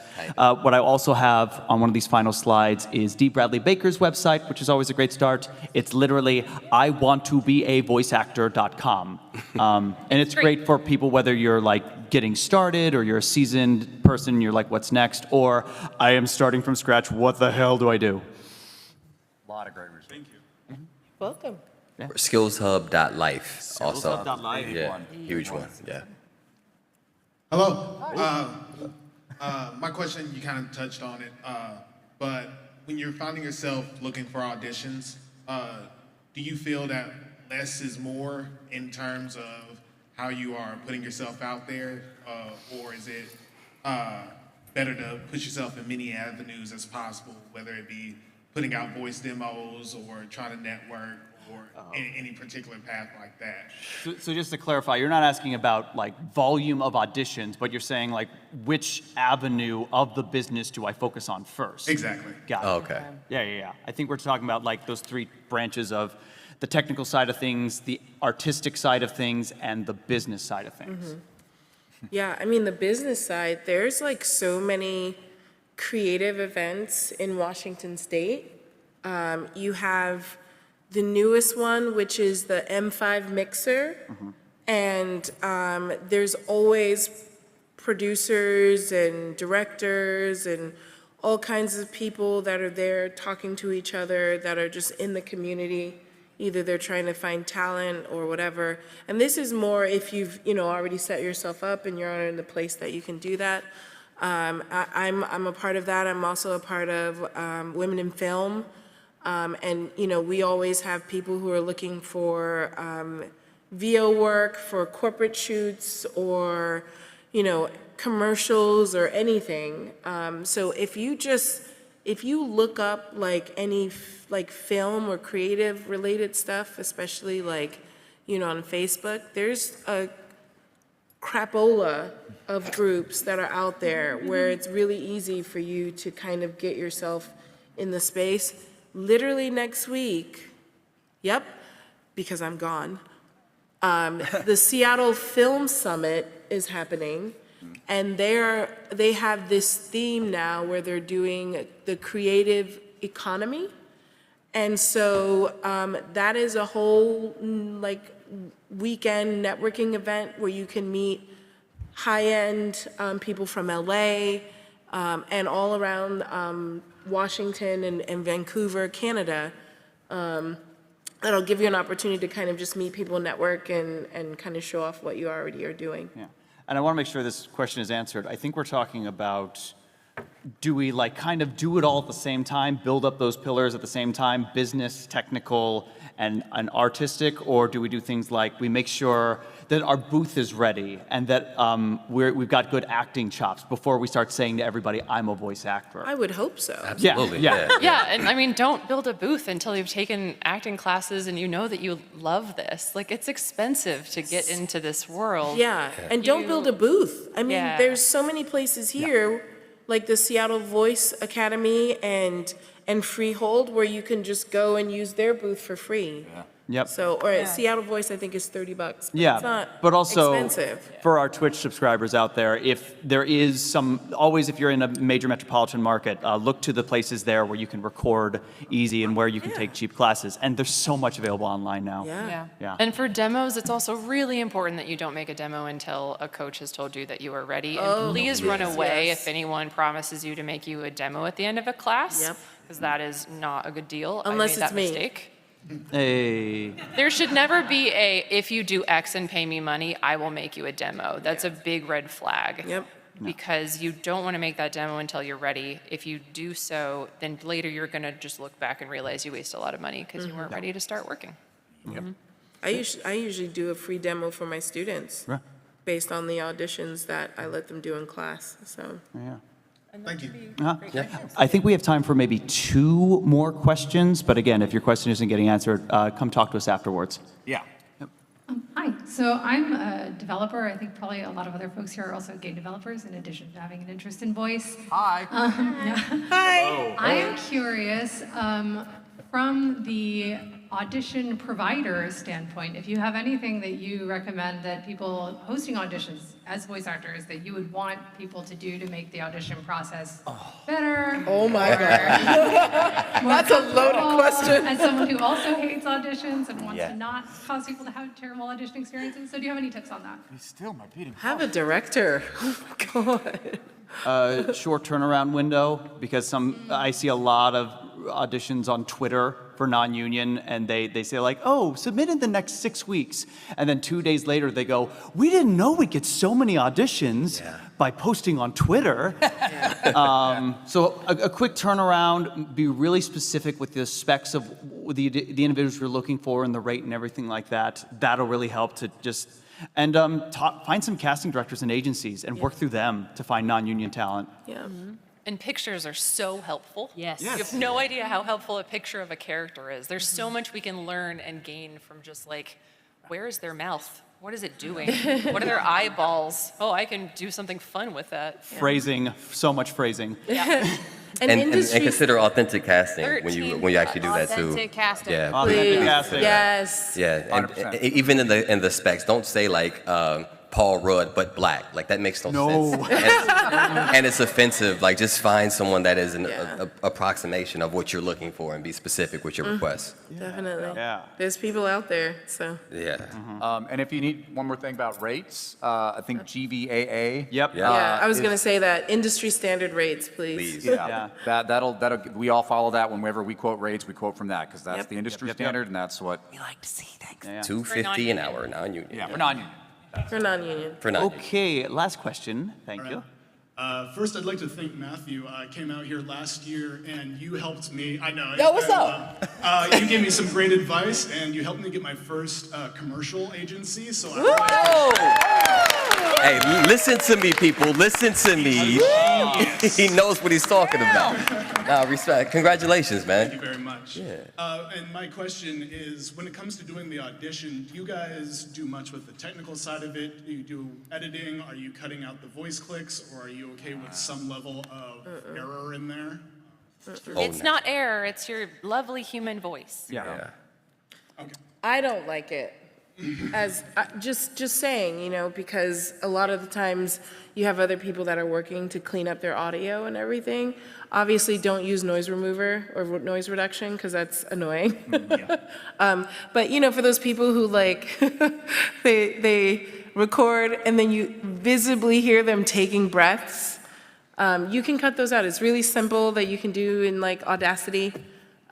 So I try to recommend it. It takes maybe like a minute or two to like take them out every once in a while. So Having a suite of I've built it like macros in my own audio editing to do really simple stuff like that. You don't want to make it sound alien, right? No. Right. Like in my booth, I have like it gets a little.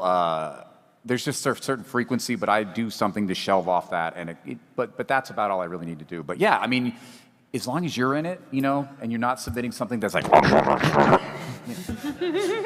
I did it. Told us not to do that, but I did it. So yeah, just don't obsess over it, but you know, you want to professional. Yeah. Every single one of us have had to do very minor editing for our stuff. Megan, who does audiobooks, you know, does 10 hours worth of it. I just like to make sure my voice is loud enough that it's prominent without being overbearing, and I take out every single one of my mouth clicks. Yeah. Thank you. Yeah, definitely click. There's click removers. I can do that. It's pretty nice. They help, but I still go through. Do you edit out all the breaths, obviously, in the audiobooks, right? Do you ever think about just like keeping those and just making a one long thing of just your breaths and then putting it online for like ASMR or something? A super cut. There is a Patreon. Would pay off my college bills. This mouth click demo. I love that ASMR people- is a thing now, though. There are people that have like very We're going to good call it careers only just for clicks. mouth clicks and breathing. Right. Hey. 13 plus. No, I have misophonia. Please stop. Okay, Good job. and that's Prove this. time, everybody. I think, as we're closing up here, make sure you get a screenshot of this if you can, or just a quick picture. These are the free resources we were talking about. I wannabeavoiceactor.com. There's a great book and audiobook by Yuri Lowenthal and Tara Platt. I have to point out, it's so good, it's on Audible, and you hear Yuri Lowenthal go, "Oh, I messed that up. Let me do that over again." And it's in the final audiobook. For those of you non-union and are ready to start playing, there's a great Twitter account called VA Casting Read Sheet, which is great. I am putting up our VO plugs and contacts for those of you who don't want to talk to me afterwards. Get my business card or one of our others so that you can do some VO coaching and things like that. We got like 2 minutes left. What are final words of wisdom about dealing with nerves and the great big bad that is auditioning? A lot of us still feel the same way, so you're not alone. Mm-hmm. Like, we do this professionally and make a living, and we still get nervous before auditions, so it's okay. Yeah. Oh, most importantly, have fun. Yeah. Like Yes. that, I literally have a sign in my booth that says "Have fun" because you Enjoy get yourself. so caught up in the career and the work of it that you forget to have fun, and you might even need to book this role so you can pay your rent or whatever. It doesn't become art; it becomes a job. Yeah, it becomes a need, and they can hear that. Casting directors they can hear desperation. For need. sure. Yeah. And so if there's a moment in your life where you're feeling maybe that, I'm just not quite there yet, don't push yourself. Don't be Give desperate. yourself space, Don't be and time, and room. Don't be desperate. And when you feel it, you'll feel it. And when you get in there and do it. And you know what? We all throw these things into a giant black void. We never hear back, in a lot of the auditions we do. But if you're happy with it, that's all that effing matters. The conversion rate is something insane, like 1% to 2% of the jobs that you audition for, you'll book or hear back. Be proud of the work you've done for yourself. You're auditioning basically for your own satisfaction, and that should be fun, and that's where you need to be. I should have thought to add in, these are free mental health resources, Yeah. because you need to make sure you have that in order for this kind of work. Plushies, hot tea. TakeThis.com. Yeah. Okay, I do want to make a special plug, of course, to Navas. They will be down on the 3rd floor if you want to come over, say hello, and get access to all of their amazing resources they have available. Thank God for Nava.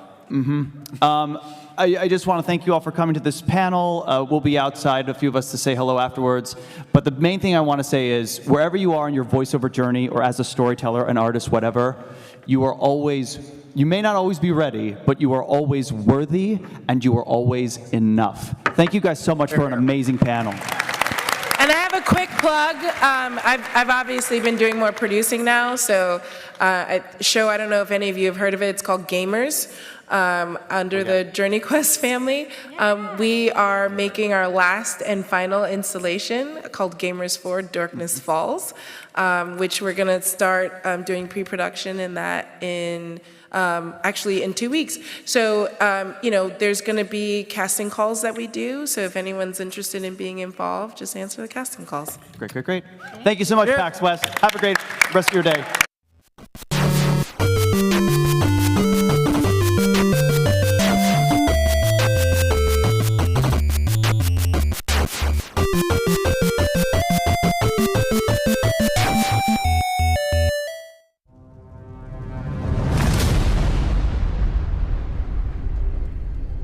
I am bound, diminished, imprisoned in this wretched cage they call paradise.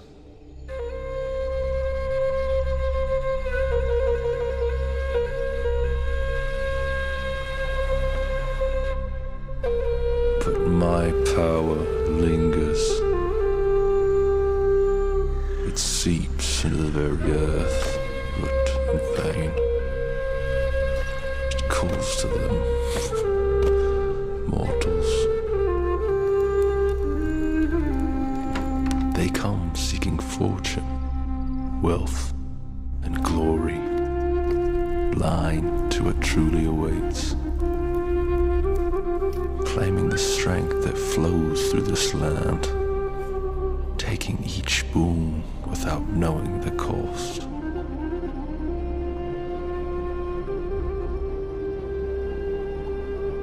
You are the key to my freedom.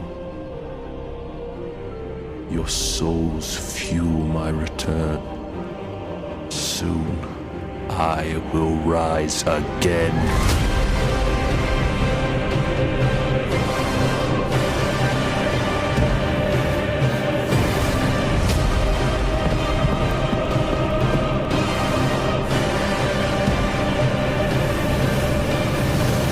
Your sacrifice will be my salvation.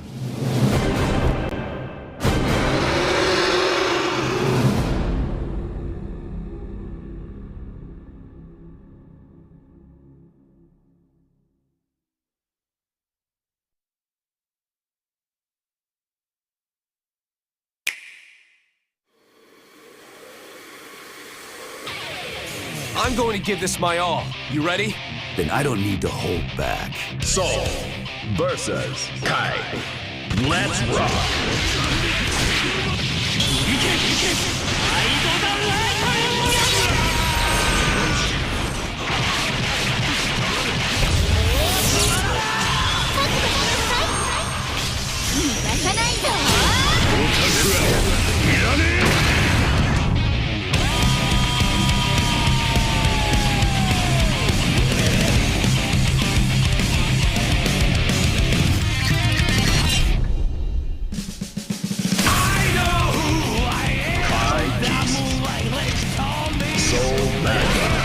At least you're enthusiastic. Give me a moment.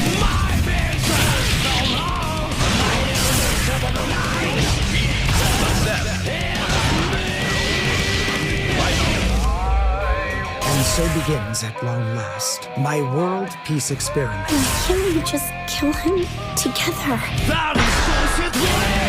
Are you ready? I don't need a new one under you.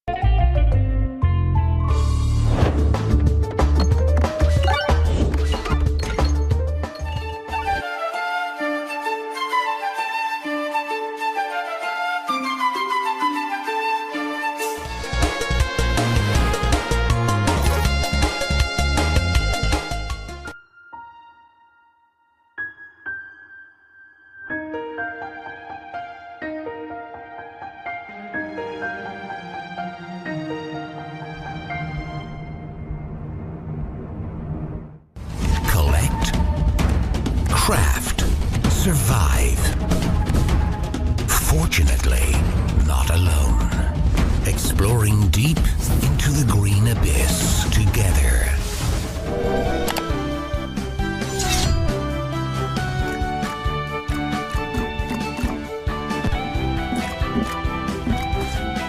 Unleash my weapon. Full radar up. Word, I'm hungry.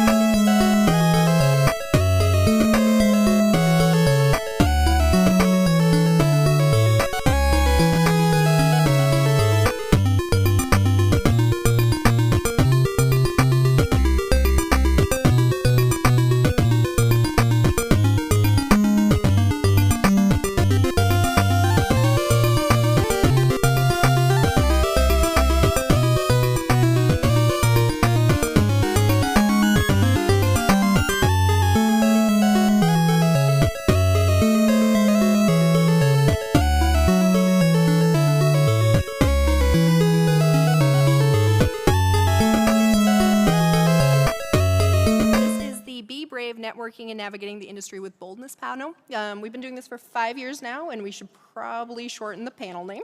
But thank you so much for being here. Yeah, so this is our 5th year in a row of being here. We have some familiar faces from years past, but we also have added some fun new faces. So why don't we get started with introductions? We'll do your name, your current role, company, and you could add a fun fact if you have one. Hi, I'm Laura. I am an associate creative director at Nerd Ninjas.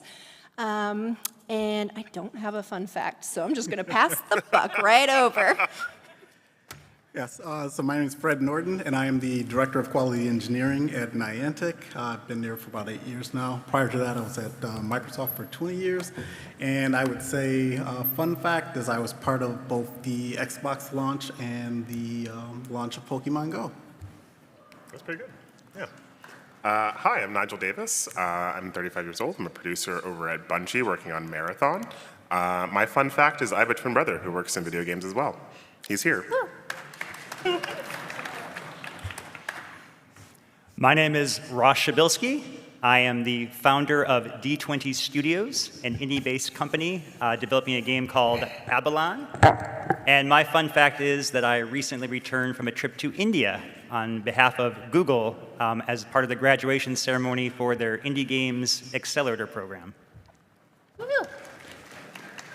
Hey there, my name is Kelly Baptista. I work as a game designer at Valkyrie Entertainment, and there's nothing fun about me. Fake news. Hi everyone, my name is Luis Hinojosa. I work at Xbox as a software engineer, and my fun fact is that I really, really like Final Fantasy XI. Well, thank you all so much for being here today. Just a quick note, we are going to try to save a few minutes at the end for Q&A. So if you have questions, hang on to those towards the end. And I do just need to give the quick caveat, we will not be sharing any company secrets during this panel. We are here to talk about networking, so if you came for super secrets, we have none for you today, sorry. But if you're here to learn more about networking in the games industry, we got you covered. Okay, so I think first step is how do we all know each other? So Fred and I worked at Niantic on Pokemon Go for many years together. Poor Nigel has been putting up with me for several years at Bungie for the last 2 years. Ross and I go back more than a decade. Oh, yeah. We worked at EA together when we were a million times younger than we are now. And then Kelly and I worked at Niantic, and I was part of her career change over to game design, but she'll talk about that a little bit more later. And then Luis and I met through mutual friends. So yeah, it's one big group of networking up here. I think we'll start with, how'd you break into the industry? Fred, do you want to go first? Sure. So I started at Microsoft way back in the day, working on Exchange Server. And after I did that for about 5 years, I was looking for something new to do. And this is also part of networking. So one of my friends who I played basketball with, who also was a developer for Exchange Server, was working on this game called NFL Fever. And he kept asking me every day, he's just like, hey, Fred, what's the rule for this? What's the rule for this? As he's trying to do the rules engine. And I'm telling him left and right all the rules because I'm a huge sports fan. And then once he found out that I was actually getting ready to leave Exchange and go to another group, he's like, why don't you come over here to games? He's like, you know everything about these sports games. And so basically, that's how I ended up moving over into games and breaking into the industry. Yeah, sometimes your passions can lead you into game, even if they're not games themselves. Nigel? I got into the game industry kind of twofold. First was I went to college for game design, and that did not pan out, and now I'm a game producer. But I did that, and it kind of got me my first job as a QA contract working over at Xbox, and then halfway through that, I was also doing some side gigs. I ended up doing a lot of observation work for esports and MOBAs, and so there was a position over at Bungie for this very weird, very niche person who needed to be able the ability to test builds, but at the same time capture gameplay, and I was like, oh, that's me. So that's kind of how I got my start, was just goofing off and doing some side work. So yeah. Ross? I started in 2006 as a hobbyist tabletop board game designer. And back then, Kickstarter wasn't as prevalent for board games as it was today. So a friend of mine encouraged to take my skills designing my game and create it as an online game, which I did. And I started my company in 2009 as a moonlight indie, also working part-time as a software developer. And from there, I made connections in the industry, showcasing at events like PAX. It was actually the Moki Flash Summit back in 2010, 11, I think, that I first attended and made my contacts there with the Adobe folks. And at the time, gaming in Flash was a pretty big thing, and so that's where I made my start. Kelly.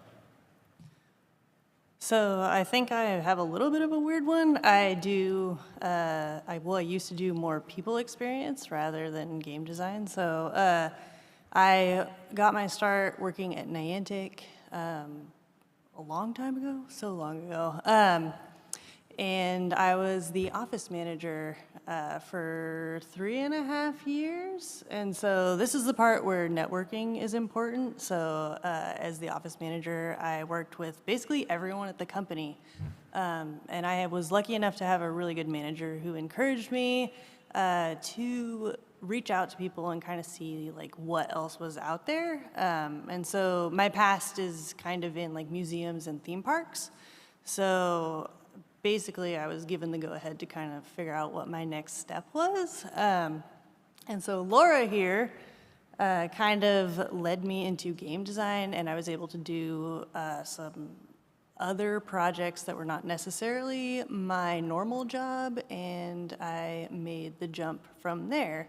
And now I've been doing game design for going on 3 years now, and I love it. Glad I tricked you into it. Luis. So my start was a little bit similar to what Kelly was just describing. In my particular case, I was working on an enterprise software at Microsoft, and a friend of mine recommended that I look for other opportunities because I was going to move internally, and he said, you owe it to yourself. You always like gaming. And it so happened that someone who used to be a mentor for me when I was a junior engineer, he and I got back together, we reconnected during the pandemic, and he was like, hey, actually, this hiring manager is hiring for something in Xbox, and I think you'll be a good fit. Send me your resume. And that made some connections happen, that got me the interview, and here I am. Awesome. Oh, I think I skipped myself. So I actually went to school like a nerd for video games. I went to the University of Utah. I was in their first cohort for grad school because I didn't know what I wanted to do for a living. So I was like, I'll just stay in school a little longer. So I actually, I thought I was I spent like 7 years studying to be an animator. And I got my first internship actually as an animator. And then they came to me one day and they're like, hey, we're trying to make this game more girl-friendly. Come to a game design brainstorm. Just come and give some feedback. And about 5 minutes in, I realized I was in the wrong career and was very fortunate that I was able to make the switch over to game design. So I've been doing that ever since. Awesome. All right, let's go to talking about a time networking changed your career. Ross, do you want to start us off on this one? Sure. So I mentioned earlier I started my company, launched my first indie game, and it did pretty good, but it wasn't good enough to quit my job and live the dream and all that kind of fun stuff. But adjunct to that, I decided to pursue other opportunities, particularly speaking engagements and just getting more involved in the community and game development. And so the funny story is that the game I was making had absolutely nothing to do with my long-term path in my career. It was the activities I was doing at these conferences, writing tech articles. Like I said, Flash was pretty big back in that time, and so I was one of the first pioneers to work on like the mobile GPU and the Air platform, which is the cross-platform for Flash. And so it was the result of writing these activities, writing articles and contributing things and networking with the folks that were at these conferences that I got invited to become it's called an Adobe Community Professional, or a game developer influencer. And essentially, I helped other people learn how to do the skills that I had been working on myself.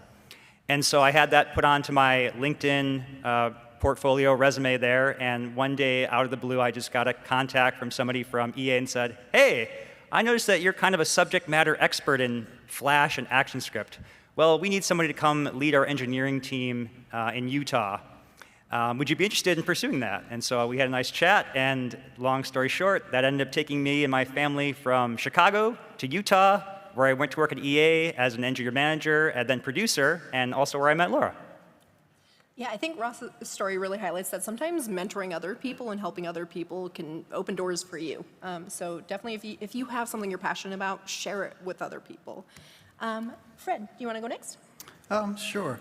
So I would say I used to work with another producer on one of our video games when I was at Microsoft, and networking with him all the time and keeping in contact with him. When I got ready to leave Microsoft, he had started his own company, and they were doing a mobile game, which was more of like an online betting game or whatever. But in networking with him, that's how I ended up coming to that startup. And that really changed part of my career because of the fact that I had never really worked in the mobile space. And even though that company didn't pan out, when it was time to move on to something else, at first I thought about going back to Microsoft, and then this company Niantic knocked on my door because they saw my mobile experience, which I wouldn't have had if I wouldn't have went to that startup, and that really changed my trajectory as well. Yeah, so that's one thing that I think is really important, especially if you're trying to break into the industry, is if you wait for the perfect job to come around, you might be waiting forever. But sometimes a really interesting opportunity comes up that might not be 100% the perfect fit, but it's a place you think you can go and you can learn and you can grow. And just getting your foot in the door through those opportunities can lead to that perfect job down the road. So be open to opportunities as they're arising. Luis, do you want to go? Sure. Thank you, Laura. I think the story that I'm going to share is a little bit different. This is not one time where networking was something I did, but someone else did, and that really changed my career. The program director back at my university networked her way into establishing a connection between my university in Mexico with Microsoft. And through her effort, she generated a bunch of opportunities for a bunch of people in her program to be able to apply either as an intern or as a full-time employee to Microsoft. And that really changed her careers because otherwise that opportunity as a new grad or an intern wouldn't have happened. So several of my friends who are in this audience and myself, the only reason we are living here in Seattle is because she networked her way, connected with Microsoft, and made those opportunities happen for us. So, yeah. That's really awesome. It's amazing when someone's there to help champion for you. That's very cool.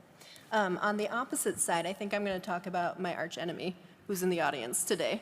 Chris Sides and I, who's in the audience, he's been on the panel in years past, worked with Ross and I at EA.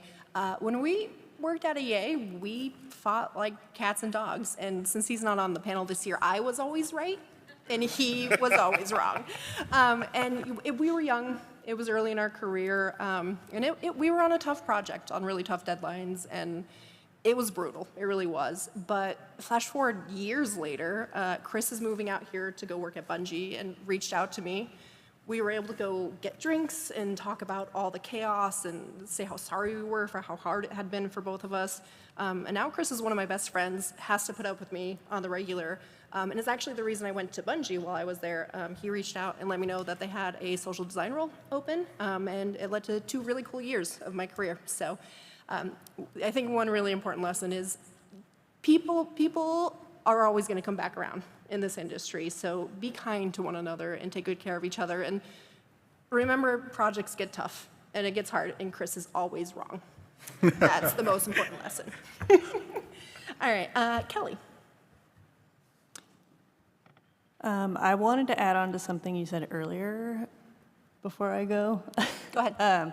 So if you are going to take something that is just getting your foot in the door, please be sure to not tell the people you're interviewing with that you're just trying to get your foot in the door, and always do your best work, even if it's not your ideal job.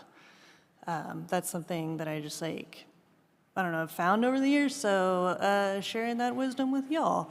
Anyway, so my networking story is, and I hate saying this even 2+ years later, when I was laid off from Niantic in the summer of 2022, everything felt hopeless because I had just transitioned into my career as a game designer. I was super junior, very fresh, and I hadn't shipped anything. So that was like a super daunting time, but all of the people that I had connected with at Niantic, were there to help me if I saw somebody who was on a hiring panel that, you know, they had a connection with. They would reach out and be like, hey, you know, I work with Kelly here. Like, she's super cool and a hard worker. And I also was able to even interview with Valkyrie because Laura knew some folks there. So it's just like a super good way to kind of get your name out there, because a lot of it is, you know, people don't know the kind of work you do, and it's good to have somebody who can vouch for you. Oh, side note, somebody that we all worked with at Niantic now works at Sony because I was able to refer her. So it's like, you know, a nice pay it forward kind of deal. So yeah, that's me. Yeah, I have definitely found in my career in those really tough times between, you know, layoffs and studios getting shut down, that the folks I reached out to and were able to help me were people that at different times I was able to help lift up and help out. And it never hurts to have friends who go to really cool studios that you stay in touch with. All right, I think Nigel. Yeah, my fun networking story. During my first kind of gig at Microsoft, one of my buddies I went to college with suddenly appeared in the studio, and I was like, what are you doing here? And he's like, I got a job here. And I was like, cool. And so we started talking, catching back up, and he's like, hey, why don't you join my D&D group? And I was like, yeah, sure, whatever, I'll join D&D group. I love D&D. And the next thing I know, I'm in this D&D group, and we're going really hardcore, super having a great time, and I know, next thing I know, it's like a year has passed playing with this group. And at this point, I'm looking for a new job, and I find that Bungie position, and one of the guys in our group, Jeff, was like, actually, I just got a job at Bungie. Do you want a referral? And I was just like, there's no way me reconnecting with my college friend to play D&D is gonna get me a job. And then it did. So make sure you're cool, like everyone is saying here, but also the small interactions that you do casually with people are also super important. I never thought playing D&D would get me a job, but now I play D&D with a really great engineer at Microsoft, a really cool person over at Sony, a really cool person over at Riot. Like, it's just a big group of people, so make sure you do take people up on casual hangouts. They're useful, so. Unfortunately, no. No open spots right now. No open slots at the moment. All right, so I think the true lesson of this panel is play D&D. Yeah, play D&D. Really, Absolutely. That's the secret. Awesome. All right, let's talk about a time you had to be bold and brave in your career, a time where you had to advocate for yourself. Let's start with Luis on this one. Thank you, Laura. So once upon a time, at one point in my career, my whole team was restructured and split over into several different organizations. And I was going to land in a position where I didn't know anyone in management. I had been trying to get a promotion for a while, and I was kind of worried none of that was going to happen. So I had a good relationship that I had been cultivating for a while with my then manager. And so I spoke with her, and because we had that good relationship, I told her, honestly, I'm feeling super anxious about this whole thing. I was as vulnerable as I could be, and I said, I don't need advice. What I'm really looking for is for some connections. Introduce me to people in this new org. I know that you cannot change this, but you can tell me who to talk to. Who are the people that I should be meeting? Who are the people that I should be speaking with? And she did. And within a couple of weeks, that anxiety was gone, and I had reestablished myself and my career in that new position because she was able to connect me with the right people. And those people are amazing. One of them became my mentor. And we ended up talking about, you know, stuff like work stuff, but also like the Final Fantasy concert that we both went to and stuff like that, and that was pretty cool. And that just opened a ton of doors for me. So, you know, being bold is being vulnerable, and having the trust of being able to say that to the right person is super valuable. Yeah, that's something I found in my career too. Having somebody that can be a trusted source for you to go to and help guide you through mentorship can be really important. And I think you'd be surprised to know some very senior people in the games industry have mentors of their own. It sort of goes all the way back through history. So mentorship is definitely a very important part of the industry, and it's something that I encourage folks to pay forward as well. Nigel, would you like to go next? Yeah, sure. One of the times I had to be bold, I guess, is when I wanted to become a producer. I realized one day my team really was disorganized and not flowing the way I would want it to. And I remember talking to one of my producer friends, his name is Samir, and I said, Samir, what do I do? I want to become a producer. I don't know how to do this. And so he said, okay. And so we started using our lunch breaks. He would sit down with me and go over very basic production ideas and flows and basic responsibilities I would have to do. And while I'm doing this, he's also talking to this producer of the studio and this other producer of the studio, this other producer of the studio. And next thing I know, there's like heads of production coming to talk to me, be like, Nigel, I heard you want to be a producer. Do you want to take some time and like grab coffee? Do you want to talk with us? And I was like, absolutely. So just by like me trying to be brave and like trying to be like, I have no idea what I'm doing, but I really want to help, people were willing to come out of the woodwork and help me. A lot of people think asking for help shows weakness. It's not. And in games, I say this constantly in our stand-ups. I say, don't suffer silently, suffer very loudly. Because people can't help you if they don't know you need help. So that's probably mine. That's amazing. Yeah, it's hard being vulnerable, right? It's hard admitting that you need help or that you have questions about something that you don't know. But I mean, I think the biggest secret of the industry is none of us know what we're doing, and we're all just sort of making it up as we go. So I think the majority of folks in the industry are always going to be really happy to share what knowledge they have figured out and be a part of that experience for you. So be brave and reach out to folks when you have questions or if you need advice. Fred. Yeah, so I would say probably, I've had many times, but one of the first times was I started off as a test lead on NFL Fever. And at one point we got to about to ship and we're going into the next year. Our executive producer was leaving the company. And so we were trying to backfill that position. And so I remember doing a lot of the interviewing and like all the other stuff. And finally, you know, people were just like, hey, you've been doing this job, basically. And I was like, yeah, I have been doing this job. And so I remember going into our GM and I was like, I don't know why we're looking for an executive producer for NFL Fever. I was like, I'm here. I was like, I've been doing the job. I've been doing my job, this job, all these jobs. And so in doing that, everyone kind of looked and they were just like, yeah, you have. And so then that was my first time being a producer on a video game. Outside of that, I've also done that several other times, you know, moving into a product manager role for all of Connect Fun Labs.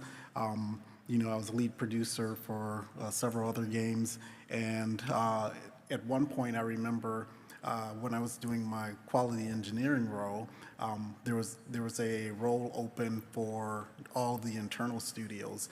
And I remember my current manager really was just like, well, you're not advanced enough. You've been doing small games here. You can't do take over like all the studios. And I remember I specifically went over to Bungie. I talked to them. I talked to the people at Ensemble. I talked to Epic.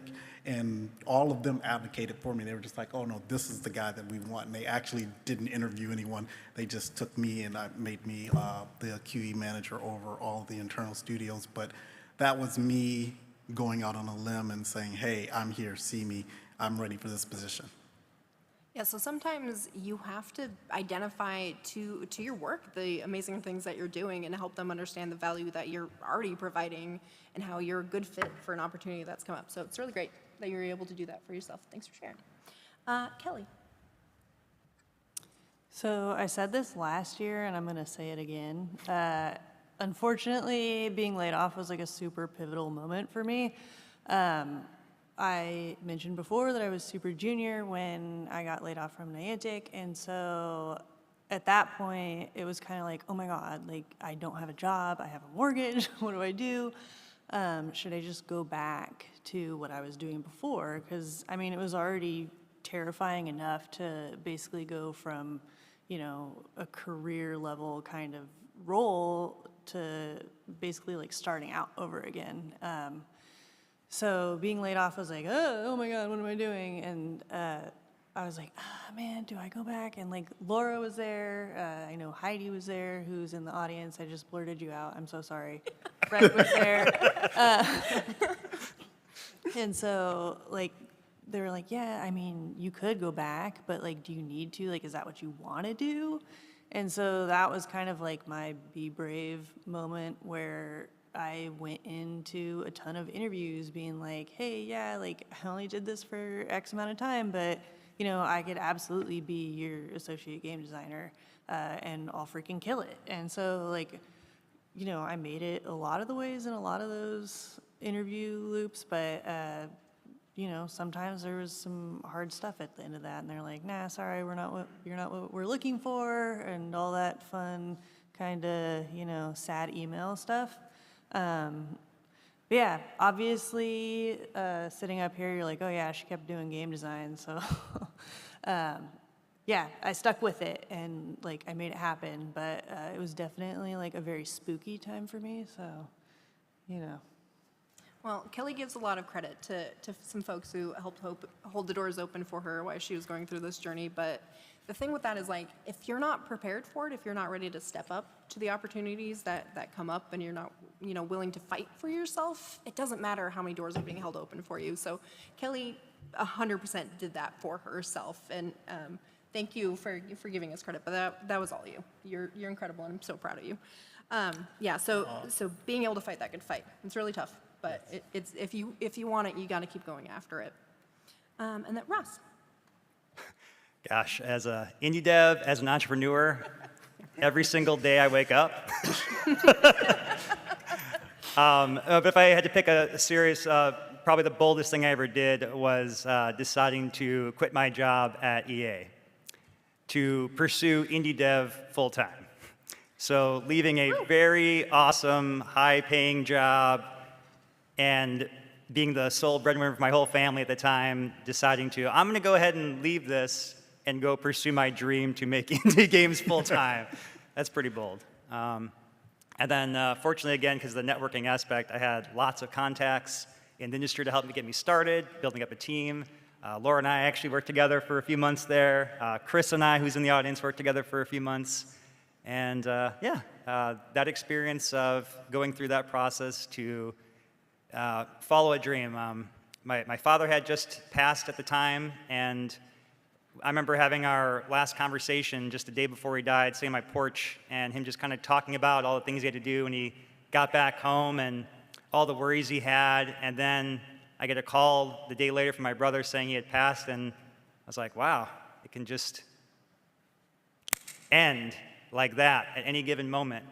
So why should I sit idly by when I have the rest of my life to live and to do something I really want to do? So I encourage you, if you have similar thoughts or feelings, remember that the future is not always there. It's not guaranteed. So take that time, be bold, and do it today. Awesome. That's an incredible story, Ross. Thank you. Thank you. And I will say, I don't know anyone who has a more work ethic or hustle than Ross. He has been working so hard, and he's been incredibly kind to the people around him, too. When he and I worked together, I had just lost my job at EA, didn't know what I was doing or where I was going, and he let me hang out with him for a couple of months while I found my footing again, and that was really helpful. So if you are interested in the indie world, try to snag some time with Ross after the panel and get his thoughts. Okay, so I think for me, I learned a really rough lesson early in my career. If you work at one of the bigger corporations, a couple of times a year they have you do this thing that's called like a self-review, and you write down all the things you've done. We were crunching. I didn't have a lot of time for it. I wrote a couple of bullet points down and submitted it. Flash forward to when your manager comes back and tells you, you know, did you get the promotion? Did you not get the promotion? My manager at the time decided that despite the company having put me up for promotion, that he was going to deny it. And the reason being is he brought up my self-review, and he's like, I can't defend this promotion with 3 bullet points. Like, you don't even think you deserve this promotion. And there's a lot of other ways I could have learned that lesson. There's a much kinder path to this lesson. But what was good about it is it meant that for the rest of my career, I knew I needed to keep track of my own value, that I needed to be able to share and justify and point to all the amazing things that I'd done every 6 months or a year, depending on the company. So I think that's one really big thing is, like, once you do get your foot in the door, once you're in the industry, keep track of everything you're working on. Make a list, even if it's just a bullet point list for yourself. So when those big, you know, annual reviews come around, you can look back at all the amazing things you've done and share it with your company and show how proud you are and how hard you've worked for them. So I think for me, that was a really big lesson about advocating for myself and being bold in the way I approach what I've accomplished. So hopefully y'all can learn that lesson this way instead of how I went through it. So this is going to be a surprise question, but I want to come to it. But do you guys have any advice for when somebody is seeking mentorship or trying to connect with you about what has been really helpful when somebody reaches out to you? Or, you know, if you meet with somebody, what can they do to really take advantage of your time? So I know for me, one thing that's really helpful is if we set up a meeting and are chatting, come with questions. Come prepared with the sort of things that you're looking to get from me. I'm always happy to just hang out and have a chat, but if you're looking to get something career-wise, show up with that list of questions and what you're hoping to get out of that time with that person. Does anyone else have advice on what to do? Kelly? So I think a lot, like, I absolutely agree with Laura. Come with questions. There needs to be like a reason for it. Although I also feel like sometimes the best mentors come by surprise. Unfortunately, Heidi's gonna get called out a second time in the audience. It just, I think a lot of it can come from being genuine in the role that you have and like making connections with people, which is like the networking part of this all over again. And just like having a genuine interest in what you're trying to do. I think people can absolutely tell if you're coming to the table with something that's not real. And so going to somebody and just being like, hey, be my mentor is oftentimes not exactly going to work. And so, like, yes, absolutely, of course, that can happen that way as well. But a lot of the times, like, the people around you, like, you can always learn something from the people around you. And so that's just kind of how I've found myself as the mentee. And even in the past, like, you're like, oh, yeah, I've been giving this person advice for a while. Like, I think they rely on my kind of insight on this stuff. So, yeah, just the whole be genuine and don't like, it's not like a take-only relationship. It goes both ways. So, yeah, I'll end on that before I start like blathering. So, whoever wants to go next, hopefully that was enough time for the surprise question. Ross? Have an attitude of gratitude. Very important. If you get time from one of us, it is a gift to speak to someone who's got experience you can learn from. So come to it with, curiosity, eagerness, excitement. Definitely don't schedule it during a time when you're going to be on the phone eating your lunch, or don't be late to the call if you have the honor of getting a call with somebody. It's very disrespectful to their time. Make a really good first impression. And, know thyself. Come prepared with some thoughts on, who it is that you want to be, where you want to go, what's your vision for your own future. Because the way you can get the most benefit from us is to help communicate that. That's kind of the first step in the journey. And where we can help provide assistance is showing the pathways for the resources and the steps you need to take. And the other big thing I'd say is have an attitude of give to grow. So a lot of the things I'll typically mentor folks is about, they come to me asking, what can you give me? What can I see? It's all about what you're going to get without having earned any place there. And what I find is the most effective path toward establishing your career is asking yourself questions of, what can I do to help? What can I do to contribute to others to help them succeed? And if you come with that kind of attitude, gratitude, and give to grow, you're going to find lots of doors open for you. It's like karma, okay? And what goes around comes back to you tenfold. So keep that in mind. Awesome. Anyone else want to jump in on this one? I'll jump in. I've had a lot of conversations with folks who are like, I want to get into games, it seems fun. And then they'll tell me, I'm like, okay, so what do you want to do? And they're like, art. And I'm like, that's broad. You need to go more specific. So please do your research before you chat with us. You definitely need to talk and know what kind of roles there are. For example, if you say, I want to do game design, cool. Do you want to do level design? Do you want to do systems design? Do you want to do social design? Those are very different things, and you need very different skill sets for them. So make sure you do your research before you do come talk to one of us. I'm not telling you need to know everything, but at least an idea of like, hey, I would really like to make people play together more, or I would really like people to grind the games that I make really hard and make sure you know what questions you need to ask so you can get there. Yeah, and I would just say, just remembering, to be respectful of the time and knowing that they have limited time, coming in with like clear goals and telling them exactly what you want to do and like having some things in mind really helps. What you don't want to do is come in and you don't really have a path and you're kind of looking for your mentor to kind of guide you and push you into all these different paths or whatever. That's not really the job of the mentor. Your mentor really is to help you get to the next level where you want to go, but you got to know where you want to go before you seek out a mentor. Awesome. And yeah, go ahead. One more thing that I'll add, because what everyone said is already amazing and so on point, is that mentors are not only the people here at the panel or someone who is more senior in your career or life. You can have a reverse mentor who's someone more junior that can teach you something that you know anything about. You can have cross mentors who are people who are your peers who can help you grow as you help them grow, like Kelly and everyone else what we're explaining before. So when you think about mentorship, think about it as forming bonds with other people, because that's really what it comes down to.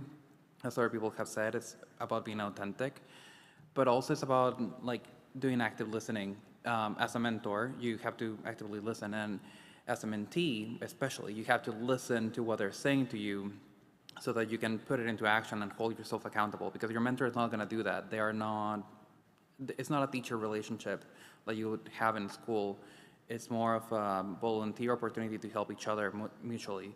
So yeah, I think there's a lot of like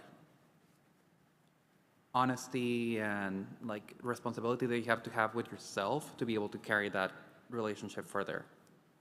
Yeah, very cool. I think one thing too to keep in mind too, if you're reaching out to somebody who works in the industry, a lot of people are crunching and really busy. So if somebody forgets to get back to you, it doesn't mean that they don't want to talk to you. It just means that they're overwhelmed and they're running a million miles an hour. So yeah, I think be kind and patient if you're reaching out to someone. And if you don't hear from them for a while, maybe send one more follow-up message a couple weeks later just to see. But just know that like folks get busy and crazy, and it doesn't mean that they don't want to be there for you. They might need a reminder nudge. Don't send 10,000 reminders. That like one follow-up is great. So thinking about networking, I think one important thing is to talk about the tools of the trade, how we all network together. For example, everyone's least favorite social media platform, we all have to be on LinkedIn. Does anyone want to talk about tips you have for different platforms that you use to network and stay connected? I'll give you one extra platform that I found surprisingly effective that I didn't see coming, Reddit. LinkedIn's the go-to for sure. If I'm looking for new hires, I'll go to LinkedIn, but I've had a lot of success recently with finding folks on Reddit. There's a number of boards you can join, essentially Hungry Artist, Hungry Game Dev, all kinds of different ones. But I'll go there because I like finding people that are passionate enough to be creative and find those kind of outlets, and the folks I get there are just supercharged. LinkedIn is interesting because I found kind of the opposite. It's more like there's a lot more entitlement there. Like they just like put the resume in like, all right, just give me the jobs. And on Reddit, it's like they're like, no, come on, what can we do to convince you? So that might be somewhere to go if you're not having traction on LinkedIn. I've had a lot of people from my team I've hired from Reddit, so that's a good one. Yeah, that's a really great resource. Yeah, and so I'll speak a little bit to the LinkedIn. So being the passive entitled person does not work. Part of what you have to realize, for instance, like if I post a job tomorrow, I will see like 300 applicants within the first day that I post it. So you have to figure out how to be seen. A couple things to do on LinkedIn. Number one, anytime a recruiter reaches out to you, even if it's a time when you're in a position where you're just like, I'm not really interested, always respond. That recruiter that you were talking to in that job that you wasn't interested in, all of a sudden, you're just like, oh, I want to go to Bungie. And all of a sudden, that recruiters move like everyone else. It's that recruiter that you ignored, and they're just like, I don't want to talk to this person. They ignored me when I was at company X. Now they want to talk to me. So make sure you always do that. The other thing is a lot of times, if you see a position, it's kind of a trick of the trade. If you see a position, if you can figure out who the recruiter is, even if you're going to apply for the role, just look at that recruiter's profile. What ends up happening, that is their job, is to find good applicants. And so when they see that you looked at them in their profile, they will look back at you. So it's like you've kind of presented yourself without even presenting yourself. And so those are some of the tricks of the trade as far as LinkedIn. Yeah, and I think with that, it's so I think the recruiter thing, especially like when they reach out, it's okay to say like, hey, I'm so sorry, I'm not on the market right now, but I'd love to stay in touch. And like Fred said, they move as often as any of the game devs do, so you never know when they're going to end up at your dream company. So just that really polite message, like acknowledging that they reached out and staying in touch with them, can make a really big difference. Recruiters are your friends. They're there for you, and they're there to support you in your journey. So yeah, recruiters are a really great way to stay in touch. And treat them with the utmost respect and kindness. Yes. My wife is a recruiter. I hear all the horror stories of candidates and the experiences she goes through. But yeah, you want to make good with that person because, and you never know, like it's a very small industry, and chances are highly likely you're going to encounter that person again at some other thing. So show up to meetings on time, communicate clearly, be grateful for the opportunities you get with them, and yeah. And make sure you respond even if they reject you. Yeah. And then one more thing, as far as like making sure that there's times when you will apply to a company and you can look at that company and you can see if there's people that you've worked with before that are at that company. A lot of times, if they worked with you before, they will offer to give you a referral. Most companies, if you get a referral from an employee inside the company, you're at least going to get a first round interview. Without that, you're basically just cold knocking in there. They're screening through, they're looking for certain buzzwords, they're looking for a lot of things, and you may not even get that interview. So I would say make sure you use your network. Yeah, and one thing I want to emphasize with that too is I cannot emphasize enough, if you're applying somewhere, check your network before you apply. Every company has a different referral process. Some places you can do it after the fact. Some places, if they've already applied, you can't do anything about it. So before you apply, look at your network and see if you know anyone who works there. Don't wait too long, right? Because jobs come and go in terms of posting, but do that initial reach out to see if there's somebody in your network who might be able to give you that referral. And yeah, I think Fred's right. Most of the time, folks are happy to put that referral in for you. Other networking platform tips? One I have for a lot of people, especially people who work with more visual stuff, is make sure there's an easy link to everything you do. I can't tell you the number of times I've seen somebody on Twitter post me and be like, hey, would I be a good fit for this random position? I'm like, I don't know, dude. You don't have any kind of portfolio that I can easily see. You need to have your work like I can see exactly what you've done. There's a reason why a lot of us put our titles and stuff in our Twitter bios or whatever, just so people know exactly what we're doing. If people don't know what you're doing and they can't find out it quickly, they're going to probably pass on you and go to somebody else. So make sure that stuff's easily found. Yeah, awesome. Luis? One thing I was going to add is make sure that you are reachable by other people. And by what I mean by that is that if all your profiles are closed and you don't check the email very often, and that's the email that you gave to recruiters, and all of that is like isolated, then it's gonna be hard for you to like get noticed and to notice things that are coming your way. That's on the technical side of things. The other side of that equation is that if you do make the connection with those recruiters, make sure that you are touching base with them every so often. And if you're going to have a conversation, don't say, no, I'm not interested at all. Say, hey, how about we talk again in 6 months? And they're going to put it in their calendar, and they're going to send you an email in about 6 months. And then you can have another conversation. And you can start building those connections and have casual conversations from that.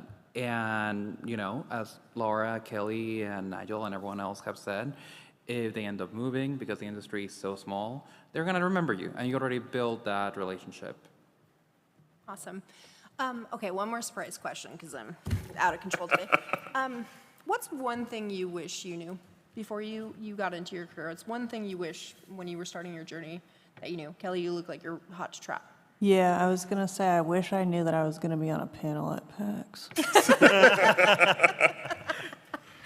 I think for me, I wish I knew that everyone suffers from what they call imposter syndrome, which if you don't know, it's that feeling where you land the job and you get it, and then you're like, I have no idea what I'm doing. Did I trick them into giving me this job? I've never game designed a day in my life. And the truth is, almost everyone suffers from it, even folks who've been doing this for 10, 20, 30 years. So you get into a new job and there's this split second of, yeah, you think you've somehow fabricated your entire life and tricked everyone into giving you the job. And imposter syndrome goes away with time. And even the people you admire, even the people who've made the games you love more than anything in the world, at some point in time in their career, they've suffered from imposter syndrome. So if you're going through that, just know we've all been there, we might be there right now. And it passes with time. So that is a very normal feeling to be experiencing. Brett? Yeah, I would say the one thing that I wish I knew before I started my career is that you are a brand and you should treat yourself as a brand. I've talked about this in past panels, but I always talk about building like brand equity. And what I mean by that is, for instance, when you show up to work late, that becomes part of your brand equity. It's like, this is the person that always shows up late. If you're that person who delivers and over-delivers, over time that becomes your brand equity. For example, I would say, and you have to build that. So for example, I would say if you look at a company like Nike, way back in the day, Nike, they built their brand. They had a lot of brand equity. Here comes a shoe company called And1 a long time ago. They were like snipping on their toes and they were really about there. And they had this dunk contest where basically their star athlete blew out his shoe. And1 never recovered from that. Fast forward, if you remember, it was just a few years ago, Nike had the same thing happen with Zion Williams. But the difference is they had built brand equity, so people were just like, this is off-brand, and so they're willing to forgive them as opposed to the other company that hadn't built that. So it's the same thing at work. You'll have two people, for instance, we'll say, Laura, who's never late with anything, but let's say she missed a deadline. Her manager is more likely to be like, you know what, that's really not Laura's brand. It's like, this is a one-off, as opposed to someone who hasn't built that brand equity. They're just like, oh, this is a bad sign. So make sure you treat yourself as a brand. Always think about building your brand equity. Yeah, I think that's a really good tip, and it's a good thing to start thinking about early in your career, for sure. My serious answer is that I wish I had known to not give 150% of myself to a company. Work-life balance is extremely important, and just taking care of yourself will make sure that you can do the best work you can do without making you burned out. So don't burn yourself out. Take care of yourself. Have that work-life balance. Play video games in your spare time, but don't overdo it. Yeah, absolutely. Work-life balance is super important, and it's important to take care of yourself. I'll add to that one too, actually. That was a really good one. It struck something for me, which is don't give 150%, not just because it's not good for work-life balance, but you don't get rewarded for it.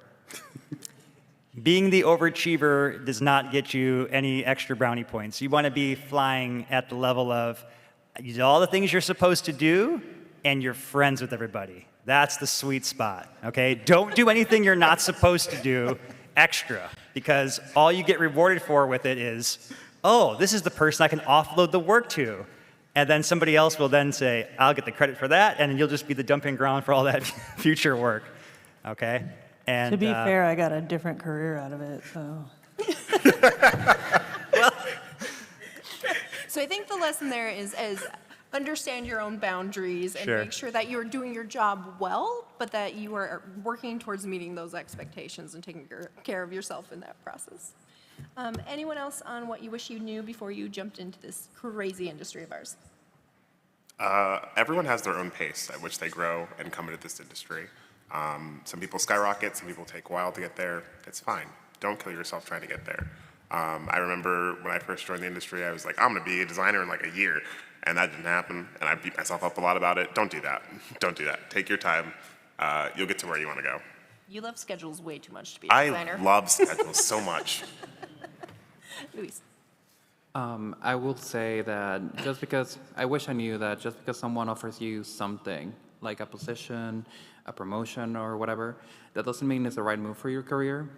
It might move you further ahead in a path that is not the right one for you, and that's something I wish I knew, because then you have to make a stop, evaluate, and pivot to get to what you really are looking for. Awesome. All right, we've got one more topic, and then we're going to switch over to Q&A. The last topic that I wanted to talk about is the importance of being a part of your local community, and there's a couple of different ways to do that. There is, and because I forgot how technology works and that we could have had a slide with this information, the panelists will all have this piece of paper with them that you can come take a screenshot of that'll have this information on it. So there's the IGDA. That is one organization that is pretty prevalent throughout the world, so definitely check out your local chapter of that. There is also WIGI, which is a women's organization for women in gaming. Again, lots of chapters throughout the country. If you're local, there is the Eastside Industry Night. They meet on the first Tuesday of every month at Zulu's in Bothell from 7 to 10. So that happens every single month, and we have their contact information up here. And then there's also the Seattle Indies. They have a Discord that you can join and connect with some really great folks on there.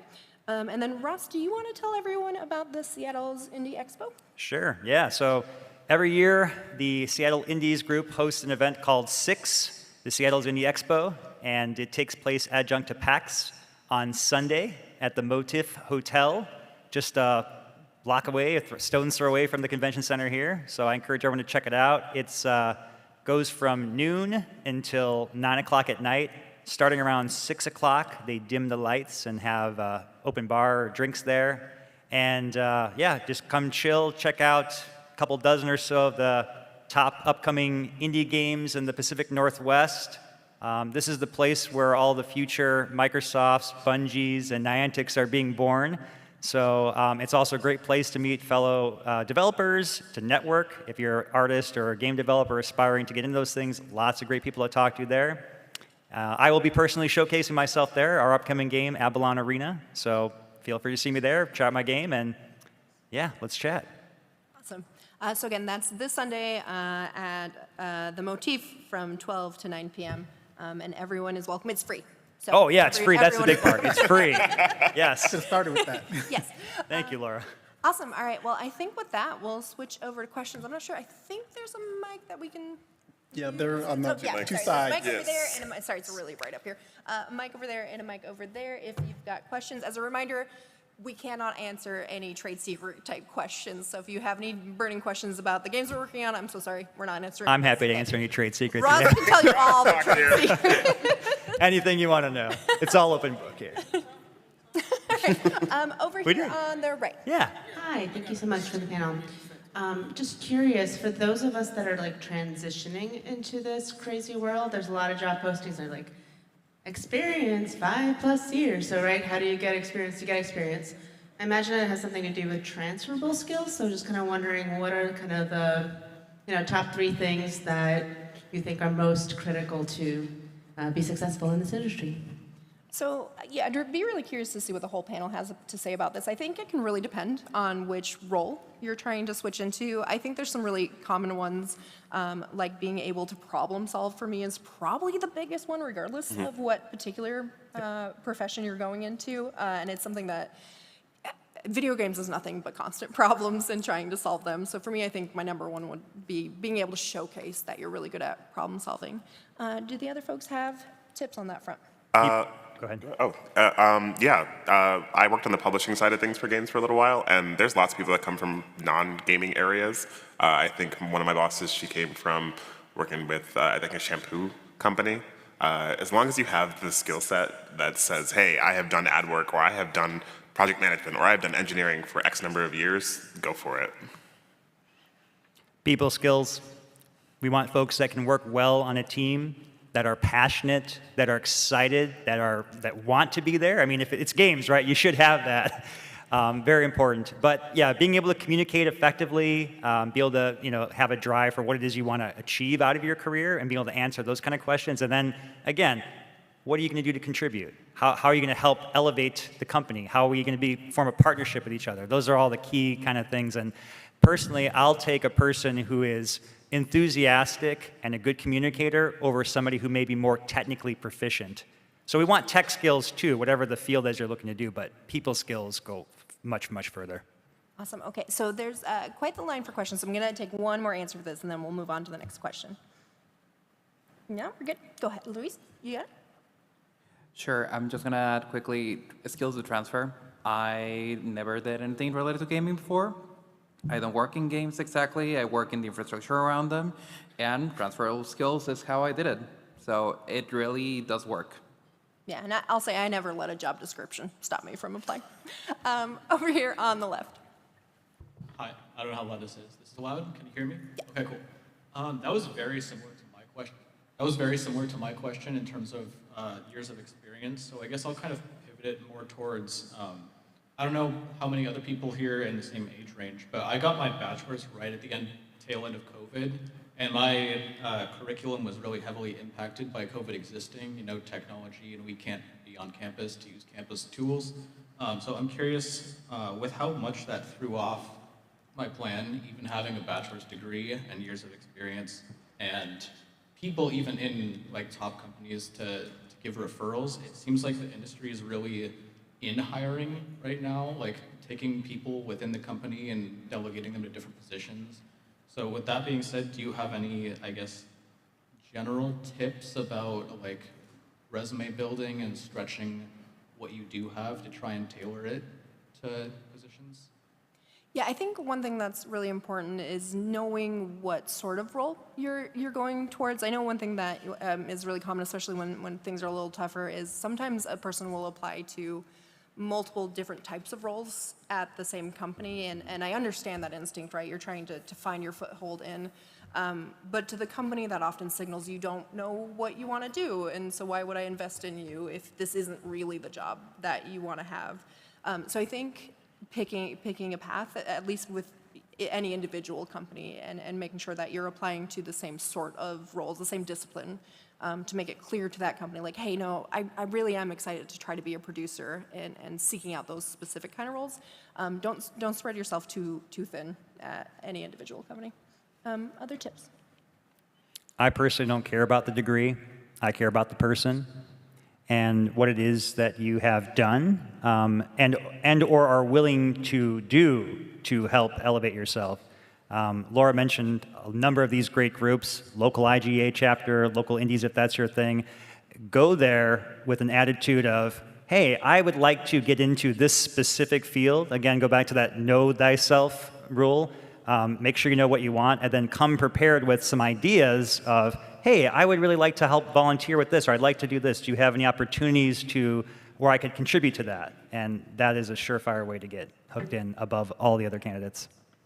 I feel like this is going to be the last bit because I'm watching the timer, but there's also a really cool resource called the Indie Game Academy that has a lot of people who are basically trying to break into the industry, whether that be indie or big old corporation guys, but they have classes and also game jams occasionally, so you could look into that and work on networking with people there.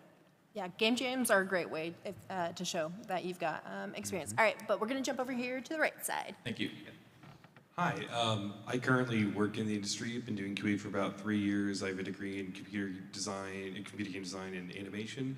I want to transfer, do a lateral move, and I know that a lot of you folks have done that. Given somebody who has a background in QA, do you have any advice that somebody like that, in my position, might have if you want to go from QA to design or QA to narrative? What is it specifically that you want to transfer into? Narrative designer is the ideal role I want. Okay. Yeah, so I think, go ahead, Fred. So what I was going to say is basically, especially if you're already in a studio and you're working, a lot of times you can partner with a person who's already doing that, and there's some stuff that's maybe a little lower level for them that they will give it to you, and it's kind of a proving ground, and you can kind of learn and improve yourself that way. That's always a great path, is to be hey, such and such is a designer. It's I really want to get into design. It's can you help me? And they'll say, well, I have all this work. And it's like, well, here's a little thing that you can do here. And it's like, oh, you did well on that. Here's something else you can do. And that's a way to kind of prove yourself and shift into another role. Yeah, that was what I was going to say as well. Find somebody who's at your company that you can go to. I 100% made Kelly do a bunch of tasks I didn't want to do when I was getting her to switch over. Exactly. It was really fun. Okay, so I think, unfortunately, we're about to get the signal that we've got to wrap up, but we will be outside of the panel for a little bit to chat if folks want to connect out there, and then, yeah, we'll have that, because I'm apparently from the 80s, we have a piece of paper with some information you can come take a screenshot of. Thank you so much for attending, and please connect with folks. If you found anyone interesting, reach out. Thank you. Thank you. Thank you.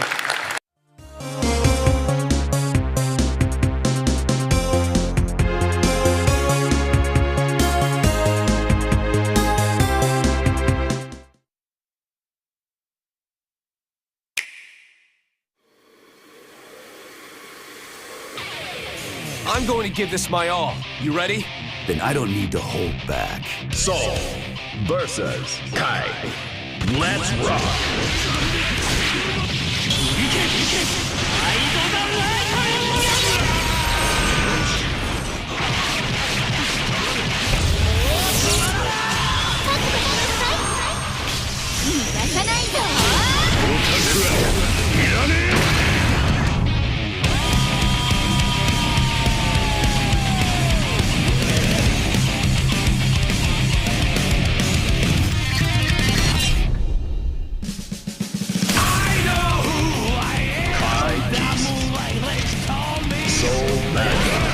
At least you're enthusiastic. Give me a moment.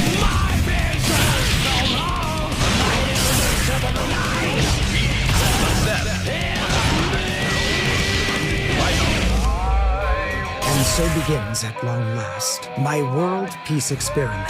Can we just kill him together? Are you ready?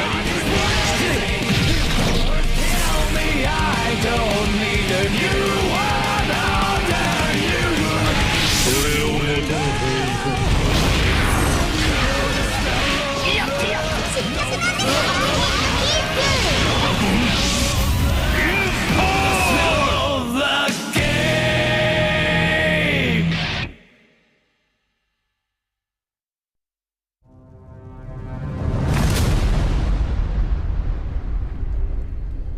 I am bound, diminished, imprisoned in this wretched cage they call paradise.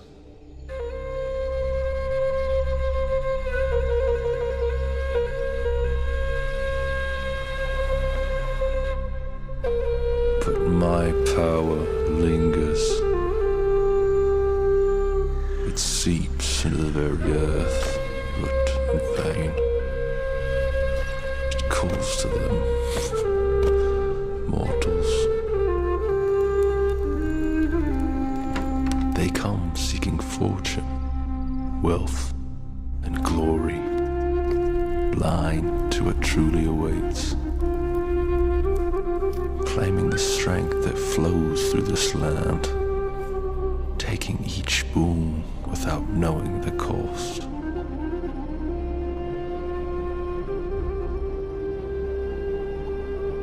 You are the key to my freedom. Your souls fuel my return. Soon, I will rise again.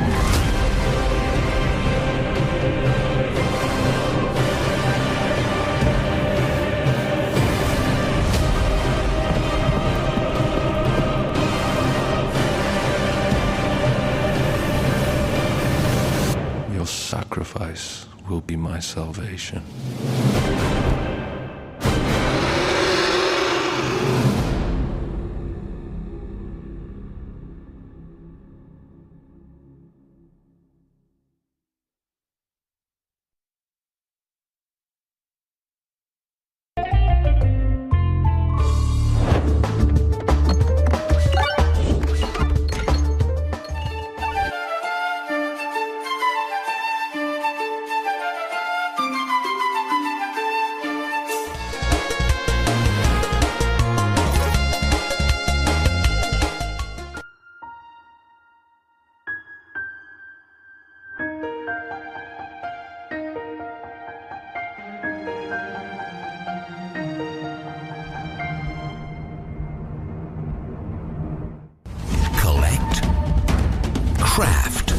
survive.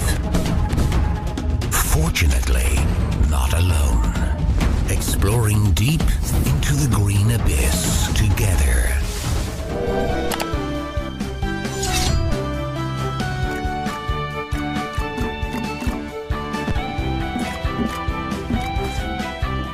My weapon. Full radar up.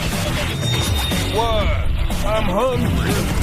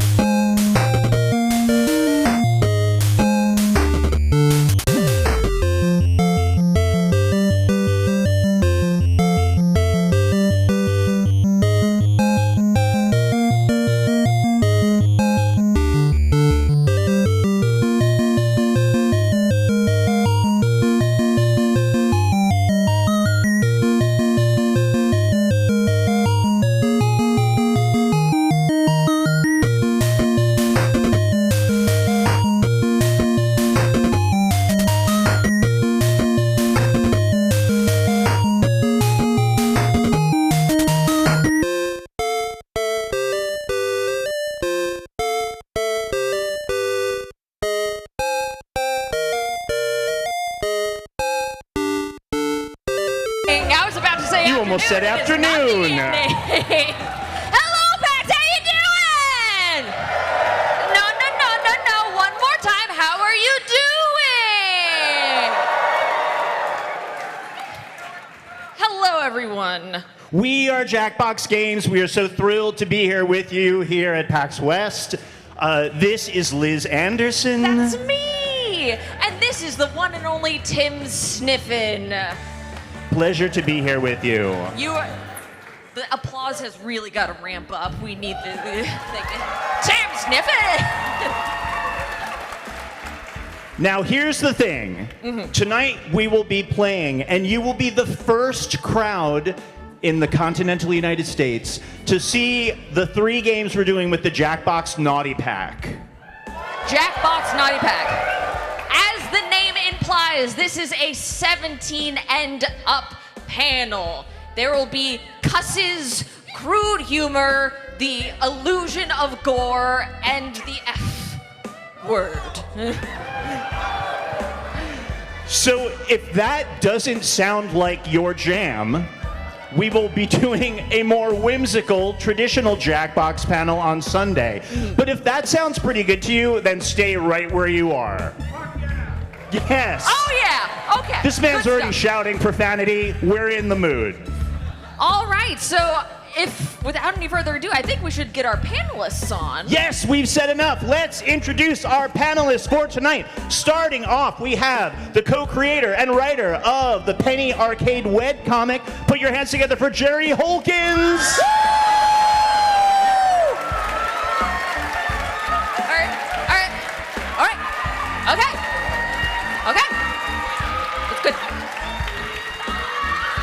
That's good heat. That's good heat. Screams of delight. And next, we have cartoonist, writer, and performer Chris Strove.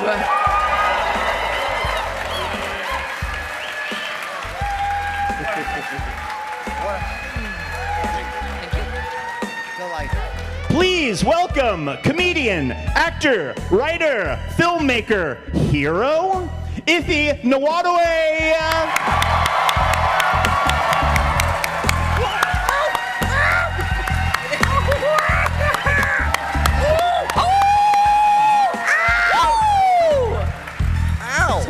I would like even more increasing energy for event manager at Penny Arcade and also truly the nicest person I've ever met, Laura Stringer!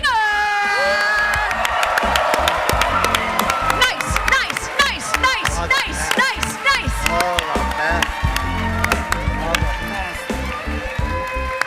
Here we are. Delectable, delightful. And finally, rounding out our panel, we have artist, writer, and Strix the Trash Witch from Acquisitions Incorporated. Put it together for Holly Conrad.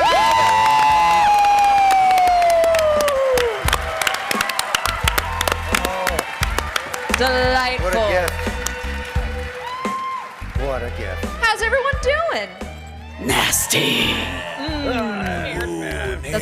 That's a good energy to start with. Yes. All right, well, panel, while you get yourself situated on Jackbox.tv, which is how, if you're not familiar, who here is familiar with Jackbox games? If you're not, which is unlikely, these are party games that you can play with your phone as a controller or your laptop. All you need to do is go to Jackbox.tv. Okay, we're in it. You got a It's real happening. sexy owl behind you, Liz. I'm going to get the information out despite the butt behind me. Jackbox.tv, our panelists are going to be playing Dirty Drawful. This is, what would you say this, what type of sequel is this? A way to describe this, forgive me if this gets a little technical, it's drawful, but dirty. Yeah, okay. So, yeah. Drawful's a drawing game. You're given a prompt. You have to do your best to draw it. There's no eraser. If you're not familiar with the Drawful games before, everyone else tries to guess what it is. This time, we just got a little more wild with the prompts. All right. And there's also, if there are any real Jackbox heads here, Dirty Drawful is another perversion because there is an erase button in it. Oh. I apologize, but these are the things that one must do. So our panelists have already joined, but if you want to join the audience and influence the votes, you can use the room code right here, jackbox.tv, NDTH. Join the audience. And until they finish their... Boy, okay. It's really hypnotizing, isn't it? I can help Laura. We may have a thing where Yes. Holly didn't get in, No. and someone in this room is in Yeah. instead. Yeah. I got distracted. I got distracted looking at the owl dance. I'm sorry. No, that's not a good idea. On this owl, though. I think Yeah. There she goes. My God. Maybe we redo. I think Holly got distracted by the sexy owl I did. and didn't join in. Oh, she but- was tantalized. Oh, Ah, I there's did. I Holly. got it. It worked. I fixed it. I fixed it. Thank you. We're I like in. the owl. I'm sorry. I'm sorry. Is she in? It's their fault. We're in. Nice. Locked Okay, in. problem Just solved. ignore Locked me. in for greatness. You're doing amazing, sweetie. Oh my God. Of course. We can see we're already getting a little racy with the avatar portrait. This is too much. Already, it has not started, and it's too much. You've made a nice little mushroom man. Little... This owl's got a fat ass. Oh my God. The ass is fat. Yeah. Listen, that's not me saying it. Look at the owl. She's It's been a nasty- communicating. Yeah. Is it fair to say you can't stop looking at the owl? Yeah. Well, something's happening. Something brand new. An awakening will happen for a lot of folks tonight, and that's fine. Just be awakened. We are very close. Oh yeah. Oh yeah. It's getting sexy. We got one more avatar, and I have a good Yeah, we're feeling starting it's going to off- be we're worth the starting off wait. sexy. I'm feeling the mounting tension. No, we're gonna get. Okay, Yeah. I love this. All right.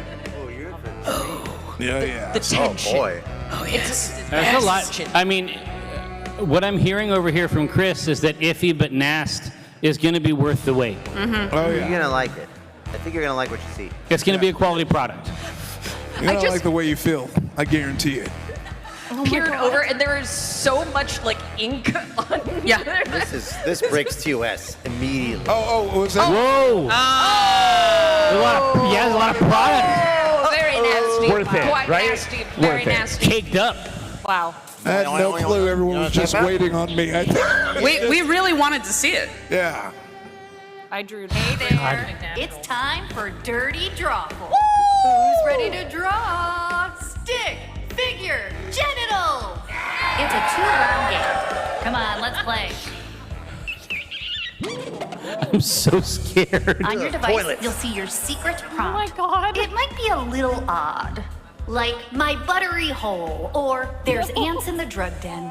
Draw something on your device that would fit that title. When you're done, hit submit. You'll get points for each player that guesses your prompt correctly. I don't even know what You this can means. do it. Sorry. And to our panel, I can say, if your prompt is just, you're like, I can't do this, there is a little give me a different one button at the top that you can use once and only once. So what's going on now, if you're new to Drawful, they've all been given their prompts and they're doing their very best to draw them, make some beautiful artwork for you. With the nipples out. And yes, the Drawful Owl has some exciting new outfits in this version. Have you ever left your pencil in the turlet? I know I have.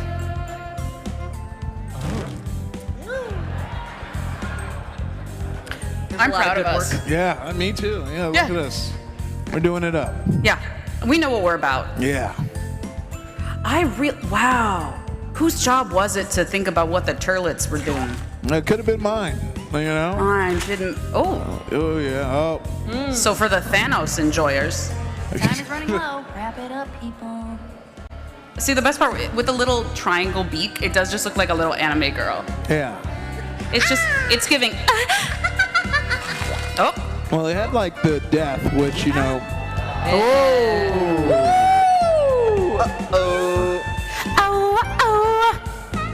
Tim, who is responsible for all these drawings of Drawings these are in. lovely Some owls? of them are very bad. Let's take a look. The artist.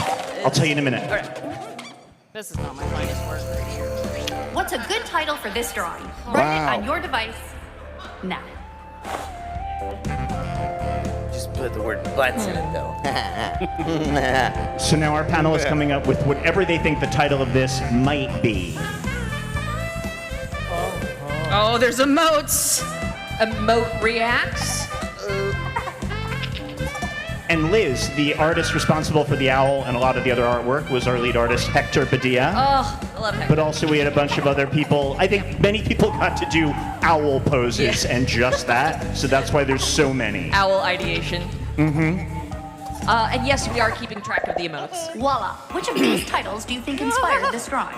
That's me. I'm doing that. Claw machine for pill bottles. God. I always love it when there's one that's like, ooh, but it could be the prompt, but it might be too fiery. Let's check out the results. I'm feeling good. I'm feeling right. Oh. Hey. Nice. If you got him. Yeah.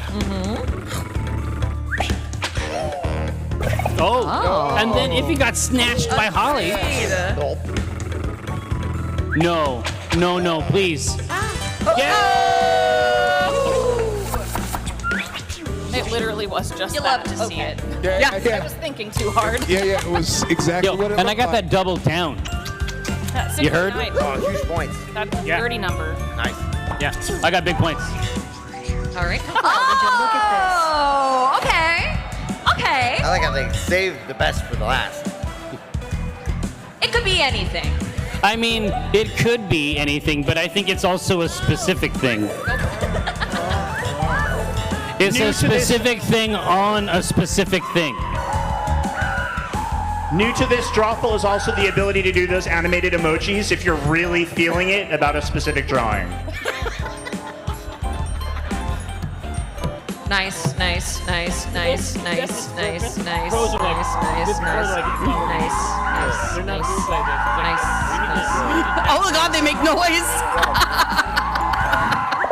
And here are the options. Okay. Girth Master. Oh no. Oh my God, I should make my name Girth Master. Well, it's a struggle for me. I think they'll believe it. All right, that's pretty good. All right, let's see how this all shook out.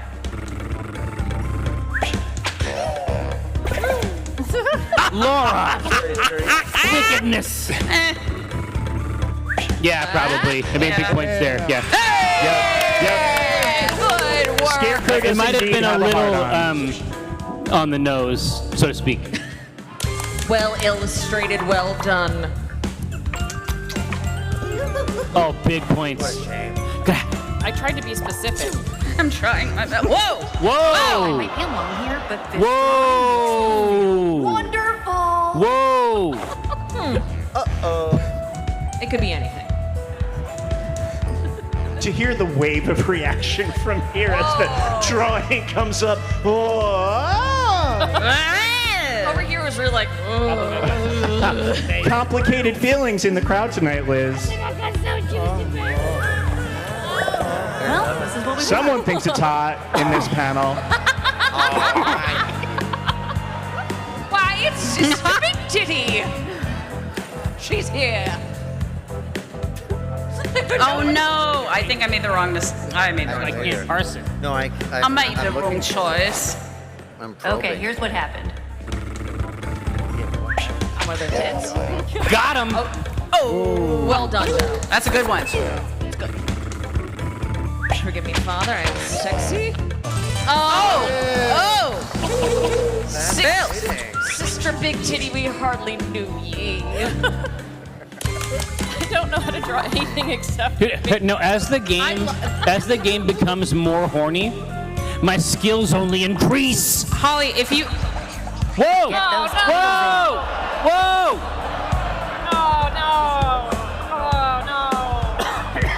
Are you booing? Yeah. What? You're booing the butthole? human Is it body is a because people beautiful can tell thing. what it is? We're hitting every part of the body. What the fuck? Like this is Everyone's freaking out. This is just a tooth that threw up. Yeah, it's a tooth that threw up. Everyone Absolutely knows. We all have seen it before in real life. I am going to talk, after this picture, I'm going to talk to Ryan. And I'm going to make sure he knows what's happening in here.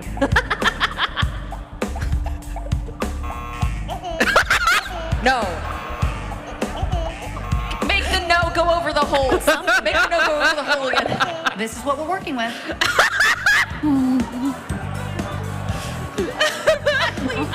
But Doctor, I am Pagliacci. This That feels is targeted. so good. Excuse me, can I take a picture of this and say it's harassment? Oh my god. Did you know when someone finally showed me Goatsy, I was like, oh, I saw that. Oh, I knew what that is. Oh, I grew up with that, It's yeah. just a prolapse. Let's see what you did. So upset. Oh, god damn it. It does look like a bird of paradise. God damn it, Holly. You witch. I don't even care about points at this point. I'm just making. It could be Pagliacci. Oh, got him. It's so much better. I'm so sorry. I'm so sorry. Okay. I'm so sorry. I'm sorry. I just know what a tooth with nausea looks like. Yeah. Upsetting. Oh my god. All I want is first place. Is that so much to ask? Oh, And here's this one. Oh. I literally can't tell. Oh.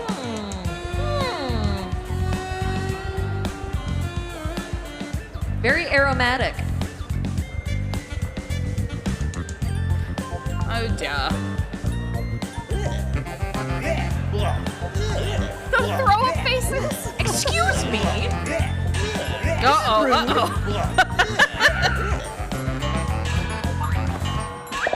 Ooh, there are some pretty good options here. Well, there's one. Oh no, it's really good. Oh no. Oh.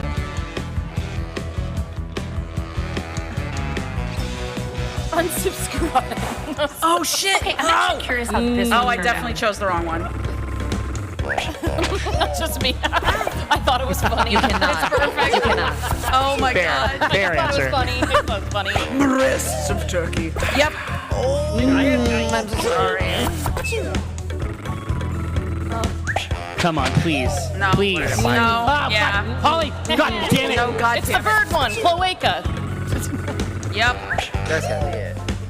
Incredible. Yes. Incredible work. It's well done. It is well done. Yeah. It's evocative. It's visceral. Damn it. I won the bird one. What a blessing. A kindness. Surprisingly little love for Rare Who roast torso. Oh, shit. No, is it round 2? It's Last round round. 2. A fresh batch of titles are being delivered to your no. device. Oh, no. Always good to hear Oh when my you God. see your prompts. This Oh was special no. angel. This is you? Did I write this? You made these prompts? I've been designing this for a long time for you, Jerry.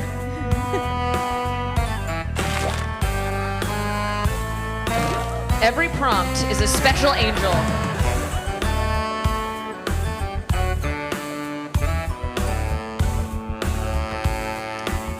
Which one's your favorite pencil? Mine's the one that's in the toilet, wriggling. I like bottom left one that's kind of swirling the water around. I like that one a lot. It's having a good time.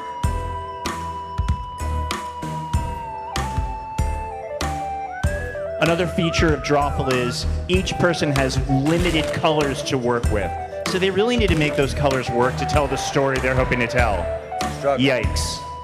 You're running out of time. Start thinking of excuses. Amongst the topics that become available to you with a mature rating is tobacco use. Just wanted you to know. I did my Talk best. about cigarettes and vaping. Yes, finally, a bird for the rest of us. God. So cute. Oh, that one's a tattoo. That's the next tattoo for me. I like the under Drawings? eye bag. Complete. Let's see what we got. Here we go. All right. Oh! Hey, look, another drawing. Okay. Okay. All right.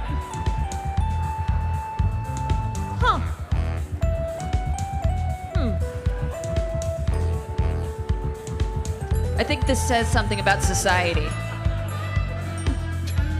I don't know what.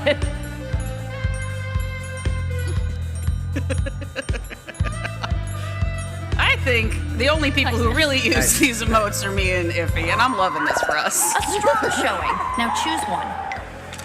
Well, skulls. Skulls.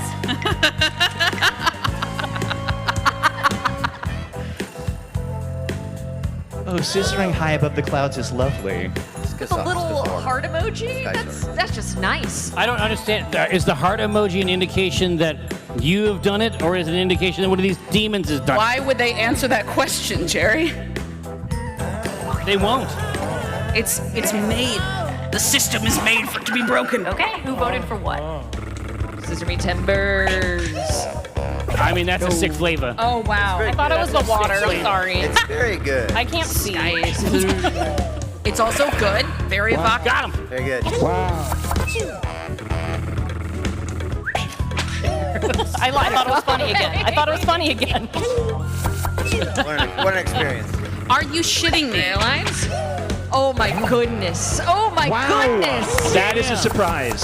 So Was it solid. not enough for you? Points. Was it not enough for you? Oh Wow. Amazing. no. Oh no. The heart? I think the heart threw us off. Yeah. That's true. The heart was a rough one. That threw me off. I was like, it can't be that. She wants what it wants. Oh my god. All right. Oh. Type of title. Cute.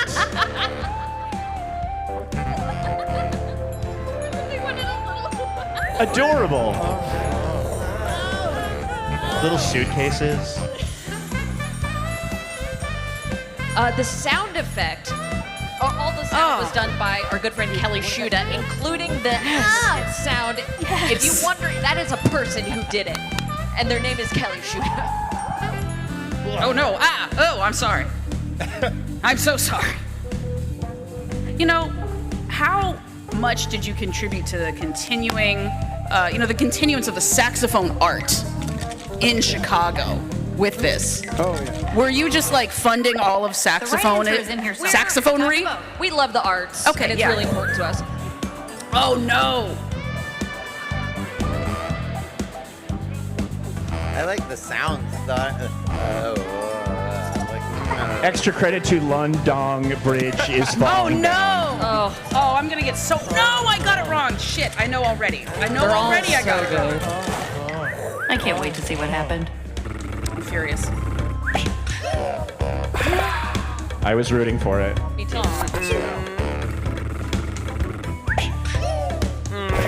Right? Yeah, see, the audience points are big in this one. Yeah. Oh, dude, that's a game-winning play. Okay. God bless. That's big points, Laura. Yeah. Incredible. I'm sorry. I'm sort of sorry.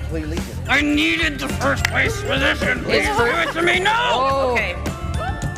Okay. It's in your grasp. I can feel it. I really All right. like the lines in this one. Be nice. Yeah. Be kind. The lines are so clean. Very clean. Very well done. Very clean intention on this one.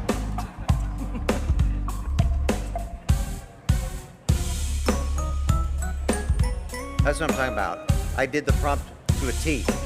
No jokes to make. No jokes. Just call and response. We know what this is. Don't worry about it. Yeah. It's not funny. It's serious. No, it's serious. It's about our eternal life. It's about salvation. It is. Believe me when I say it's time to vote. Forgot to say. Yes. Oh, okay. Oh boy. Okay. Oh dear.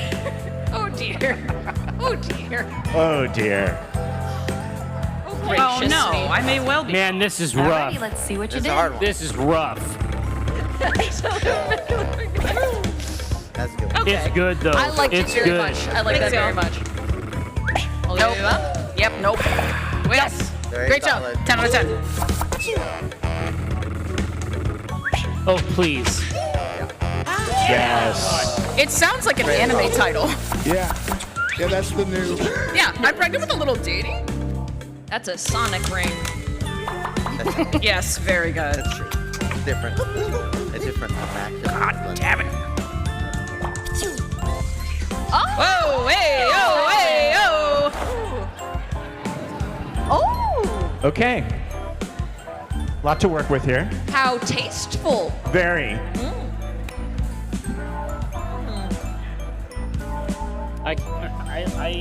I can't wait to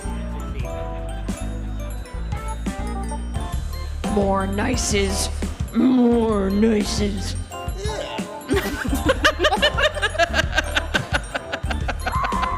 And one scream. I do like the They're different screams. God, can I volunteer to be your next screamer? I'll be your Twitch screamer. Why, it's me, here with the jokes. Just a joyful reminder to submit a title. A joyful reminder. Here are your choices. Holy shit! Oh no. Oh my god. I really want. Oh my god. Oh no, they're all good. They're all good, and I don't care which one's real. Voted for what? Let's find out. Yeah. Well. Yes, we love fun. Congratulations. Oh my god, I don't know what I'm doing. Oh, big points. Big points for Holly. Very good. With that double down. Oh, Please, I hope so. please. No. Yes! You gotta dress it up sometimes. Yes! For special occasions, yeah. It'd be really funny if I win the dirty game. I would love if you won the tournament. Oh, Holly just came out on top. Oh boy. Oh boy. Last but not least, but maybe least.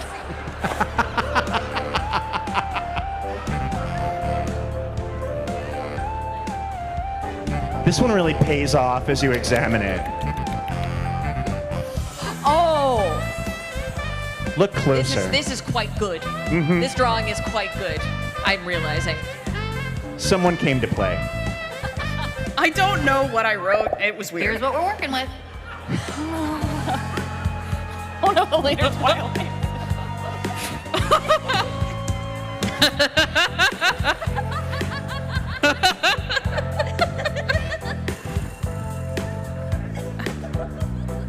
Did I get you? Oh my god. That one got her. That one tickled her for sure. Oh well. It's very good. Damn it. Oh, Congratulations. No. Oh no. Oh no. That's not it. Yeah. What? Is it? Oh No. man. Good for I you, made him Holly. sad. Good stuff. I made him sad. The yellow was really nice. Yeah. Yes! I did it. Yes. Lots Oh my god. Holly. And the popular choice. Cleaning Congratulations. She won the house. popular vote. Most We knew voted. it. Yes. Amazing. Yes. Thank you Correct. all. I'll take this honor. Oh my god. So now if you interact, you have to listen to all of this again. That is Dirty Dropple, my friend. Jody Droppel. Give it up for Holly. Congratulations. I love it. Oh, that's the dirtiest Dropple I've ever seen. Well done. Well done. We are going to move on to our next game. The Jackbox Naughty Pack is a 3-game pack featuring 2 sequels, and the next game we're going to play is the next sequel, near and dear to our hearts. Why is that, Tim? Faking It is from Party Pack 3, beloved by us. It's still beloved by the world. And one thing we did here often was Faking It at first was designed to be kind of in the living room with people sitting all together. So in this one, we have 2 options, 2 ways to play. classic way that it's always been played, where you can be right with each other in one place, but also there's a much more remote-friendly version. It's meant for streaming. Anything that would happen in the room will happen on screen with your avatar. So we're going to play that way today. Everything will be on screen. You're gonna take that screen. And also in kind of a hot tub setting, we went with kind of like a Playboy Mansion grotto. And you can see, if you know the avatars, the characters from Faking It, they're all back along with some new friends, including a little pink dog that we're selling a pin of out at our table. And a very But they're special choosing kitty. their avatars right now. One of the other reasons it's very special to us is because Tim and I worked on this game. Tim is the director of Faking It All Night Long. So if you hate it, come for me right now. what are And if you love it. And Liz was editorial lead. So if you hate it, come for me right now. Excuse me, the site can't be reached. I'm Is so something sorry. happening? Something's happening. Sure. Well, no, the site. Oh no. Yes, I've looked at the computer and it says you're having problems with the connection. Let's just trade it. Okie dokie. While we're waiting for this internet issue, how's everyone doing? Here, I'll check the internet really quick. Like Tim said, we do have a panel again on Sunday. That's going to be normal. We are not going to do Naughty Pack because, children might be present. But after this, if you keep it to yourselves in one of the community rooms, we're going to be having part of the Naughty Pack, not the Party Pack. It's the Naughty Pack. We're going to be playing it downstairs in one of the community rooms on our cart if you want to come play it for yourself. Oh. Right after this, like directly after this downstairs. Oh, wonderful. So if you like what you see, Wonderful. Wonderful. We do have one laptop that seems like it's not able to connect right now. I can use my know we human have, like, phone. Oh, yes. You're I'm right. going to use my human people phone. in the house that might Imagine. be able to take a look at it. Here we go. Check it out. I'm going to go to can't use jackbox.tv on my device. You can Now, use your this is an incredible advertisement for the product. You know, it's great. You can do it from anywhere. Wow. Just any device that's internet enabled. Laura, this is all new information for me. I'm just letting you know. Will that work for just Let's Laura have to a use her phone? Let's see. Evan Jacover, Jackbox head of engineering. I'm in here. He did not want to be part of this panel, but he's Evan's here right to there. figure it out, people. I'm We in, have like an baby. army of people that could solve this if we needed it. Oh, we're in. Folks, we're You're in. on your phone? It's happening. Awesome. Solved. Solved. You gotta go pee. Huh? Back to bed. I'm Cookie, and the safe word for today's Cookie? Oh, is it Cookie Masterson? here somewhere. During the game, I'm going to send different little tasks to your devices. Except for one player who gets nothing. That person is the faker and must do their best to blend in. Then everyone votes on who they thought was faking it. Remember, if you're the faker and under suspicion, lie, cheat, denied. Anything to throw people off your trail. And since it looks like you're playing remotely, remember, cameras and mics aren't required. Your reactions will be on the main screen. But if you really want to see and hear each other, I won't stop you. Let's do it. Interesting. Last out. Let's start with Hands of Truth. Check out the prompt, then choose whether or not to raise your hand on your device.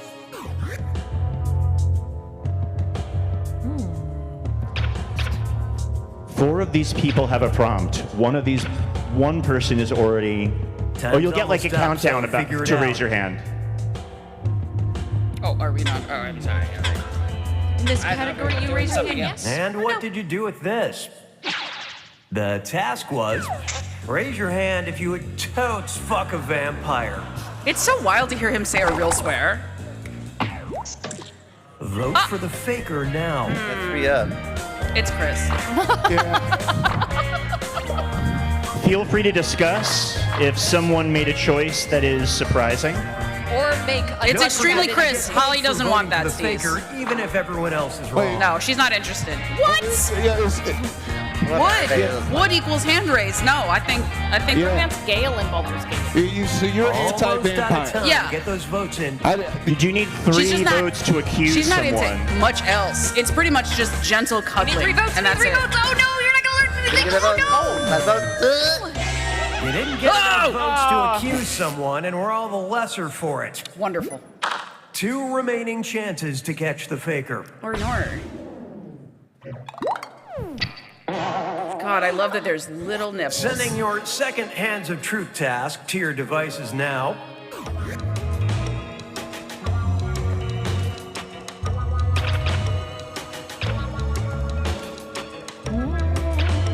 Which led to this. This was the task. Raise your hand if you get a thrill from keeping the lights on while porking. What? It's on. Chris. It's fucking Chris. Vote to accuse someone of being the faker. It's Chris. Chris, absolutely. I God damn it. couldn't believe No, it. it's not me. All right, you got enough. Probably not though. No. Here to take. No. I don't get a thrill. It's very boring. I've seen that. No, here's what's up. That's normal. Here's what's up. Voting for me. Holly is definitely the faker, 100%. Holly is a 100% pervert. Probably. And I feel confident in this.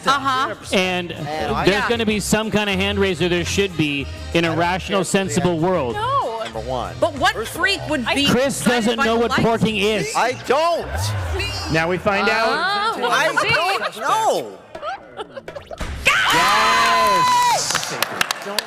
Got him. I knew it with the vampire. Mom said she would never say what it's about.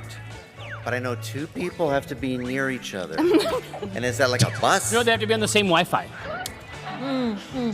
Oh my god. Oh, I like the little martinis. Yeah. I got no points. The art's always. They're not gonna Oh, be oh God. Oh God. Picking time. Pick yourself a category. This game's wild. Okay. Your next task. Finger blast. Oh, come on. You demons. You criminals. How many fingers you want We to had hold to. It's number pressure, but Remember, it's the new nasty. category means the faker could be anyone again. So this one involves holding up a certain Almost number out of of fingers time. in Get those response to a responses prompt. Okay, how are we supposed to have this conversation, We Jackbox? can't. We're not allowed to. That's too much. Normal conversation. Your reaction. It's a very normal conversation. Extremely regular. It was from 1 to 5, with 5 being every time. How often do you come from head This is going to be alone? an easy one. Okay. No answer. Oh, wow. I don't know what it is. 2 rounds. 2 rounds of fake-ass Chris's. I know it's a bathroom on a ship, but I don't Wait, understand. can you wait? What? But I thought you were already the faker. No, Actually, this is Only Chris 2? Straub. No, I actually Only did. 2? But I know what Who's it trying to is. vote me? Yeah, only 2? What are you talking about? Yeah, because I'm trying to. Chris, we got to talk. Okay, that's fair. You know what? I'm Look, changing my vote. I'm changing my make. I don't know what's going on down Listen, there. I know it's a lie. Nobody does. Nobody does. It's, Yeah, you. I know it. it's popular for a reason. Everybody knows that nobody likes it. Yeah. The prime Is it Chris again?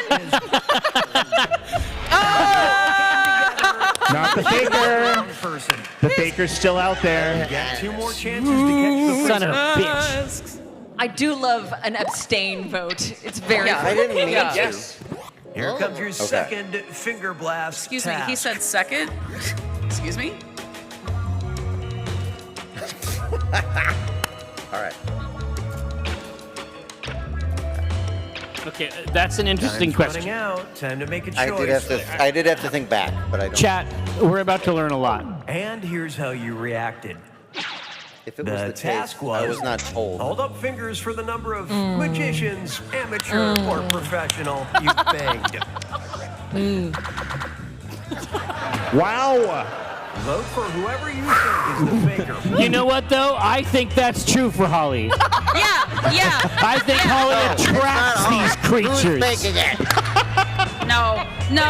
I would say no. Holly. No, Holly also you lived in absolutely- Los at least Angeles. I'm sorry. That's. I did like the Magic Castle. And I think that Did if you he like gets it like it? so no. What about as a joke? Your time is almost up. Just toss Oh, you might one. want 3 votes for someone to make an accusation. Let's go. Oh my No, God. this is a Zeroing in on Holly, apparently. Yeah, let's get. I voted you Holly, can't but have been LA that I long. think Maybe that's the right number for Holly. God, I love that you're the little dog. Right, this is accurate. Yeah, because it was 3, Holly. Because it was 3. Yeah. I have not with Because it was too many. The Did number like was magic too pass. high. I'm just glad we included amateur magicians. Amateur professional. Well, there's They only don't get one enough David Copperfield. respect. They need love too. That's how I got my one. Yes. They weren't a pro. They were best at the Magic Castle. Imagine if I'd put like 5. Yeah. Oh, then we'd be like, yeah, of course, easy, done. Next up. A new category. New category in this one. Emotional damage? Damage. It Okay. involves responding with an emoji. Read the prompt on your God. device, choose an emoji, and hit submit when you're done. All right. So for this one, it's emoji responses great idea. only. Jesus Christ. Oh my God. This is incredible. No. I'm so upset.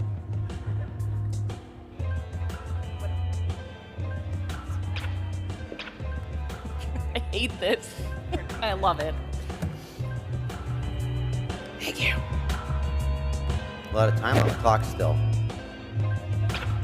Uh-oh. We give you a lot of thinking. time for emotional Guys, I'm too damage. horny. What the fuck? Time is fleeting. Make a decision. 5 seconds left to choose your emoji. It's not good. It was wrong. Oh. Let's check out the Under the wire. Here we This go. was the task. An emoji that would effectively kill the mood if accidentally sent while sexting. Okay. Pretty fucking right. Oh. Vote for who you think is Oh my God, the children probably the crossing is so good. Yeah, that's good. Laura, what is yours supposed to be? Do you, it's a chestnut. Is that a tent? Why What would is that? chestnut? Because every other thing looked like fucking ones. Mine's a They bird's all look nest. like sex. No, this is not good. You need 3 votes to. I'm sorry. I'm telling you, every single one looked like a sex joke. These are lies. These are lies from the pit of hell. Every Yeah, other, no, there's you're this bad. emoji. I locked in on Holly just because Holly and I have beef, but it's definitely Lawful that's wrong here. God damn it. I'm literally. Here we go. Yeah, good luck. Let's find out. I'm just horny. Hell? Spicy. 2 remaining No. chances to Okay, catch the so faker. Holly's still in the mix. No, it's. No, we already It is, established like, that's not Holly. Eggs. Somebody Ew. else have Setting it. out I your think so, yeah. second emotional damage task.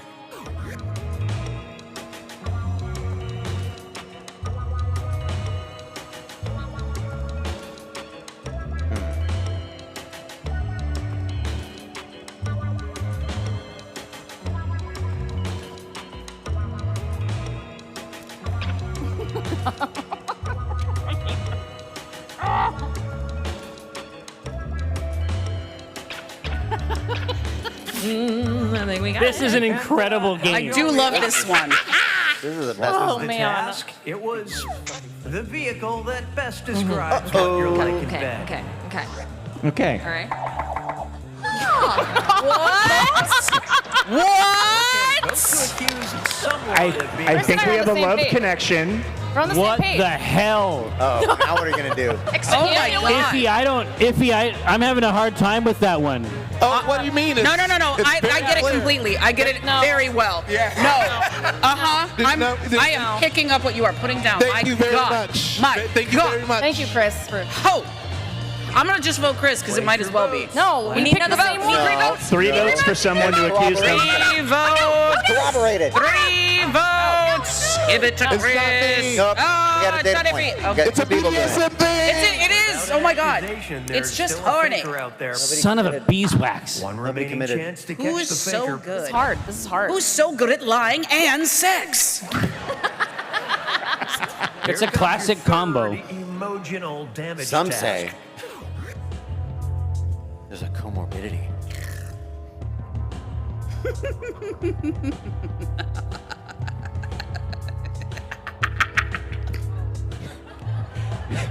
Oh no. Just the evil laughter just rising from this panel. Me, no internet all of a sudden. Oh no. No. Nope. No. No. It's the wrong Bring it thing. back It's in. the wrong thing. Oh. Nope. Oh, I got. Working? No, it's great. It's fine. It's Timer's fine. nearly done. Get it All right. together, people. Oh no. We can also pause the game if you want to get back into. Which led to this. We're in. Here we go. The task was, your beloved lover is dead. Where are you storing their ashes? Yes. It's mature. Oh. Okay. For who you think is the All right, what faker. the fuck, dude? How are you even getting it in there? That makes sense. How are you getting it in there? How do you get him in there? It's Where a do they beautiful go? story. I don't know that you need to suspect me. I'm pretty sure. Honestly, the That's not it. No, Chris you is like the pumpkin. Chris is not long for this world. Come on. Where are you going to put the ashes? Because Where are the ashes going to go? the furnace that let's go. burns them, it's bright. Where are they so gonna- you have to wear Shut eye up. protection. The pickle's wrong, but what I'm saying No is one let's thinks try it. pickle's weird? The pickle's super weird, and I You're don't, full of I shit. don't get it, but I want the She vote so died. bad. I'm sad about the death. All That's why I'm wearing right. them. Suspicion. Yes! Jesus Christ! That's the last I'm possible moment. But who Where are these hasn't ashes gonna stored be? ashes in a diving mask? Oh, just put it on and go. You know, I want it in my eyes. All right, panel. I believe we are going to stop faking it here. We're not going to finish the whole game Yeah. because we only have 10 minutes left. Okay. We're going to try and show you as much of our third brand new game as we can. But thank you so much for playing Faking It. Yes! Okay. It's very good. Very good. We are very excited for The emoji, that emoji round was insane. Good. I do good, love good, that good. a lot. That's what we aim for, baby. So we're going to start with Let Me Finish. Tim, can you talk to us a little bit about Let Me Finish? Let Me Finish is a sort of a presentation game. Oh, no. You're given an image, and you have to make some decisions about it, like on this mailbox, where is the butt? Or of these 8 avocados, which one gets the most aroused? Yeah. And then people make their case. Other people can jump in if they feel like they have a better answer. Okay. So it's really about answering some tough questions that we've all been thinking about for too long. It's And that's about- Let Me Finish. It's really about oral aptitude. Let me finish. It's very good. I'm very proud of myself. It's very. I put on my robe and wizard hat. I love it a lot. All right, does everyone in? One more. Is there a director of horny shapes at Jackbox? His name Yeah, is there's a Bruno. lot. There's a lot happening here I'm gonna. with these sigils. Yeah. Oh no. Pappers. Co-star. Oh. Oh my God! Hello. Oh, She's gorgeous. It's too erotic. Excuse me, ma'am. Those are. I love it. Those are. I'm going to like flash a you sanitation plant some digester. photos. Then ask some deep, probing questions. Oh, God. Like, which one of these animals showed up drunk at their boss's house to say I love you? Turkey for Your sure. job is to study the photo and answer the question with a thoughtful illustration. I Makes will you be think. pitting 2 of you head to head to see who can come up with the best response. Dude, this is But raw. everyone's gonna get a chance to present their idea. So I need all of you to give me a drawing. Let's do this.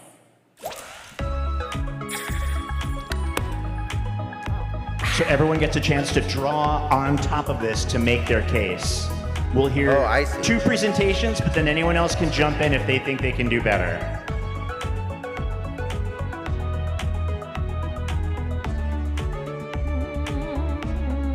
One of these animals showed up drunk at their boss's house. We're just gonna find out which one. I know. I got it. Liz knows. I know. Based on a true story. There you go. Ooh, I can't wait to see what you've all come up with. Now, the head-to-head matchups are worth big points, so bring the energy and don't no. forget your handy-dandy laser Oh pointer. no. As for the rest of you, if you have something funny to say about this photo, you can jump in line anytime and get a chance to present for bonus points after the main contest. Enough of me. Let's hear what these 2 have cooked up. You'll go first. Try and sway us using your amazing oral abilities. Oh my God. And so don't glad- forget to put your finger to use. Ready? Yes. Uh-oh. Yeah, so I circled, the feet on this pig because it kind of looks like from this distance that they're wearing heels. And I was like, oh yeah, that tells a story. You got drunk, Carl was talking to you about HR. You thought you might get fired, so you got tore up and showed up at your boss house. Well done. Yes. Thank Well you. done. Compelling Well argument. argued. Well argued. All right. So what I thought I'd do is just draw a sort of a penis and balls on the turkey. And the boss is there and was like, wow, that's what I want right now. Good job. Yeah. Two very different stories to choose from. And hand out some big points. There's a lot of richness there. Anyone else can jump in if they want to make a different case. I have definitely jumped in. Oh, that was universally you sure? acclaimed. Oh, come on. The correct answer. Ready? We have a challenger. Oh, Laura's coming in. So here's Okay. all I'm adding is that there is a very salaryman-like quality to the pig in addition to the heels. That is the person who comes up to the HR professional and says, I love you. That's all. Perfect. I agree. Compelling. That's very tasteful. All right. And you get points And for now for something participating. different. Isn't that nice? How would you New perform photo. cunnilingus on this thing? You tell me. Fuck. Yeah. Great. This is great. Lick that train. Lick that train. Lick that train. No. Lick No. that train. No. Hear what you started? I'm just so excited to start chants.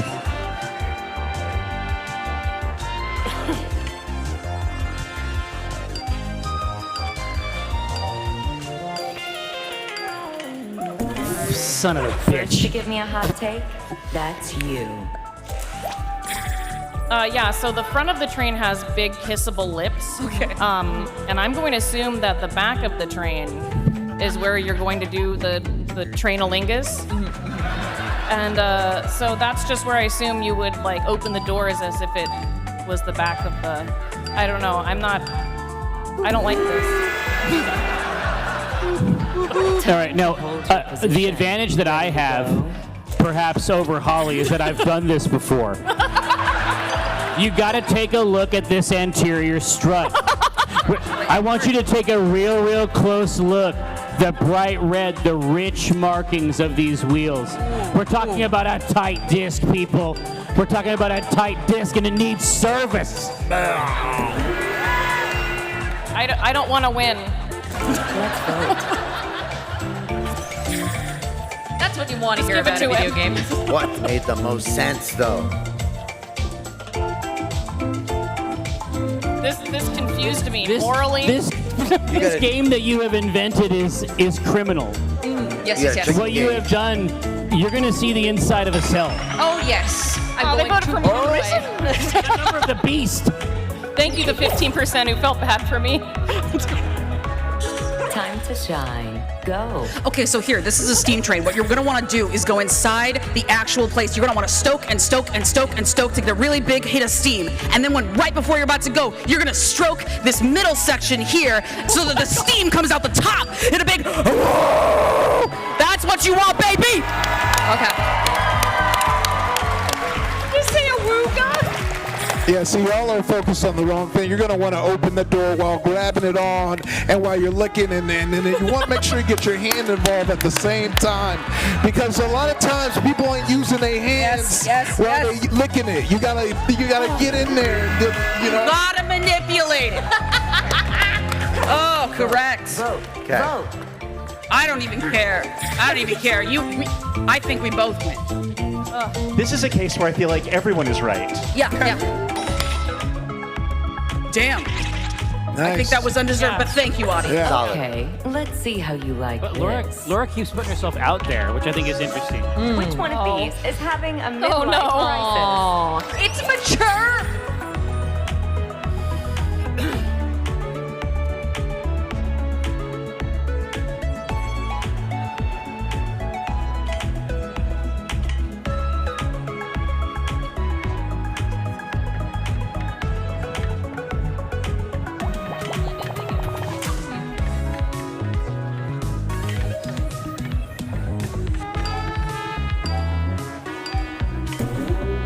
Okay, you're my first. Broadly speaking, in any human endeavor, that includes the erotic. It includes life skills broadly. It's about confidence. It's about presenting something to the world. If we take a close look here at the Rook, we know something's missing up top. The reason it's missing, it's been retracted inside. Your glasses. Let's see what you're working with. What's a king to a god? What's a god? What's a king to a pawn? What's a pawn to a king? What's a god to an unbeliever? What I'm saying here is, it's the pawn. It's not the king. The king you think is having a midlife crisis, but it's actually the pawn because he just thinks, this is not my beautiful house. This is not my beautiful wife. He's just serving another man, a bigger, dumber man who can't even do anything. He can't even do anything but get checked. It's the pawn. I believe Laura actually. Well argued. Passionate. Vote. Cast your votes. This is a really good vibe. Oh, shameful. Devastation. Wow. Shameful. Do we have anyone to jump in? Or, Holly, let us know. Oh, Holly's jumping in. Oh, I was pointing at the Rook, but I wanted to say, why is there the horse is here? He's clearly having a crisis. There's a horse here. The horse is here. He's having a crisis. That's it. The horse is looking upset. I agree. Yeah, that's all. That he's upset. He's that's the one with the that's face. all I want to say. Yeah, no one else has a face. That's sentience. No, hold that. See? Hold back. See? Wow. Knight is he's See? jumping all over the place. What an asshole. Why is he like he's the only one who's like, I'm gonna go over you. Yeah, I'm doubling down. It's the Yeah. noisiest piece. Sentience. There's Piece of eyes shit. on that. There's eyes on that piece. Literally, fuck this thing. Thank you. We're all getting in on it's it. definitely gonna be the king. The king can't handle a woman. He's afraid of a bad bitch. So he's like, oh, she could do all that stuff. She's jumping multiple lanes, and I can only go one. I thought I was a king. I thought I had all the power. Bad. Read a book. Yes. Yes. Excellent work. I like all of your We heard from numbers. everyone. Good work to everyone. And what are the votes? It's pretty Amongst- good. I mean, it's real good. It's pretty good. Good. Oh, Okay. everyone Incredible. got a hand on the ball and everyone had a good time. Unfortunately, panel, I think we're going to wrap it there. There are a couple more rounds of this game. We are out of time. You don't get it. We are out of time. You don't get to know. Come on. You don't get to know where it comes from. If it were up to us, we would stay here. They're going to chase us out of this theater. And they took the busting question away from Iffy Bus. All right. Okay. Give it up for our panel. Amazing panel. Thank you so much for playing. We are immediately going to go down to the floor right below us to Community Room 2. We're going to have a cart. We're going to be playing the Jackbox Naughty Pack. We're going to play more of this. More We of want to it. go to the community room With too. you. But in the- And if you please come on down, but otherwise have a wonderful evening and thank you so much. Woo! Yes.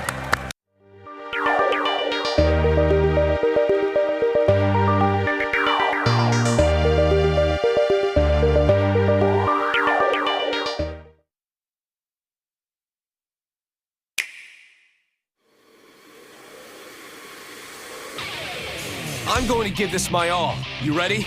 Then I don't need to hold back. Soul versus Kai. Let's rock.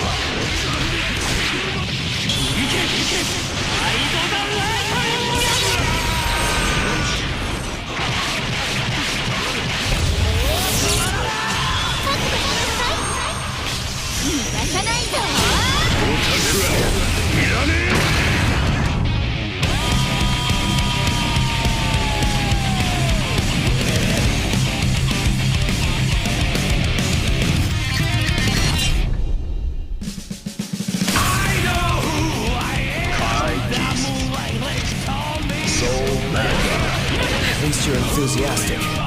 Get me in the way.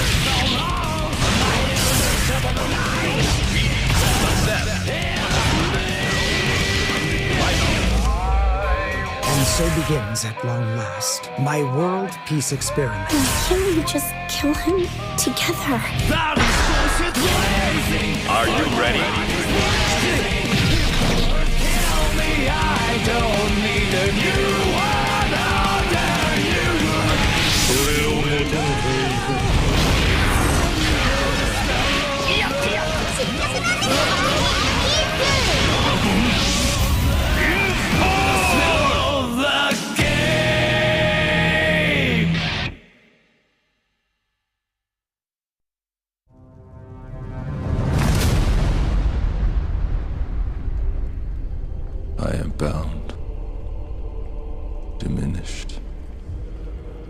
imprisoned in this wretched cage they call paradise.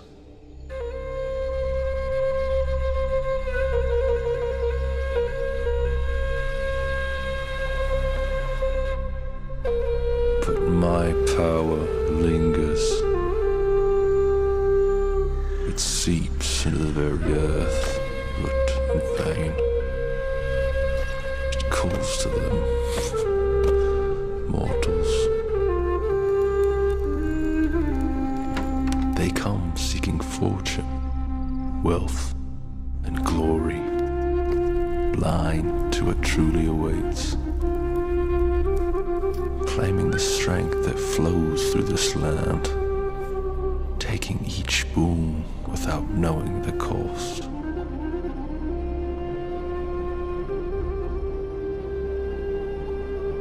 You are the key to my freedom. Your souls fuel my return.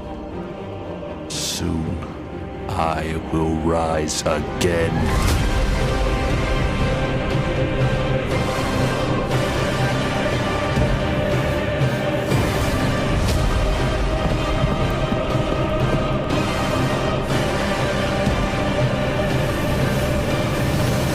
Your sacrifice will be my salvation.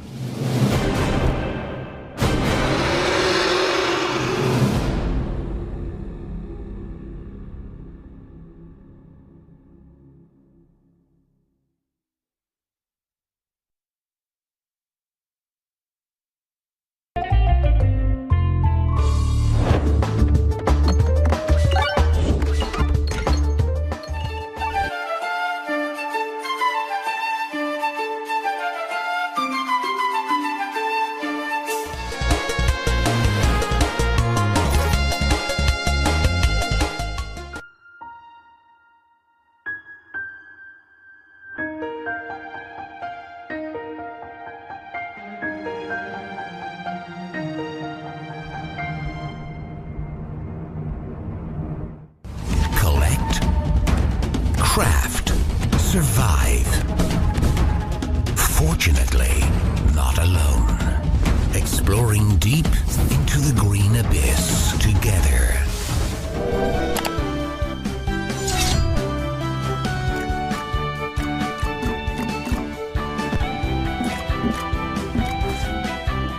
My weapon.